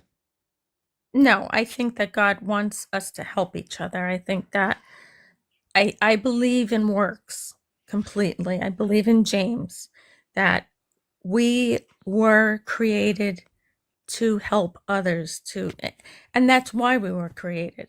Okay, so how do you explain natural disasters? Natural disasters are because we're on an earth that is constantly changing and moving, and without it we would be a dead planet. So we Oh, have to have these things. I don't know about that. Could God create a planet that didn't have natural disasters? Yeah, I mean, Mercury is a planet that does nothing because everything was burned up. It would be a dead planet. No, I'm asking about Mars is a dead planet. I'm not asking about other planets. I'm asking the capabilities Okay. of God. Does God possess the capabilities of making a planet that doesn't have the natural disasters? That's just like ours, but no natural disasters. No, I don't think so. So then there were I think- natural disasters when Adam and Eve were in the garden?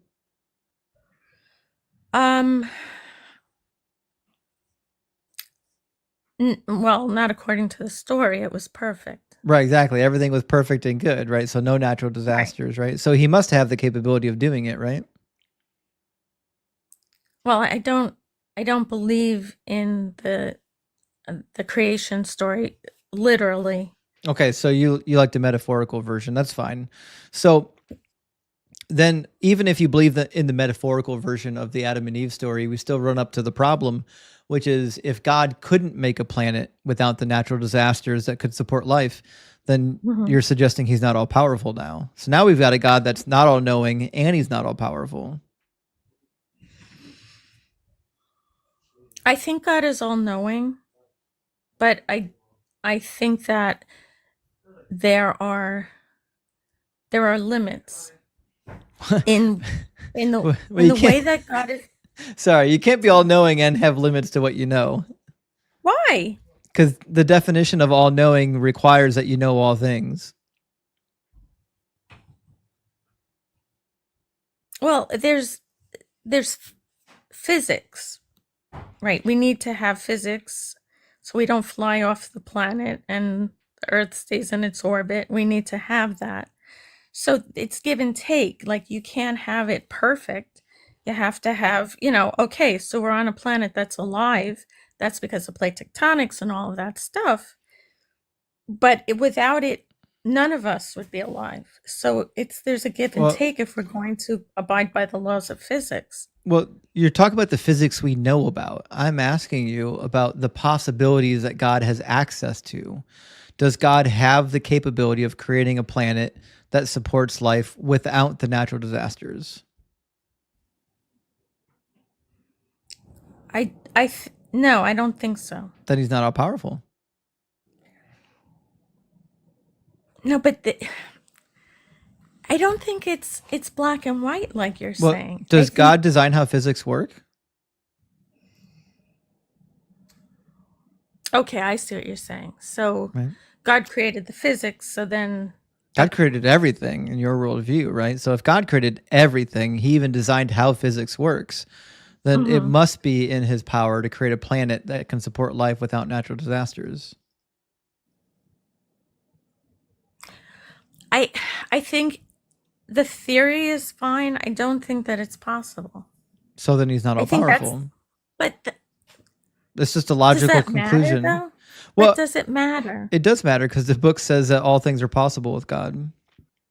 But I don't believe the Bible was literally the word of God. I think it's people that were inspired by God. Shit. Okay, so the Bible's not literally true then. No. Did Jesus literally die for your sins? No. Oh shit. Was Jesus literally the Messiah? He's not my Messiah. Okay, so you're Jewish? I'm a Quaker. Quaker. Are you Gnostic? Are you a Gnostic Quaker? I don't think so. I believe in God. What's a Gnostic Quaker? It's a combination of people who believe that the Old Testament is a slightly different God, No. I don't believe and that that. the I New think it's all. Testament is hidden knowledge. Okay, so Yeah. you do believe that Jesus is the Messiah, though, don't you? No. Because Quakers are Christians, Yes, they are. so that's like the core of Christian theology. Well, not for Quakers. So who was Jesus to you? Jesus was a historical person. He was a teacher. He was trying to make the world a better place at a time when there was terrible upheavals in the Jewish culture that he was living in, and there was a lot of what's it called? Where just I can't think of the word. People were taking advantage. The priests were taking advantage, and I it believe was, that I'm sorry. No, sorry. I apologize. I was pulling up a website about what Quakers believe, and a video popped up. I paused it.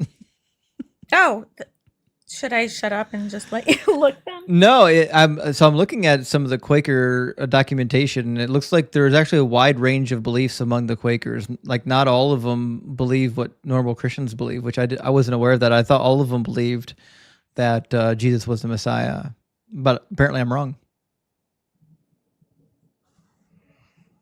Okay, so it sounds to me like you're not really even a Christian. Why do you believe anything in this book then? Because you don't believe that the Old Testament literally is true. You don't believe that the New Testament is literally true.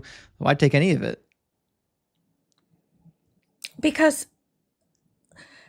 I take lots of things. I when I read something and it speaks to me, I feel that is God speaking to me. It doesn't have to necessarily be from the Bible. It could be from an article or poetry, or I think that God speaks to us in all kinds of ways.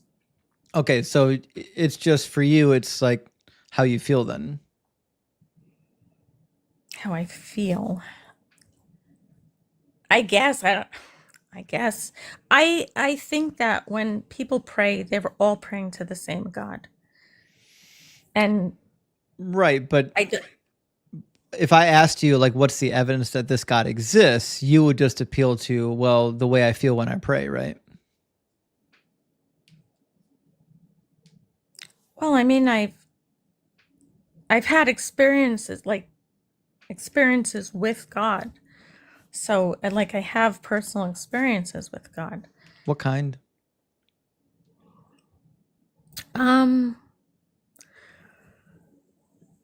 S- There was, I mean, lots of things, but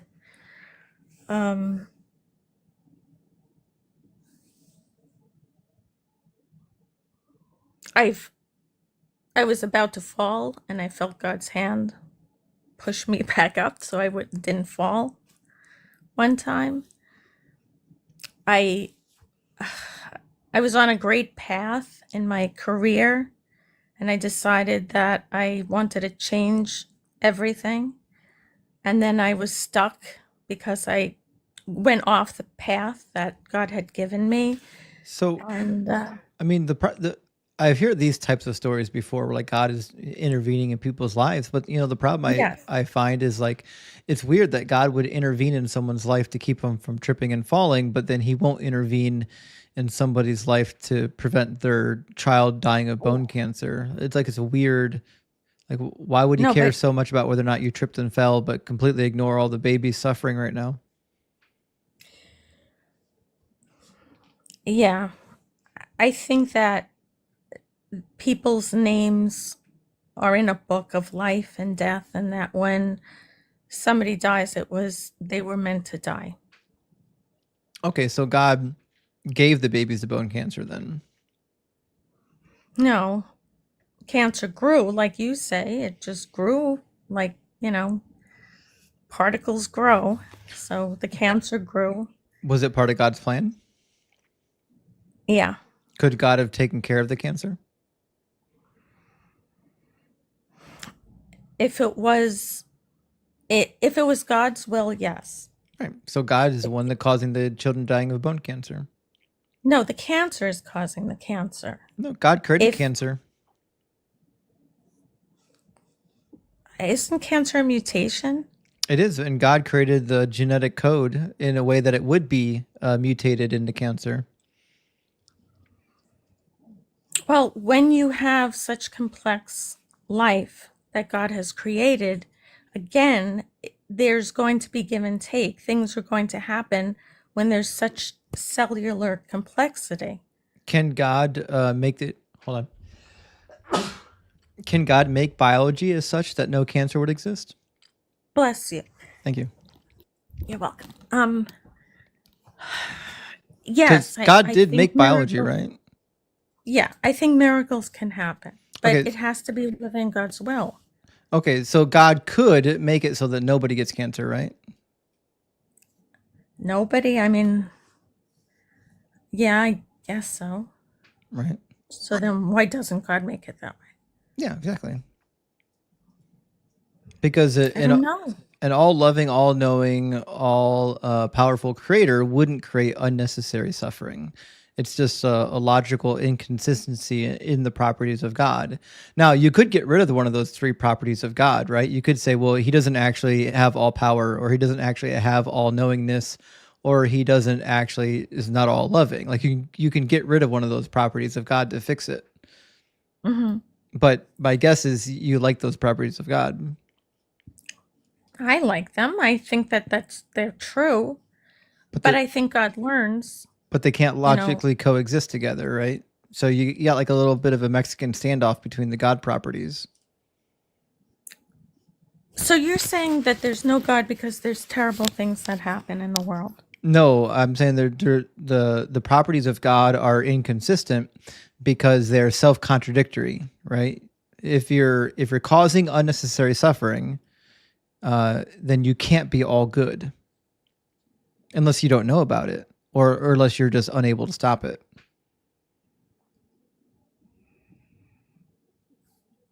I don't think God is causing the suffering, though. He is. He caused the biology away. He created biology in a way in which cancer would exist.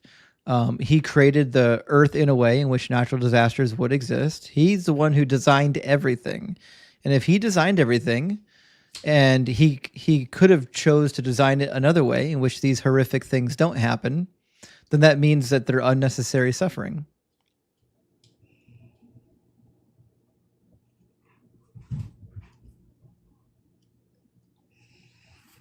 Now you can get around this. You could say, well, listen, God actually isn't all powerful. He couldn't create biology without cancer. That's fine. You can say that. But in doing so, just know that you have to say that God isn't all powerful. You have to drop one of those omni properties. Mm-hmm. And then the response would be, well, if you drop the properties, then there's no God.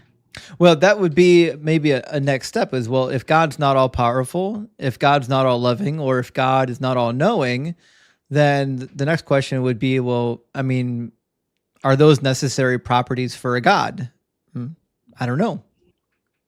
But they seem to be necessary properties for the biblical God, because the biblical God is designed or described as being those things. Yeah, well, the biblical God is pretty horrendous. I mean, Yeah, he is. He's horrific, actually. I mean, it was obviously written by, people that were a whole different people of a whole different culture and time period, and right. I think there are lessons there that we can use, but like I said, I don't believe that it was written by the hand of God on the Mount Sinai, and I don't believe that. Right. Well, we agree on that. So let's end on a point of agreement. We both agree that it seems to be a product of mankind.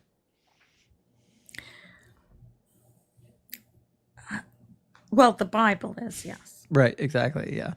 Okay. It was a pleasure speaking with you, and I appreciate your the people that are making comments, because I wasn't sure how to speak with you, and they helped me, so I appreciate them too. Well, Rochelle, thanks for coming up and being kind. And we do have some heated discussions in here, but the thing that we always say, at least and I always try to stick to, is as long as the guest is coming up and being nice and polite, I will always be nice and polite back. Like I'm not up here trying to give people a hard time on purpose, but if I get somebody up here and they're being evasive or mean, or they're trying to run some horrific script rather than having a dialogue, then we tend to get a little irritated with them. I am going to do some more research on what you're saying about, yes, I have it very good. I'm very privileged. And there are people that are certainly not. So I will Right. do more research on God's place in that. So I Well, appreciate it. Thanks the for coming up, conversation. Rochelle. Yeah, check out the Omni Paradox for God. Give that a Google and see what comes up. Oh, I will. Thank you. All right, cheers. Okay, bye. A W, Rochelle. She was nice. Big W for Rochelle, and big W for Carlos. Says try mezcal. Oh shit, what's mezcal, guys? Now I've had to Google a lot of things tonight. Mezcal. Oh shit. Okay. It looks like a tequila. I love me some tequila. Oh yeah. Okay. I was actually at the store today, and I picked up some new rum that I've never tried when I was stocking up on my Kraken, but I didn't get any mezcal. Next time I'm at the store, just for you, Carlos, I will definitely get some mezcal. And Trodden, welcome to the Kraken Crew Elite. And Jay, thank you so much for the $5 super chat. It says, I've noticed that you rarely bring up discrepancies between the Gospels about the resurrection. Is that because there are good apologetics for them? Not really. The apologetics aren't good. The problem is, in order to do it, you really have to do a spreadsheet and show the narrative side by side and walk through the spreadsheet with the people. And it just becomes tedious. And it's not actually required to demonstrate that the Bible has contradictions. The Bible's full of easy contradictions. To be fair, excuse me, the resurrection narrative has a shit ton of contradictions. And I recently just added 2 tabs to the deconstruction cheat sheet showing those contradictions. So those are in there. If you guys want to walk through those, you can see the timelines and how they're a problem. But it's really just a matter of time and boredom. I don't want to bore the guests. That's why I don't bother to do that particular set of contradictions. But I do believe, Jay, that the resurrection contradictions are problematic. So, but anyways, I hope that answers your question. And Bridget, thank you for the $3 over Venmo. Big W. Bridget says, one on, dude. You know that nothing is possible. Did you not watch the Never Ending Story? I love the Never Ending Story, guys. I'm not really into that genre of movies. That wasn't my jam, but I did love the Never Ending Story. That was a really good one. In fact, my favorite band for a while was named Atreyu, named after the Never Ending Story. And as a young kid, I was about the same age as the princess. What the hell was her? What they call her? Was it the every? Shoot, what guys? What was the name of the princess from that movie? You guys remember what they called her? Now I gotta figure out what it was. What did they call her? Oh, the childlike empress. Yeah, we were about the same age when we were kids, and I always thought she was like my first childhood crush. You know what I mean? But anyways, big W for the Never Ending Story. And Scylla Taxabit, thank you for the $5 super chat. It says Joel starting a schism in the followers of Doug. Listen, we're trying to get Doug or Joel on the Doug train. We really are, guys. We're trying to get Joel. He's being resistant. He's just being stubborn. His heart is hard. He's got scales on his eyes, but Doug's going to knock those scales off. And Absurdus Ichthia, thank you for the look at the trees equal Christianity. For sure. And Simply the Best TV, thank you for the $5 Euro chat. It says, whoops, saws about the tsunami, folks. Oh, sorry about the tsunami. My bad, God. Yeah, isn't that crazy that we believe that God is in control of all things, but he's also sending tsunamis to take out the entire shoreline and, topple all the buildings. It's weird that God would allow that. Randy Wilson again tonight. Thank you so much, Randy. Big W. Thank you for the 10 Deconstruction Zone memberships. Everyone who's got a Kraken Crew Elite membership has access to the Deconstruction cheat sheet. I just added the 2 new tabs for the Resurrection narrative. I've got more tabs coming real fast, guys. I'm accelerating my tab content. So keep an eye on the cheat sheet. And Santa Bark, thank you for the $5 super chat. It says, if God makes mistakes, then he needs to repent his sins and beg for forgiveness. Amen to that. In fact, there was a quote from a Jew who survived the Holocaust that said, if God is real, he owes us an apology or something of that nature. I remember the quote, but maybe not word for word, but I'll never forget it, because if you lived through that, you would definitely think that. And Absurdus again says, stones equal heart. Yes, Doug's heart is stone. We need to convert Joel's heart to be stony for Doug. Rock hard for Doug. And Amir, thank you for the $5 super chat. Good to see you, friend. Says, what is God on? Like, what else is there with it? Does it have other hobbies? Are we an obsession? Are we everything to God? Silly stories and characters. That's a good point. You know, at some point, somebody has to ask, why would God create this mess? What's the goal, right? If the goal is he wants like love and companionship and things like that, he screwed the pooch bad. He missed the mark hard. And I know people are going to say, yeah, with the free will, not even free will doesn't fix it, because you have to account for all of the horrific things that happen without free will accounting for them. Like we talk about a lot, like the natural disasters, bone cancer, sun, things like that. Mike, thank you so much for the $5 super chat. I love your name. Mike questions everything. You should question everything. Says, thanks to brilliant young people like you, Justin, and this unique moment in history, we may finally be able to immunize humanity from this virus. Well, amen. That's the goal. That is the goal. And I'm so happy that you referred to me as young. I don't know if, I don't qualify as young anymore. I'm actually over the hill at this point, technically speaking. But thank you so much for thinking that about me, Mike. And thank you so much for the supporting and for gifting the super chat. Amir with another Deconstruction Zone membership gift. Big W, Amir. And Randy Wilson again, thank you so much for the $10 super chat. Says, I remember when I became a Christian, everyone said I would be free, but when I finally deconstructed, I actually became free. Amen. The truth will set you free, and it's going to set you free from these harmful, horrific religions. That's what's going to happen. Oh my gosh. Okay, sorry guys. I got a little bit backed up on some of the super chats. I'm going to try to get through the backlog and then move on to our next guest. Randy gifting out 10 again. Holy shit. Big W, Randy. I really appreciate that. And Amir again as well. He says, would you really want to live forever? Like really, nah, that would be torture for a human. I have thought about this, Amir. I really have.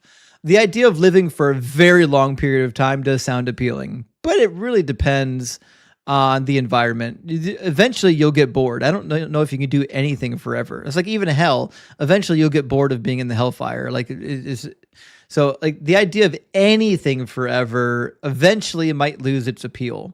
You might get so bored you're like, shit, well, let's just see what non-existence is like. Who knows?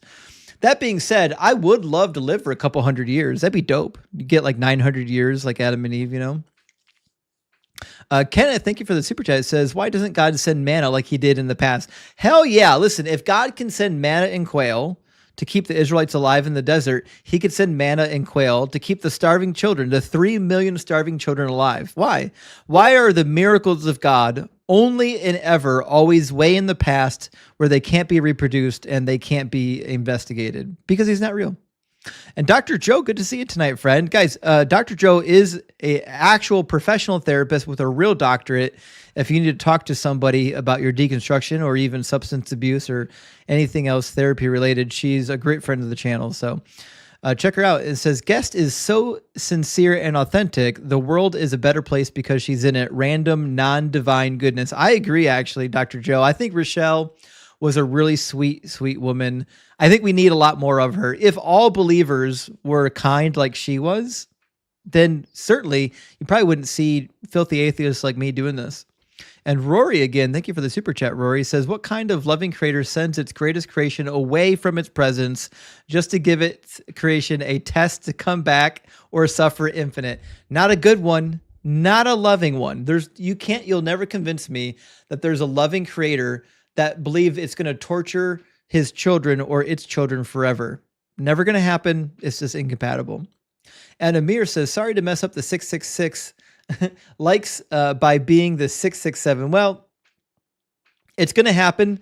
I understand it. Don't worry about it. You know, we'll push through it. But I do like to have that nice crisp number when I can get it. And L. Colto, thank you for the $9.99 super chat. It says, even if Christians are right, it's by coincidence because their reasons for believing never make sense. Actually, that's a good point. There are sometimes a Christian can get something right about history or science or, you know, why something happened. But it's also more likely true that it's just a coincidence. Coincidences happen every day. We don't have to posit a creator for, I felt like I was going to trip and then something stopped me from tripping. You know? Nick Trail, thank you so much for the $10 super chat. It says, so the Bible has so much abuse on women, and I've never advocate for hitting a woman or abusing a woman. I have never hit my wife because she always duck. Smart woman and fast. No need for God to intervene. Big W for Nick's wife. Oh shit, that was pretty good. All right, let me get our next guest in here, and we'll keep everything moving. David, thank you so much for the $5 super chat. It says, will this cybacillin chocolate help me get through all of tonight's Christians cope? Look at the trees melting. You can't look at the trees if you're on cybacillin. You can't do it. But thank you for the super chat. All right, we've got Sean with us now. How you doing, Sean? Hi, I'm fine, thank you. Was born a Catholic, just to give you a background, and left that because of what was going on, and joined a sort of born again evangelical, what the UK government called a cult, for a while, and then left that.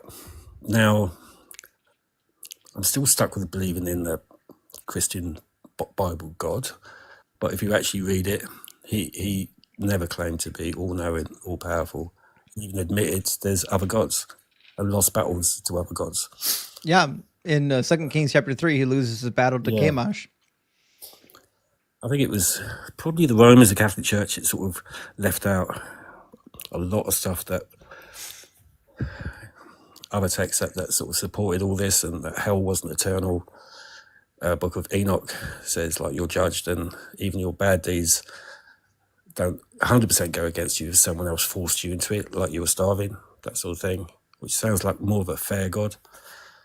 But even Yahweh and Jesus only want the Jews, ultimately. Well, I don't know. I don't know if that's true, but I don't think it's a worthwhile disagreement to have right now. I'm more interested to know, why would anyone believe that this book is true? Like, what would be the argument for me believing in the Christian God? I think if you Genesis, like chapter 1, verse 1, it says God, the first thing God created was light. If you're going to fake it and make it up, you'd make a source first, not like the sun, which, I'll make it make light, not make light, then the sun. Scientifically, there is light sources that don't, there is light that doesn't have a source, isn't there? Like radiation and stuff, which we can't visibly see, but emanates from... No, all light has a source.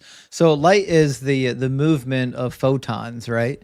And so in order for photons to be moving, through the atmosphere, they need to actually be compelled into movement. They need to have a source from somewhere. So we couldn't just create the photons without a source, and then...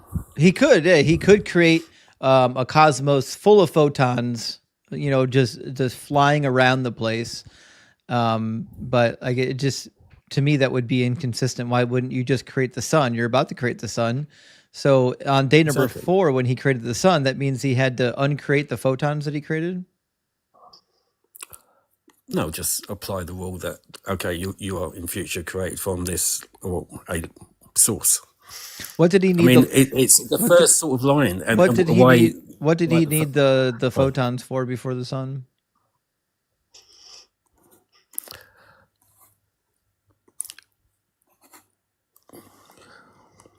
Well, he just created them.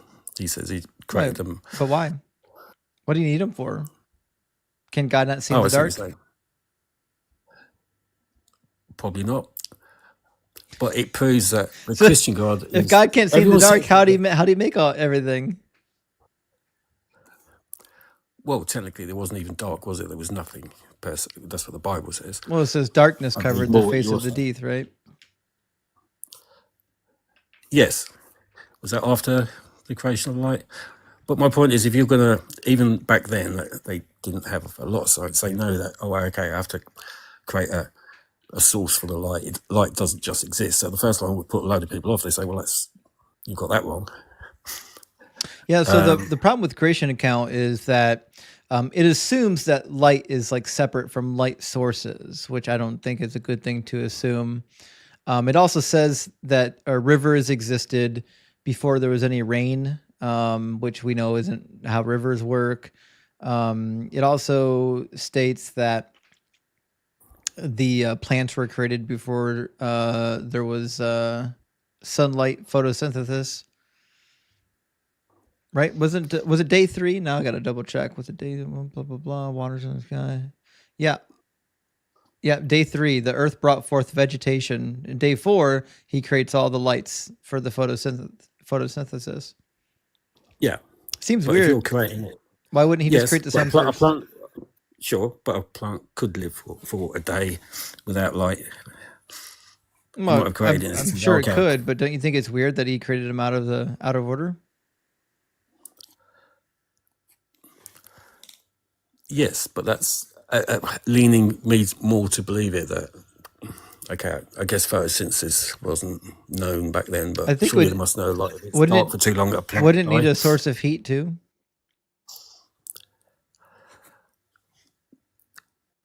Yes. So you need sun for that. But they exist in the winter without, like even the Arctic has sort of plants super cold. Okay. Take them. Okay. But I do believe the Bible clearly, the Old Testament was very clear and protective on the Old Testament, like the Torah, that God didn't claim he was the only God. No, I agree. According to the Old Testament, unless you get rid of Isaiah 45 says that there's no God besides me, none formed before me, none after me. But you could say that that's an idiomatic expression, which I'd be okay with. The rest of the Old Testament claims that there are, in fact, many gods, multiple gods, at least 70 of them that we know of. And Psalm 82 is good proof for that. So, but to me, I don't think that helps your argument. You're just creating more entities that I don't believe in. We don't believe in, like, God as one being. It's not confusing to say, why can't there be loads, like the pantheon and all this sort of stuff that a lot of other religions believe in more than, there isn't one God that created everything. Well, the Bible describes these gods fighting against each other. Yeah. Do you think that's what's happening, is the gods are up there fighting with each other in the clouds? Well, if they're on Earth, they probably want to be, I guess they've come here to be worshipped or to create things. Maybe they come from a different plane. Maybe what we're considering as gods aren't actually gods, but they can create. They've come from the different dimensions. So God didn't even claim that he was everywhere all the time and knew everything. So God's not omnipresent? No, he never claimed to be. He said, well, there are passages in the Bible that would lead you to believe that, but I actually don't disagree with you. I don't think the biblical God is omnipresent. I think that's something that Christians read into it. Cool. So the God just keeps getting weaker and weaker the more you talk. So I don't actually see a reason to believe in this God or many of the other gods. Like, why would I believe in any of these? Well, what I'm saying is I don't think you have to. You can accept that they exist as an entity more powerful than us. Right, but why would I? Why would I believe that? Do you believe there's life on other planets then? Or there's a possibility that there's life on other planets? Yeah, there is almost certainly going to be life forming outside of our planet, yeah. Yeah, so what I'm using the word God for is just like that were able to sort of manipulate reality, let's say, or well, even like the miracles. Let's talk about the miracles. A lot of the miracles can be explained scientifically, like the Ark of the Covenant. I think some Not a damn thing about the Ark of the Covenant is scientific. Well, no, but if you build it, it stores electricity. No, it doesn't. And if you read, you're wrong, Sean. I'm an electrical engineer. You're lying. You can look it up. I know exactly what it's made out of, and it doesn't store electricity. Well, I read text. I can't necessarily give you the source at the moment, but I'll have to Google it. But it's made of acacia wood overlaid with gold. Gold, yeah. It doesn't store electricity. Well, generally they say it should be like glass. You're right, but okay. Walls of Jericho falling down, blowing the trumpet. Never happened. Well, it could have, because like most of the time the walls were like made out of mud, bricks, and the townspeople had built into it. They sent spies in. Where did the spies go? They went to a brothel that was inside the wall. Why? Trumpets don't knock walls down. No, they don't. I never said that, no. So they looking at the state of the wall. So they thought, okay, it's really unsafe, but we'd lose a lot of people. The walls were very safe. Do you know what casemate walls are? Sorry? Do you know what casemate walls are? No. How do you know the walls were unstable? Because they were able to tunnel into them to make a building. You didn't tunnel into the wall. You built the wall with rooms. It says that the house was inside the wall. It's called casemate walls. Yeah. I'll show you. And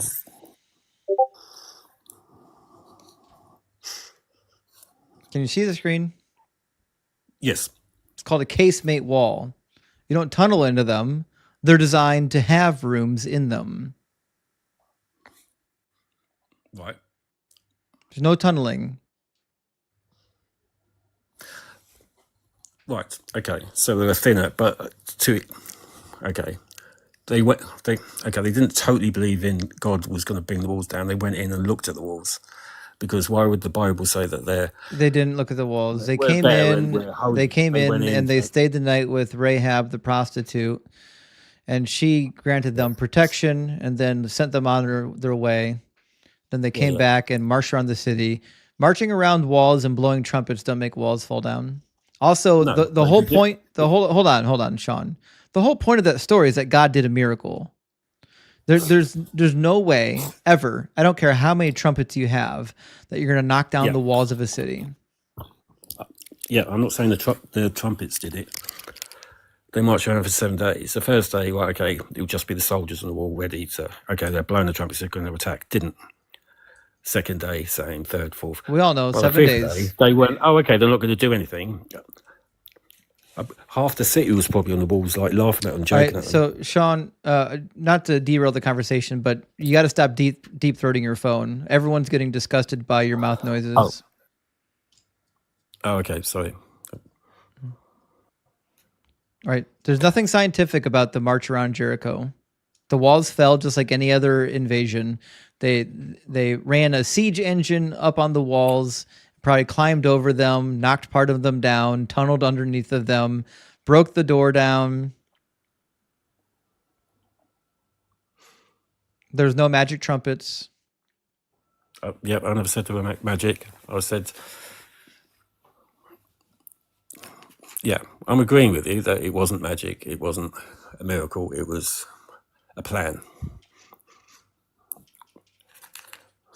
Just going by what it was written in the Bible, they didn't say they attacked. On the 7th day, they just collapsed.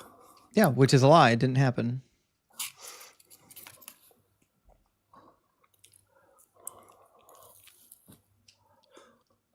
Okay, we're good. Okay. Okay. Listen, Sean, thanks for coming up, but I'm going to move on to the next guest, okay? Yeah, please, yeah. All right, cheers. It's a shame. I love Rick and Morty. I was hoping he was going to bring something to the conversation. We're going to get Sarah in here. Welcome in, Sarah. Hello, hello. How's it going? Good, good. How are you? You just end your live? No, I didn't go live tonight, actually. That's a shame. Well, we're glad you're here. Thanks. Thanks for having me. We just got done with our guest. I'm going to grab about, looks like 5 super chats, and then we're going to get our next guest in here from the key. Oh, shit. Let me grab this. I got lost in the sauce. All right. Saint Brush. Thank you for the 666. It says, if God is supposedly good, why did early Christians reading the Old Testament for the first time think he was evil? Mind you, while there was still slavery. That's actually a really good point, because the Gnostics, I think you're referring to, believe that the Old Testament God was evil and that he was kind of counteracted by the New Testament God, Jesus, which is a very good point. If the early Christians believed that the Old Testament God was evil, they're probably just being honest with what they read, as far as I can tell. No, that's fair. Hey guys, while I'm reading these out, if you're not following Sarah yet, drop her a follow. She's on Facebook, or not Facebook, I mean YouTube and TikTok. Sorry, I don't know where Facebook came from. I'm a million years old. G, thank you for the $5 super thanks. And Amir, big W on the $10 super chat, says, totally with you on living for 900 years, sounding good, just not without an Android upgrades. It would suck if you kept getting older. That's actually a really good point. If you're going to live for 900 years, you want to be in like a vigorous state for 900 years. You don't want to be a baby for 100 of those years. But Small Johnson, good to see you tonight, my friend. Thank you for the $5 super chat. It says, crazy how God can only reveal himself to one person at a time, but never in a big group to prove his existence. And that's a good point. And isn't it interesting that appearances of God and miracles and things like that, for some reason, they have like a negative correlation with the invention of the smartphone? Like the more smartphones we get, the less miracles seem to be happening. Although I do wonder if that'll change with the bigger use of AI. Oh, that's a good point. Yeah, AI is gonna do some things. Yeah, there's gonna be a lot of fake miracles getting recorded. Thank you so much, iReactor, for the 666. Hailed Nero, and it says, for your liquor stash, you're doing the Lord Doug's work. Life hack, store Hendrix in the freezer, won't explode, and it's super tasty and viscous. Actually, I thought about throwing the Hendrix in the refrigerator. Sarah, have you tried it in the freezer? Yeah, and I'll be honest, I have not kept any beverage in the freezer since college. That does feel like a college thing to do, but you're right. It would be good just to stick it in the refrigerator or the freezer to keep it cool, especially for those summer months where it gets hot outside. You know what I mean? Yeah. You just get you a shaker with the ice in it. Yeah, I do got one. I got to learn how to use it properly. Salad Tax a bit. Thank you for the $5 super chat. It says, when Christians say atheism is just another religion, then they are practicing 2 religions, their own and atheism they have for all other religions. Actually, that's a good point, because if they believe atheism is a religion, that means that they also have a religion when they don't believe in the other religion. Oh, excuse me, which means they're... what does it mean when you have multiple religions? Now I got to think about this. There's a word for it when you have multiple religions. There is? There's either... I'm pretty sure there is. Somebody Google that. Google what's the word when you have multiple religions. Synchronistic? Syncretistic? That might be the word I'm looking for. Anyways, let me know what you guys find out. Amir, again, with a $10 super chat. I appreciate that. And he says, God's work on the Genesis wasn't optimized. You're right. You'd think God could do better. Imagine God opening a restaurant or starting a business in a similar fashion. First, let there be plumbing. Yes. If God knows all things, I would expect that the days of creation like matched, like it lined up with reality. You know what I mean? That's what I would expect. All right, we got 3 more super chats, guys. Ben, thank you so much for the $10 super chat. Says, how are you actually saved anyway? Do you have to be 25% in, 48% in, 73, 95, 100? Only if I say magical words, JC is Lord at 16 and die at 45 without ever thinking about JC, am I still saved? So confusing.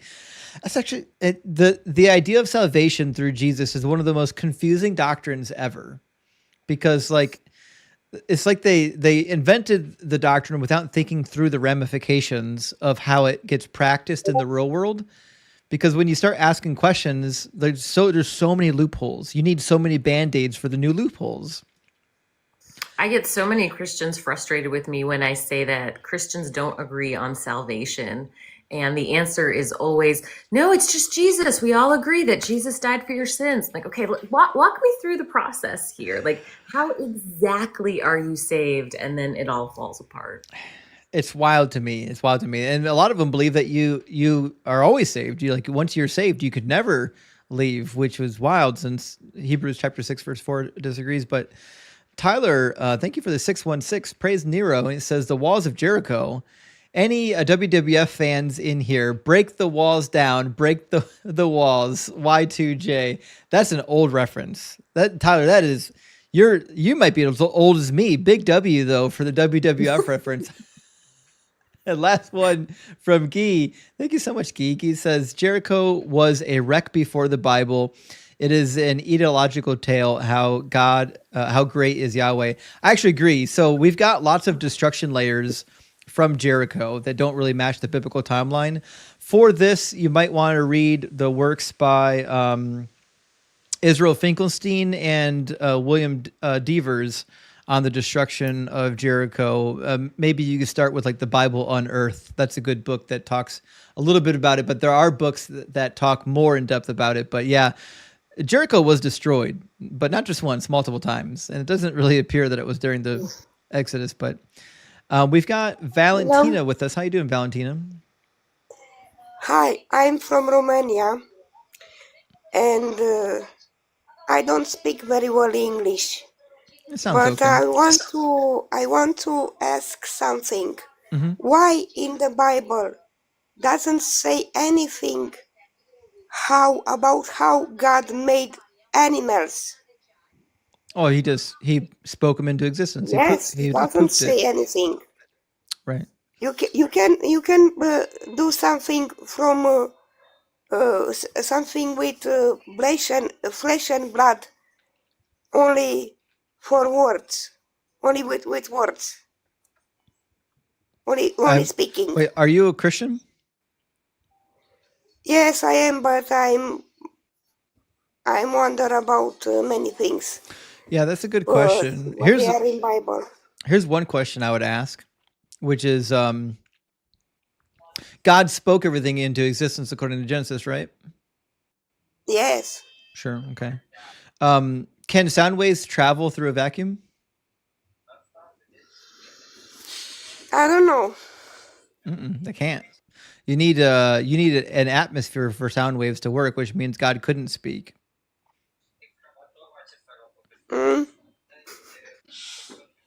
So God was the first mute. What? God was the first mute. Yes. He was so tired of not being able to talk, he had to create existence just so somebody would listen to him. Mm-hmm. But how he can make animals only with words?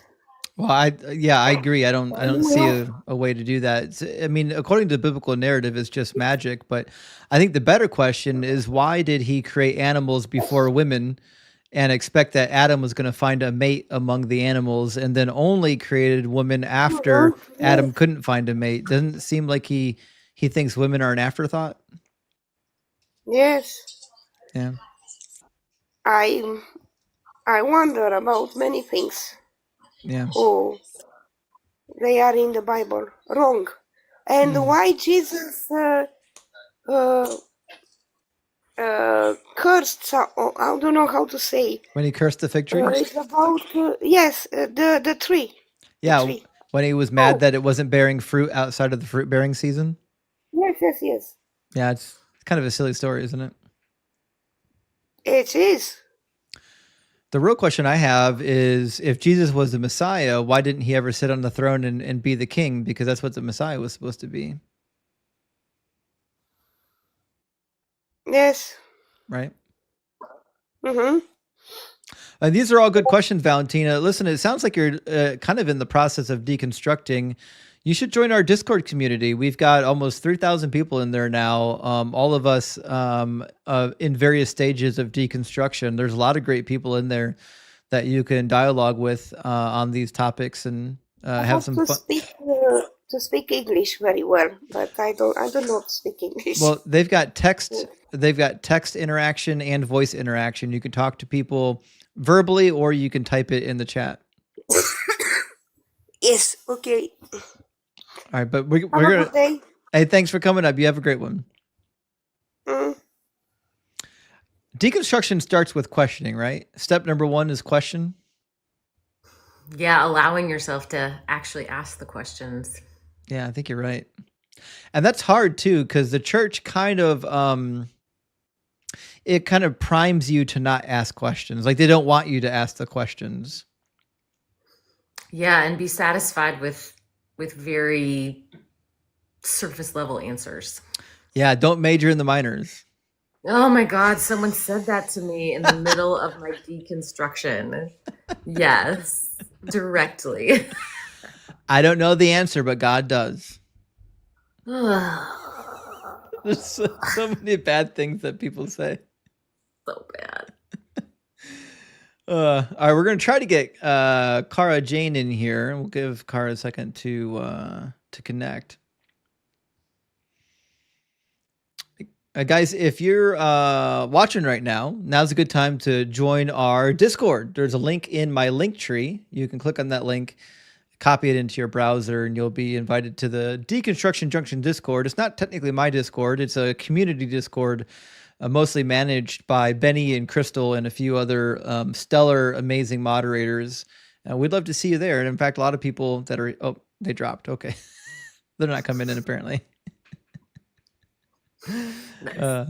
Dr. Joe, thank you for the hand hearts. Big W. Actually, Dr. Joe is in our Discord community as well. She's an active member, and she's in Sarah's Discord too. Sarah, you got a Discord, right?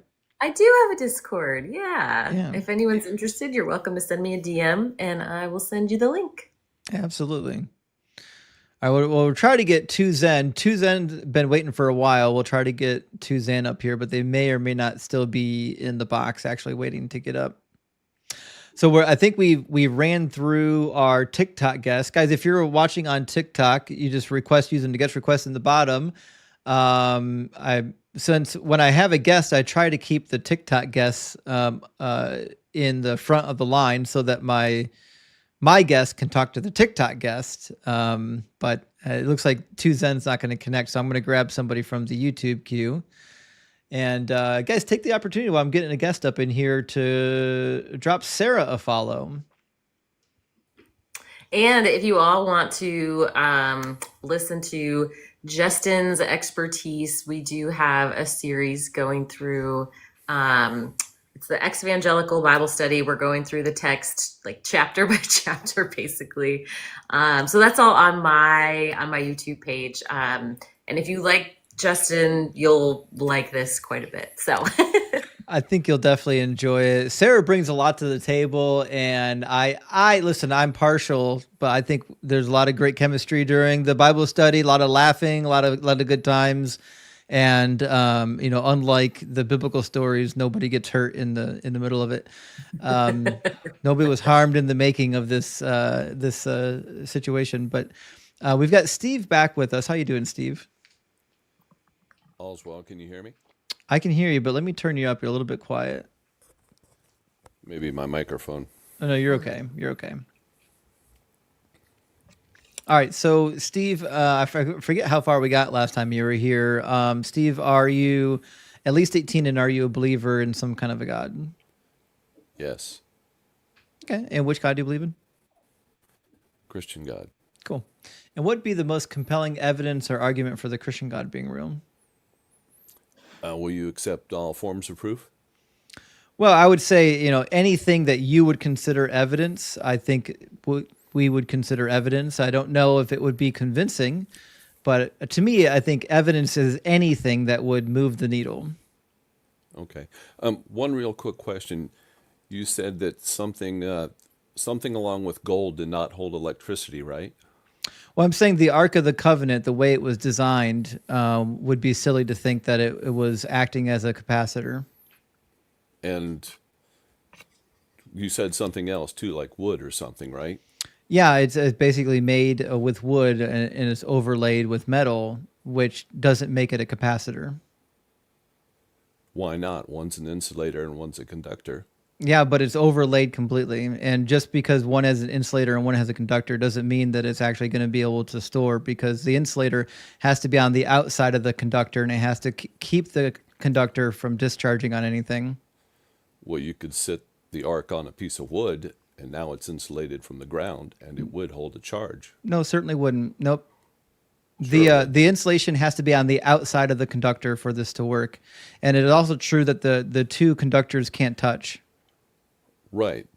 But if you set the entire golden ark on a piece of wood, it would be insulated from the ground and you could charge the gold. It's irrelevant if it's insulated from the ground. It's not insulated from itself. That's not how capacitors work. Well, a capacitor kind of is insulated from itself. It's Literally the all by itself. craziest thing, people arguing with an electrical engineer on how capacitors work. Yeah, it's an insulator It's and not. a conductor. It's not. Then You have what's to it- then you have what's to it- have an the- actual configuration that is appropriate for acting as a capacitive.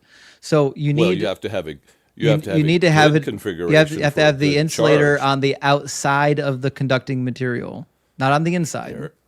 Is air an insulator? No, not in the way you're thinking of it is. Sure, it is. No, it's not. That's what lightning is. Lightning is using the air to create plasma. Right, when it gets up to a high enough charge. Right, yeah. But still at the low level, gold insulated by a piece of wood underneath Let me it just draw you a and the picture. air. So I don't think you would actually become- know. I don't think you actually know how any of this works. So let me just. It's Gonna science time. erase my my white dry erase board here. Okay. So the way capacitors work is you're going to have a body. Which is gold.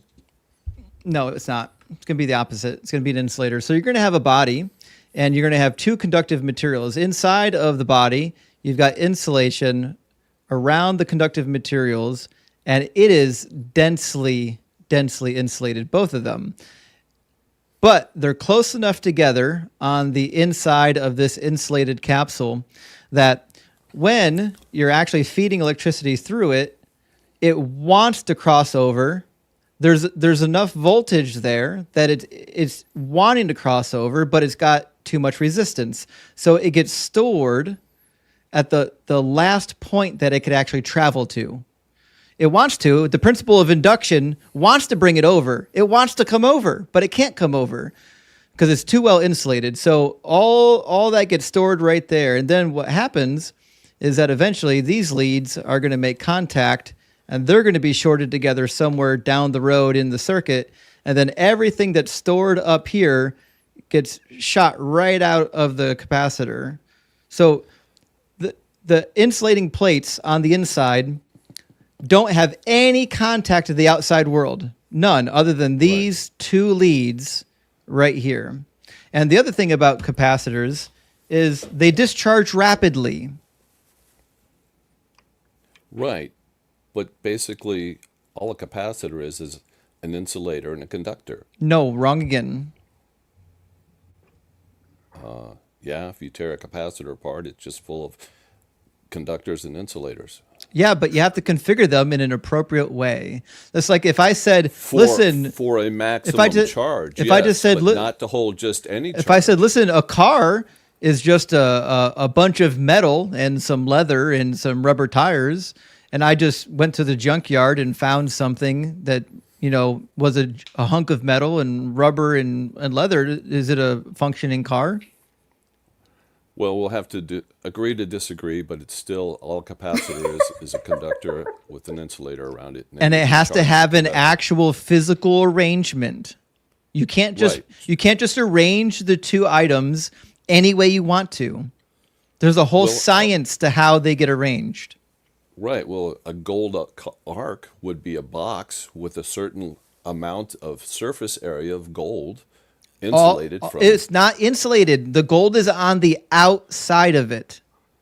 Right. And if it's on a piece of wood, I can't it's believe insulated somebody. from. I cannot believe somebody this dumb. I can't. All right. Well, anyway. So anyway, using logic, you're my proof for God. Oh boy, this is gonna get worse before it gets better. All right, give me Yeah, give me the argument for look at the trees. Let me put the look at the trees counter back up. Hold on, we're at number 2 at least for tonight.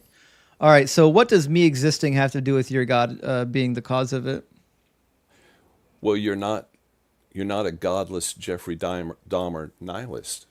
I never Not said I living was a like nihilist. I don't need to be a nihilist to be an atheist. So the question is, why would I need a why God to aren't you- exist?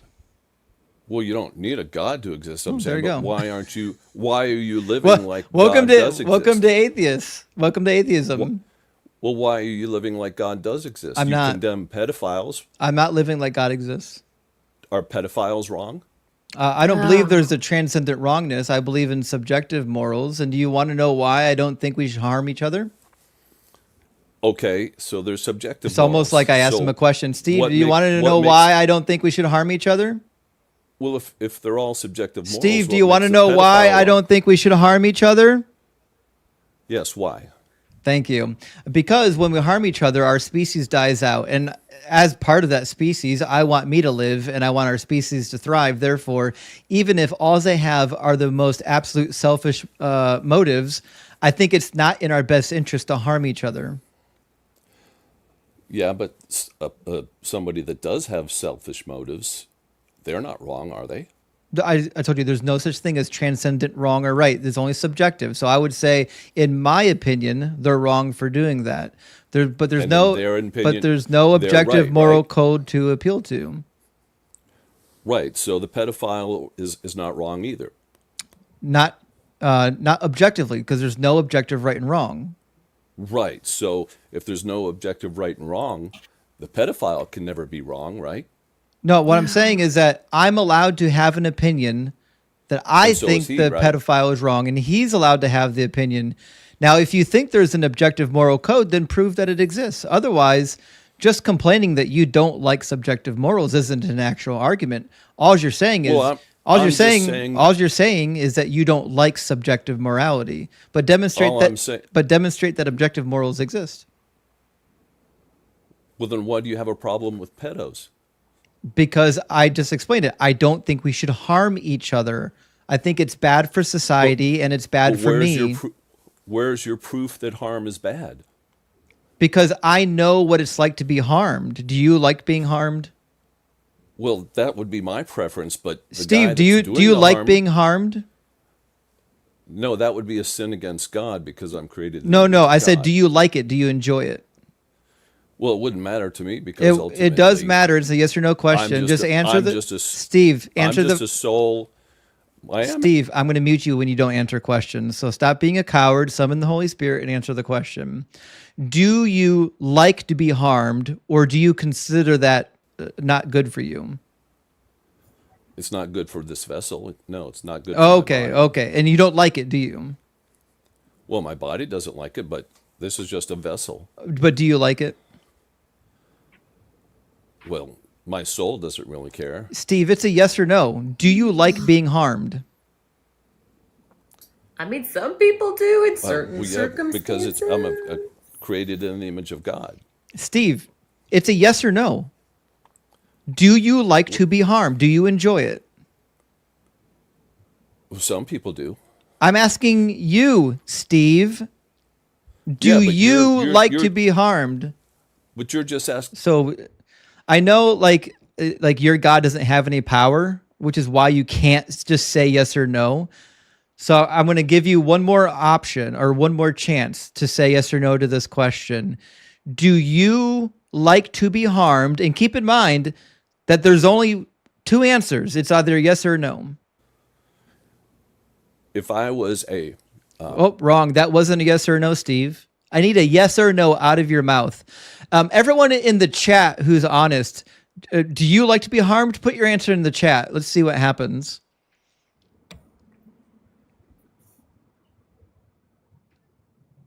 No no's coming in. Oh, interesting. Oh my God, a lot of no's. Oh shit, a lot of no's. Okay, weird. Okay, so the question is answerable. It's an answerable question. Okay, so if that's the case, Steve, it is an answerable question. What's your answer? Do you like to be harmed? There are lots of people that like to be harmed, but my particular Steve, I don't care about what you think other people are up to. I'm asking you a yes or no question, and the only thing that needs to come out of your lying lips is a yes or no. So I'll ask you again, yes or no. Do you like to be harmed? my preference is not. I'm not. Listen, every time you say something other than a yes or no, I'm just going to mute you every time. He wants to say no, but he doesn't. He wants to act like he doesn't want to answer the question. So it's a yes or no. It's a one word answer, Steve. I need one word out of your mouth, and it needs to be a yes or no. Yes or no. Do you like to be harmed? No, I do not prefer to be harmed. Fantastic. Would you prefer to live in a world where people didn't harm you? Well, there are people that like to be harmed. Steve, it's a yes or no about your position. So, Steve, I swear, if you cannot have an honest dialogue, I will move to the next guest who can. Would you? Steve, I'm asking your preference. Shut your lips and listen to the words coming out of my mouth. Would you prefer to live in a world where people didn't harm you? Yes, because that's my preference. Thank you. Fantastic. Okay, so I have a preference too. My preference is to live in a world in which people don't harm me. I don't need a God to have that preference. That's just my preference. Because the species that didn't have that preference all died and they don't exist anymore. So my moral framework is selfish. I know that I don't want to be harmed, and I know inherently that it's better for me to live in a society where they don't harm me and I don't harm them. That's all I need to know. I don't need a God to know that that is true. But is it wrong to harm? I already told you there's no objective morals. Until you can demonstrate that there are. So it's actually not wrong for me to harm you then, right? Steve, we've already covered this. There's no objective morals. Okay, so then Jeffrey Dahmer. So all you're asking is, what's the smell of blue? It's a nonsensical question. You're saying, is it objectively wrong in your worldview when something happens? When I already told you, objective morals don't exist. Asking me what blue smells like is a useless question. Is this the best you have, or did you have another argument? So objectively right and wrong does not exist, right? I just told you there's no objective right or wrong. So I'm waiting for the argument. I'm waiting for the argument that objective morals do exist, because that's what you're appealing to. Well, my argument is, Steve, do objective morals exist? Yes. Can you prove it? Can you prove they would be wrong? Can you prove that they exist? Yeah, you don't want to be harmed. That's not objective. That's my preference. That's just your preference. That's right? the definition of subjective. I'm asking you for the evidence that objective morals exist, not subjective.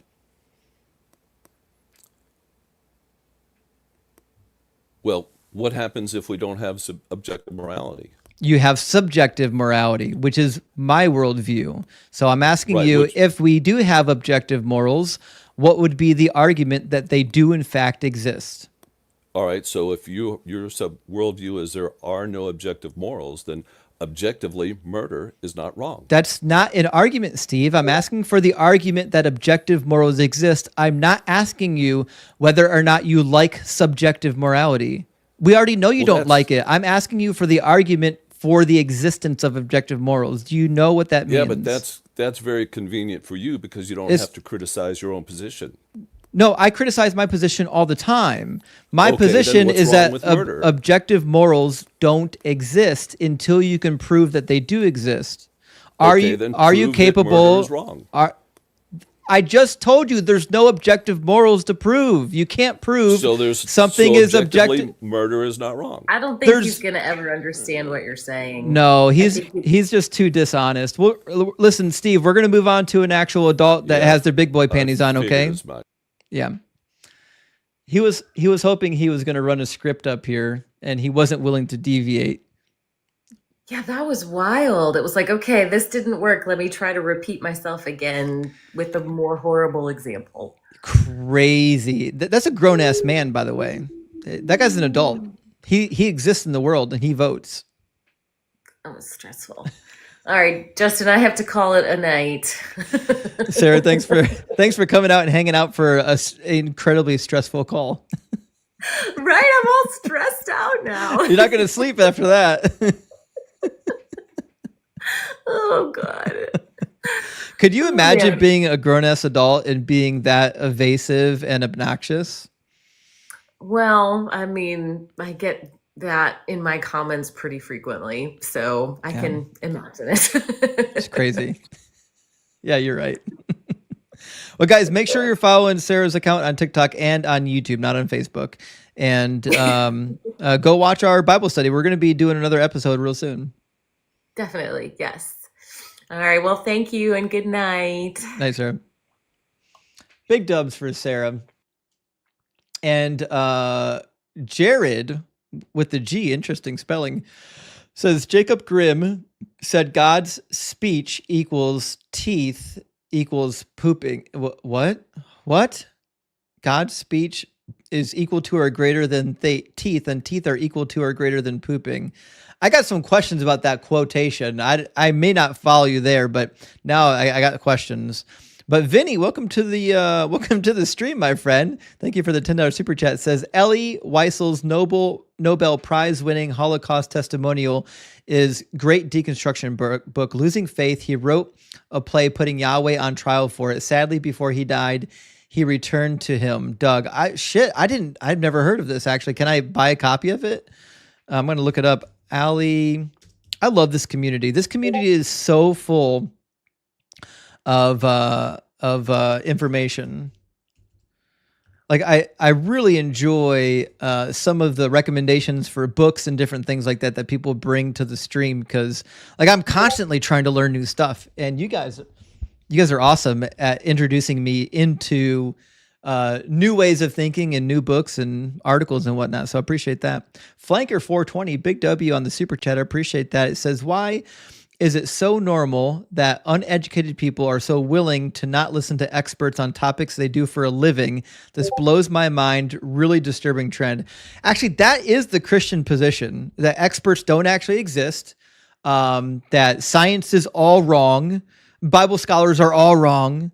You have to be in that worldview to be a Christian. It's crazy to me that somebody would get on a live stream and argue with an electrical engineer that a wooden box covered in gold is not actually a legitimate capacitor. Fucking insane to me that anyone would think that.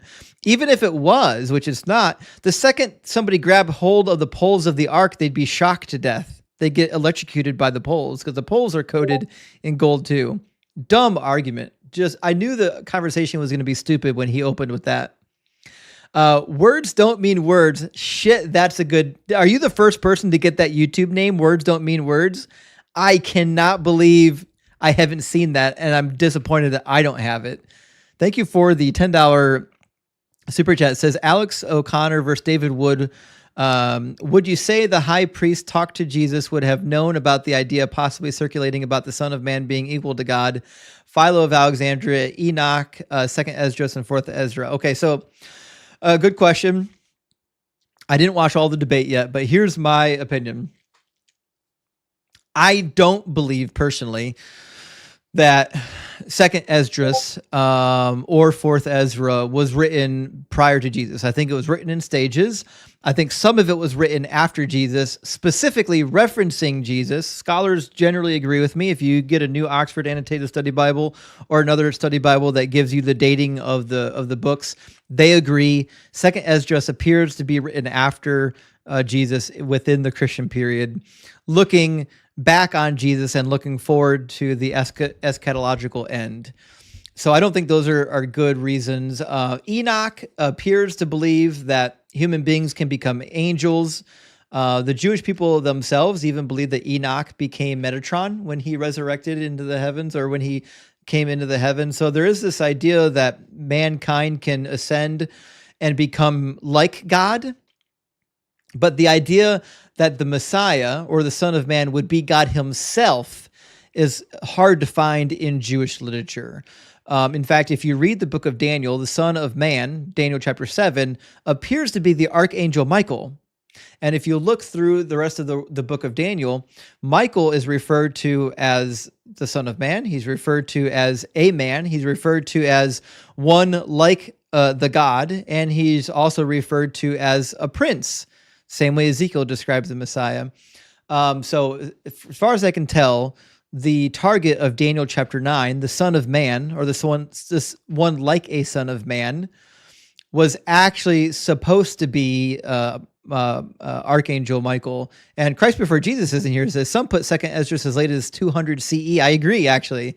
I agree with that dating of Second Esdras. I think it was, in fact, that late. I don't believe Second Esdras at all came before Jesus, not even close. And Aaron says, Steve literally invoked subjectivity on harm. Yeah, he did.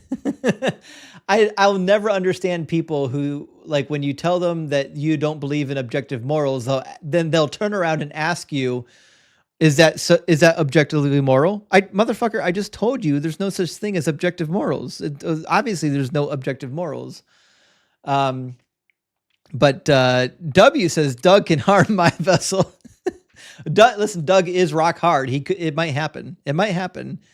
And Eris says, check Steve's hard drive. If I had to guess, Steve sounded like a more mature version of B-Boop. If you guys remember B-Boop, made a couple return visits. In fact, I didn't publish those videos yet. I got to do that real soon. And Steve Nash says, being a Steve, I feel compelled to apologize for Steve. We are not all like that. I know, Steve. I know you're not. That particular Steve was an outlier. I've had good luck with most Steves, just not that one, obviously. And Dr. Joe, Big W on the super chat again, says, to be fair, if someone has synesthesia, colors or numbers, sounds can have sounds, taste, and emotion. I didn't know that, Dr. Joe. Are you telling me there's a condition in which it allows people to, the brains to mix up like smells and sounds and colors and tastes? Because that would be wild. I need to know more about this. I had no idea. This is completely news to me. I've got to look into this tonight before I go to bed. This might keep me up at night thinking about this. Holy shit. Dr. Joe, you rocked my world right now.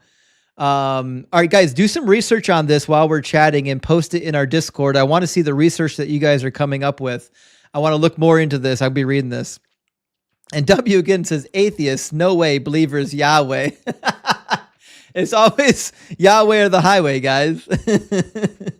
And Para, thank you for the $40 yen. He says, according to Mark 4:12, Jesus was a racist from India. Yeah, he was actually. And he called the Syrophoenician woman a dog, most likely because of her outsider status, not being part of the Jewish people. And Noah Lyons 8 dead babies on the ark. Good to see you tonight, my friend. Thank you for the $9.99 super chat. We have to connect, though, on Discord soon. Sorry, I've been kind of backed up, but we've got to continue our conversation about what we were talking about before. But he says, have you seen the show The Good Place? I like their idea of the afterlife. You get multiple chances till your soul learns how to be better. Then you can decide when you are ready to peace out for real.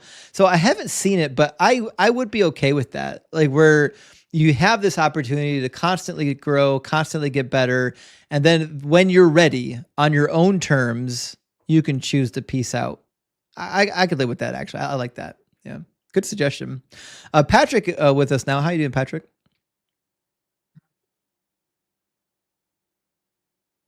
Patrick? Patrick? Patrick?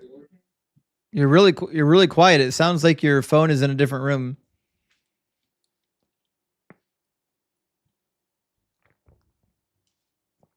Well, Patrick's figuring out his phone situation. Let me pull Dr. Joe up. I want to hear the scoop on this. Yeah, I just thought I'd jump up and tell you synesthesia is a neurological condition in which people have sensory crossover in their brain. So, for example, somebody with synesthesia will feel numbers, or numbers will have a tone, or they will have a taste, or other experiences, they will feel a crossover in terms of sensory experience. So I've had people, just as an example, the number 3 is red because that's how their brain processes it. Right. So it is a thing. It's almost like a link, right? Like something about the number 3 triggers the brain's response as though it would be responding to something red. I'm not sure how it's a neurological pathway in that person's brain. This is really But interesting. yeah, the people in the chat, some people know about it as well. But yeah, there can be sounds and music, and it's a fascinating. I wouldn't even call it a disorder, but a fascinating experience for people who have it. Yeah, it's really interesting because there was a I hate to use the term, but there's not a good one for it. And he listed himself like this, but there was a guy who was kind of a mathematical savant that was in the news a lot in like the 90s and 2000s and whatnot. And one of the interesting things was he was doing all this math in his head, like high level math. And he tried to explain how he does it. And he says, well, when I see the numbers, it forms shapes in my head. And like the shapes just arrange themselves into an order. And I know what number it is when it comes up my mouth. It was really weird the way his brain processed the numbers. Because in my head, when I process numbers, I'm visualizing what numbers look like on a page. Right. It's wild. It is. Those kind of brain quirks are amazing. Yeah, the human brain's a wild place to be. It is. We should look at the brains. I agree. Actually, well, Dr. Joe, I've got a guest up here. You're welcome to stay up with me. I'll hang out a minute. Yeah, come hang out. Guys, make sure you're following Dr. Joe if you're not already. She's a great friend in our community. She does a lot of work with our community. So definitely we want to utilize her when we can. So Patrick, did you get your microphone figured out? I don't know. Can you hear me? Yeah, it's working. How you doing? I'm doing well. How are you? Doing well. Thank you for asking. Patrick, are you at least 18 and do you believe in some kind of a God? I am at least 18 and I think there is likely a God. Fair enough. Which God do you believe in? Well, I think that there's likely something that created the universe. Fair enough. So what would be the argument or the evidence that would lead you to this position? I think fine-tuning argument does a lot for me, and then also the fact, look at the trees. The fact that there's something rather than nothing. Well, which one do you want to tackle first? I mean, it doesn't matter to me. Well, I mean, they're your arguments. Like, I don't really know. Like, it just makes more sense to me that there's a reason for there being something rather than nothing, and then the fact that we're here at all. That just, but I acknowledge that it might not be the case, but it seems more likely that there is a reason. In my worldview, there was never nothing, right? So there's not a need for a creator. Right. So like in your worldview, you have to posit a need for the creator. So you say, well, the need for the creator is to create everything, but like that's not actually something that's necessary if it was pre-existent.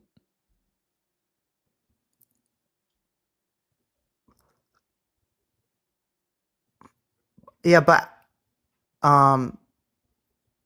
like I don't think there can be an infinite chain of like causality. Why not?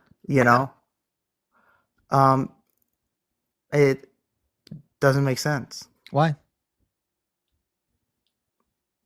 I don't know.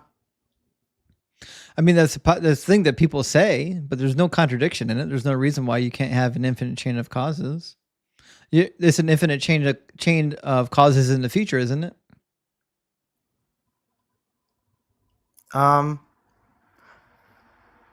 Yeah, but I think there has to be like an unmoved mover, as you know.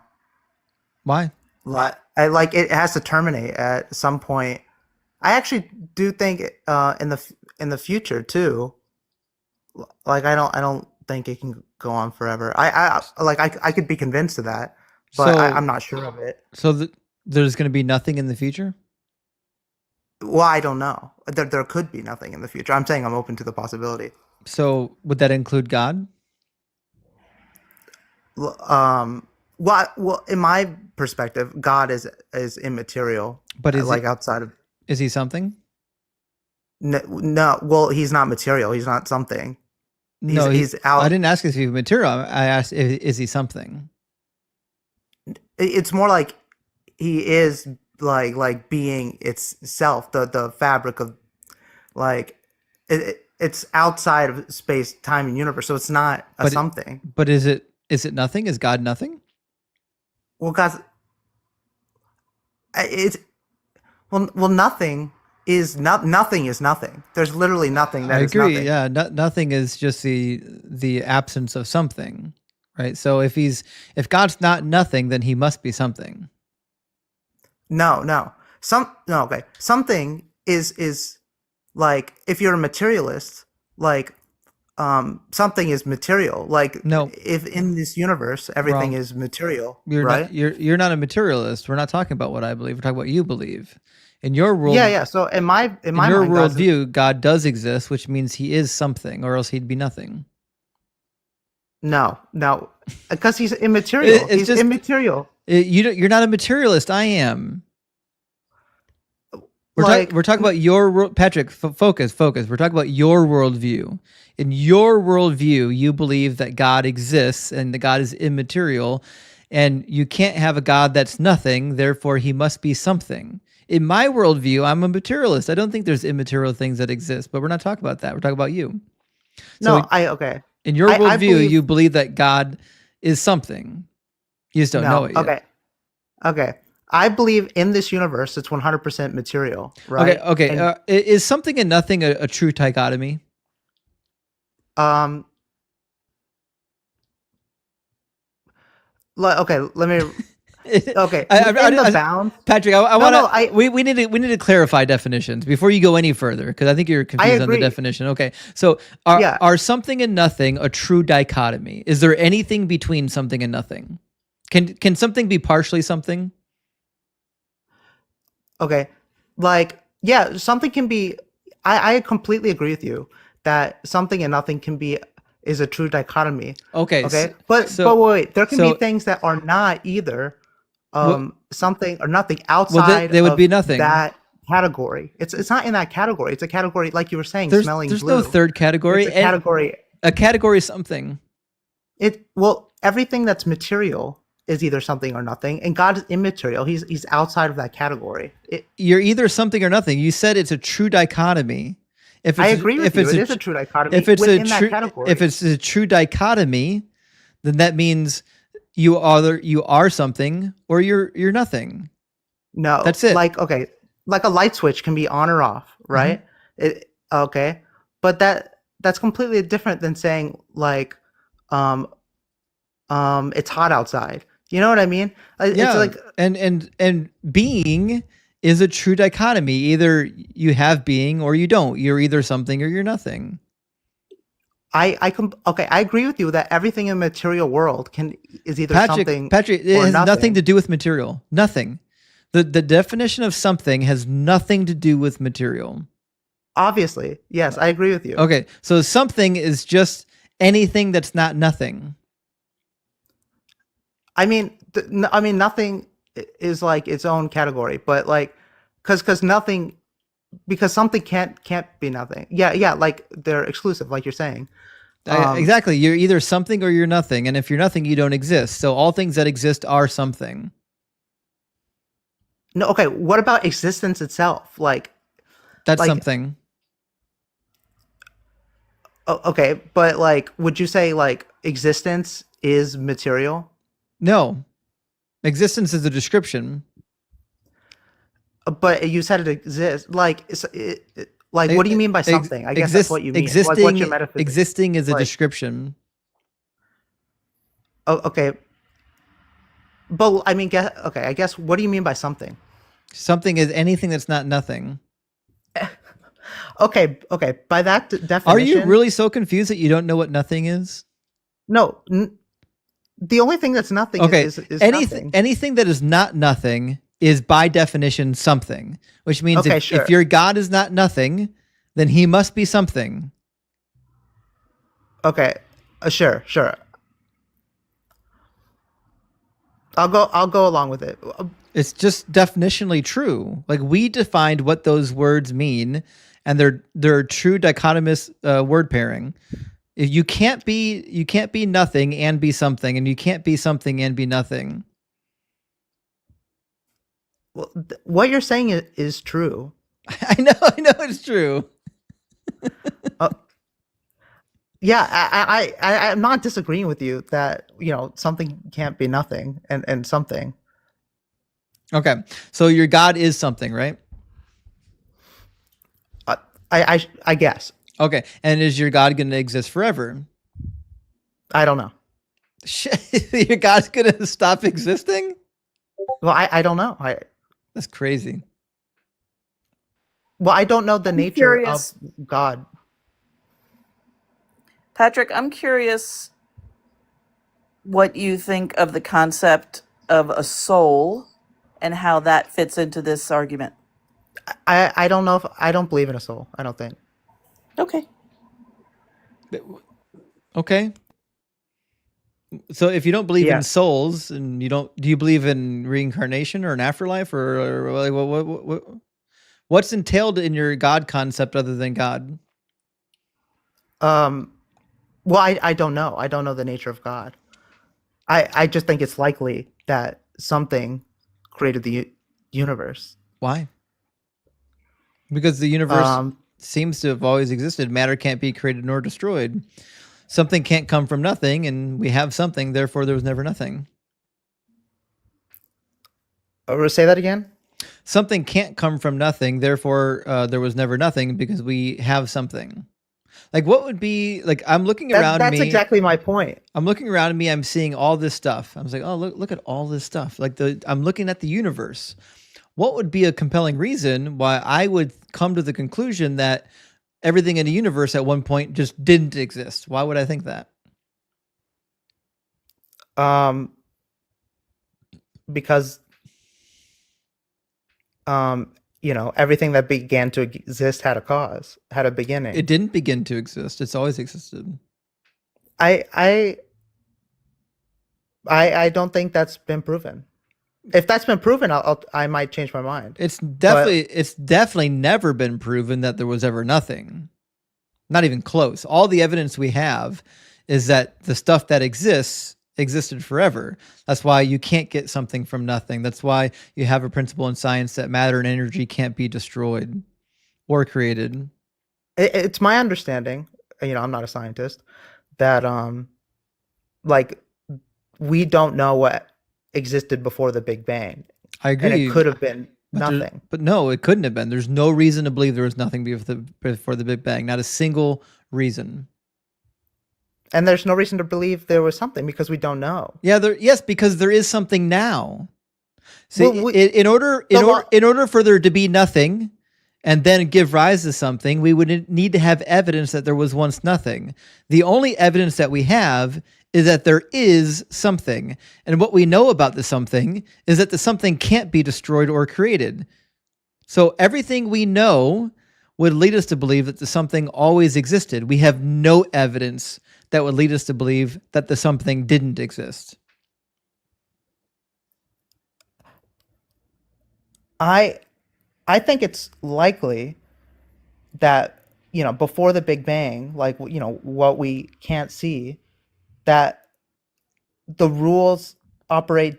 We don't know if those same rules apply. Like, like, what is possible, what's impossible. We can't say. Like I think it's impossible to determine. I never said that I knew beyond a shadow of a doubt what happened before the Big Bang. What I'm saying is that the evidence that we do have would not lead one to conclude that there was once nothing. There's no evidence pointing to that. But there is evidence of it's likely that was the beginning. No, there's no evidence I see of what that. you're saying. Present I the evidence if it exists. Okay, I see what you're saying. I have a side question just about the program. If religion and spirituality, belief in a God, seems to have evolved and be adaptive, for human flourishing, or else it wouldn't have evolved. Like, if it's adaptive for people, why are you trying to deconstruct people's beliefs in a God? Because it's not beneficial. Because it kills people. It harms people. Over the course of history, religion has done more damage than any institution on earth. Oh, I'm sure it does harm people, but if it wasn't adaptive, it would have been bred out of us. No, not even close. Why not? We haven't been long enough for that to happen. We haven't been alive long enough. Give it time. I mean, it's been millions of years. No, not for our level of discourse. I don't believe that for millions of years that they believed in gods. I think that's a recent concept. I don't think the like Homo or the early Homo erectus had any idea of a god. I have no idea what they believed, but at least it's been tens of thousands of years, and I don't think it popped up just in our in Homo sapiens. The spiritual instinct, higher power, something binding us together, like culturally. Well, I it find started out hard to believe. without the God concept. They just believed that the heavenly bodies up there, they believed that they were just as real as the earthlings down here. They just thought that they were special because they didn't know what they were. That's all it was. They didn't have this idea of a all-powerful creator that like lovingly created humanity and put the stars in place. They didn't have any of those concepts. Those were later inventions during the Hellenistic period. Okay, so like, Native Americans who believed like in nature spirits or things like that, and had like, I would say, like spiritual religious practices. Yeah, do they believe in that today? I'm sure some do. Yeah, exactly. Yeah, they're moving away from that. Like religion, if it was true, wouldn't be so diverse. If there was a true God and it actually was knowable, then we'd find some level of agreement after spending many thousands of years, 10, 20,000 years looking for the creator God. Yeah. Yeah. I lost my train of thought, but if it was I remember what I was going to say. So, Patrick, I'd like to jump in here and suggest that perhaps what you are seeing as adaptive and helpful is not the belief in a deity, but the practices that develop around that belief. So perhaps things like community, fellowship, ritual, different practices of mindfulness, shared experience, awe, AWE is shown scientifically to have neurocognitive benefits. Compassion, service, volunteering, creativity, all of those things have common elements in the religions that I am familiar with. And I think maybe that's what you're seeing as adaptive. Yeah, that and like a belief in a higher power. You can see it in like, AA programs and almost every culture You definitely around the don't want to world. go there with me, my friend. Yeah, actually, this is a topic that Dr. Joe knows a lot about. In fact, maybe can you guys dialogue just for a minute? I'm going to use the restroom. I think this is an area of expertise for Dr. Joe. Correct. Okay, so is belief in a higher power not adaptive? I would Right now, my answer would be correct. The belief in a higher power is not adaptive, but some of the practices and routines that come along with that belief can be very beneficial. Do you know if there's been any studies on where they, study people who have a belief in a higher power and study people who don't and see if they're better off or worse off? That would be what you just constructed would be impossible to study. But yes, there's been plenty of research around belief, practices, habits. Yeah. It's like my understanding, correct me if I'm wrong, that like when studied, religious people tend to be healthier and happier than non-religious people.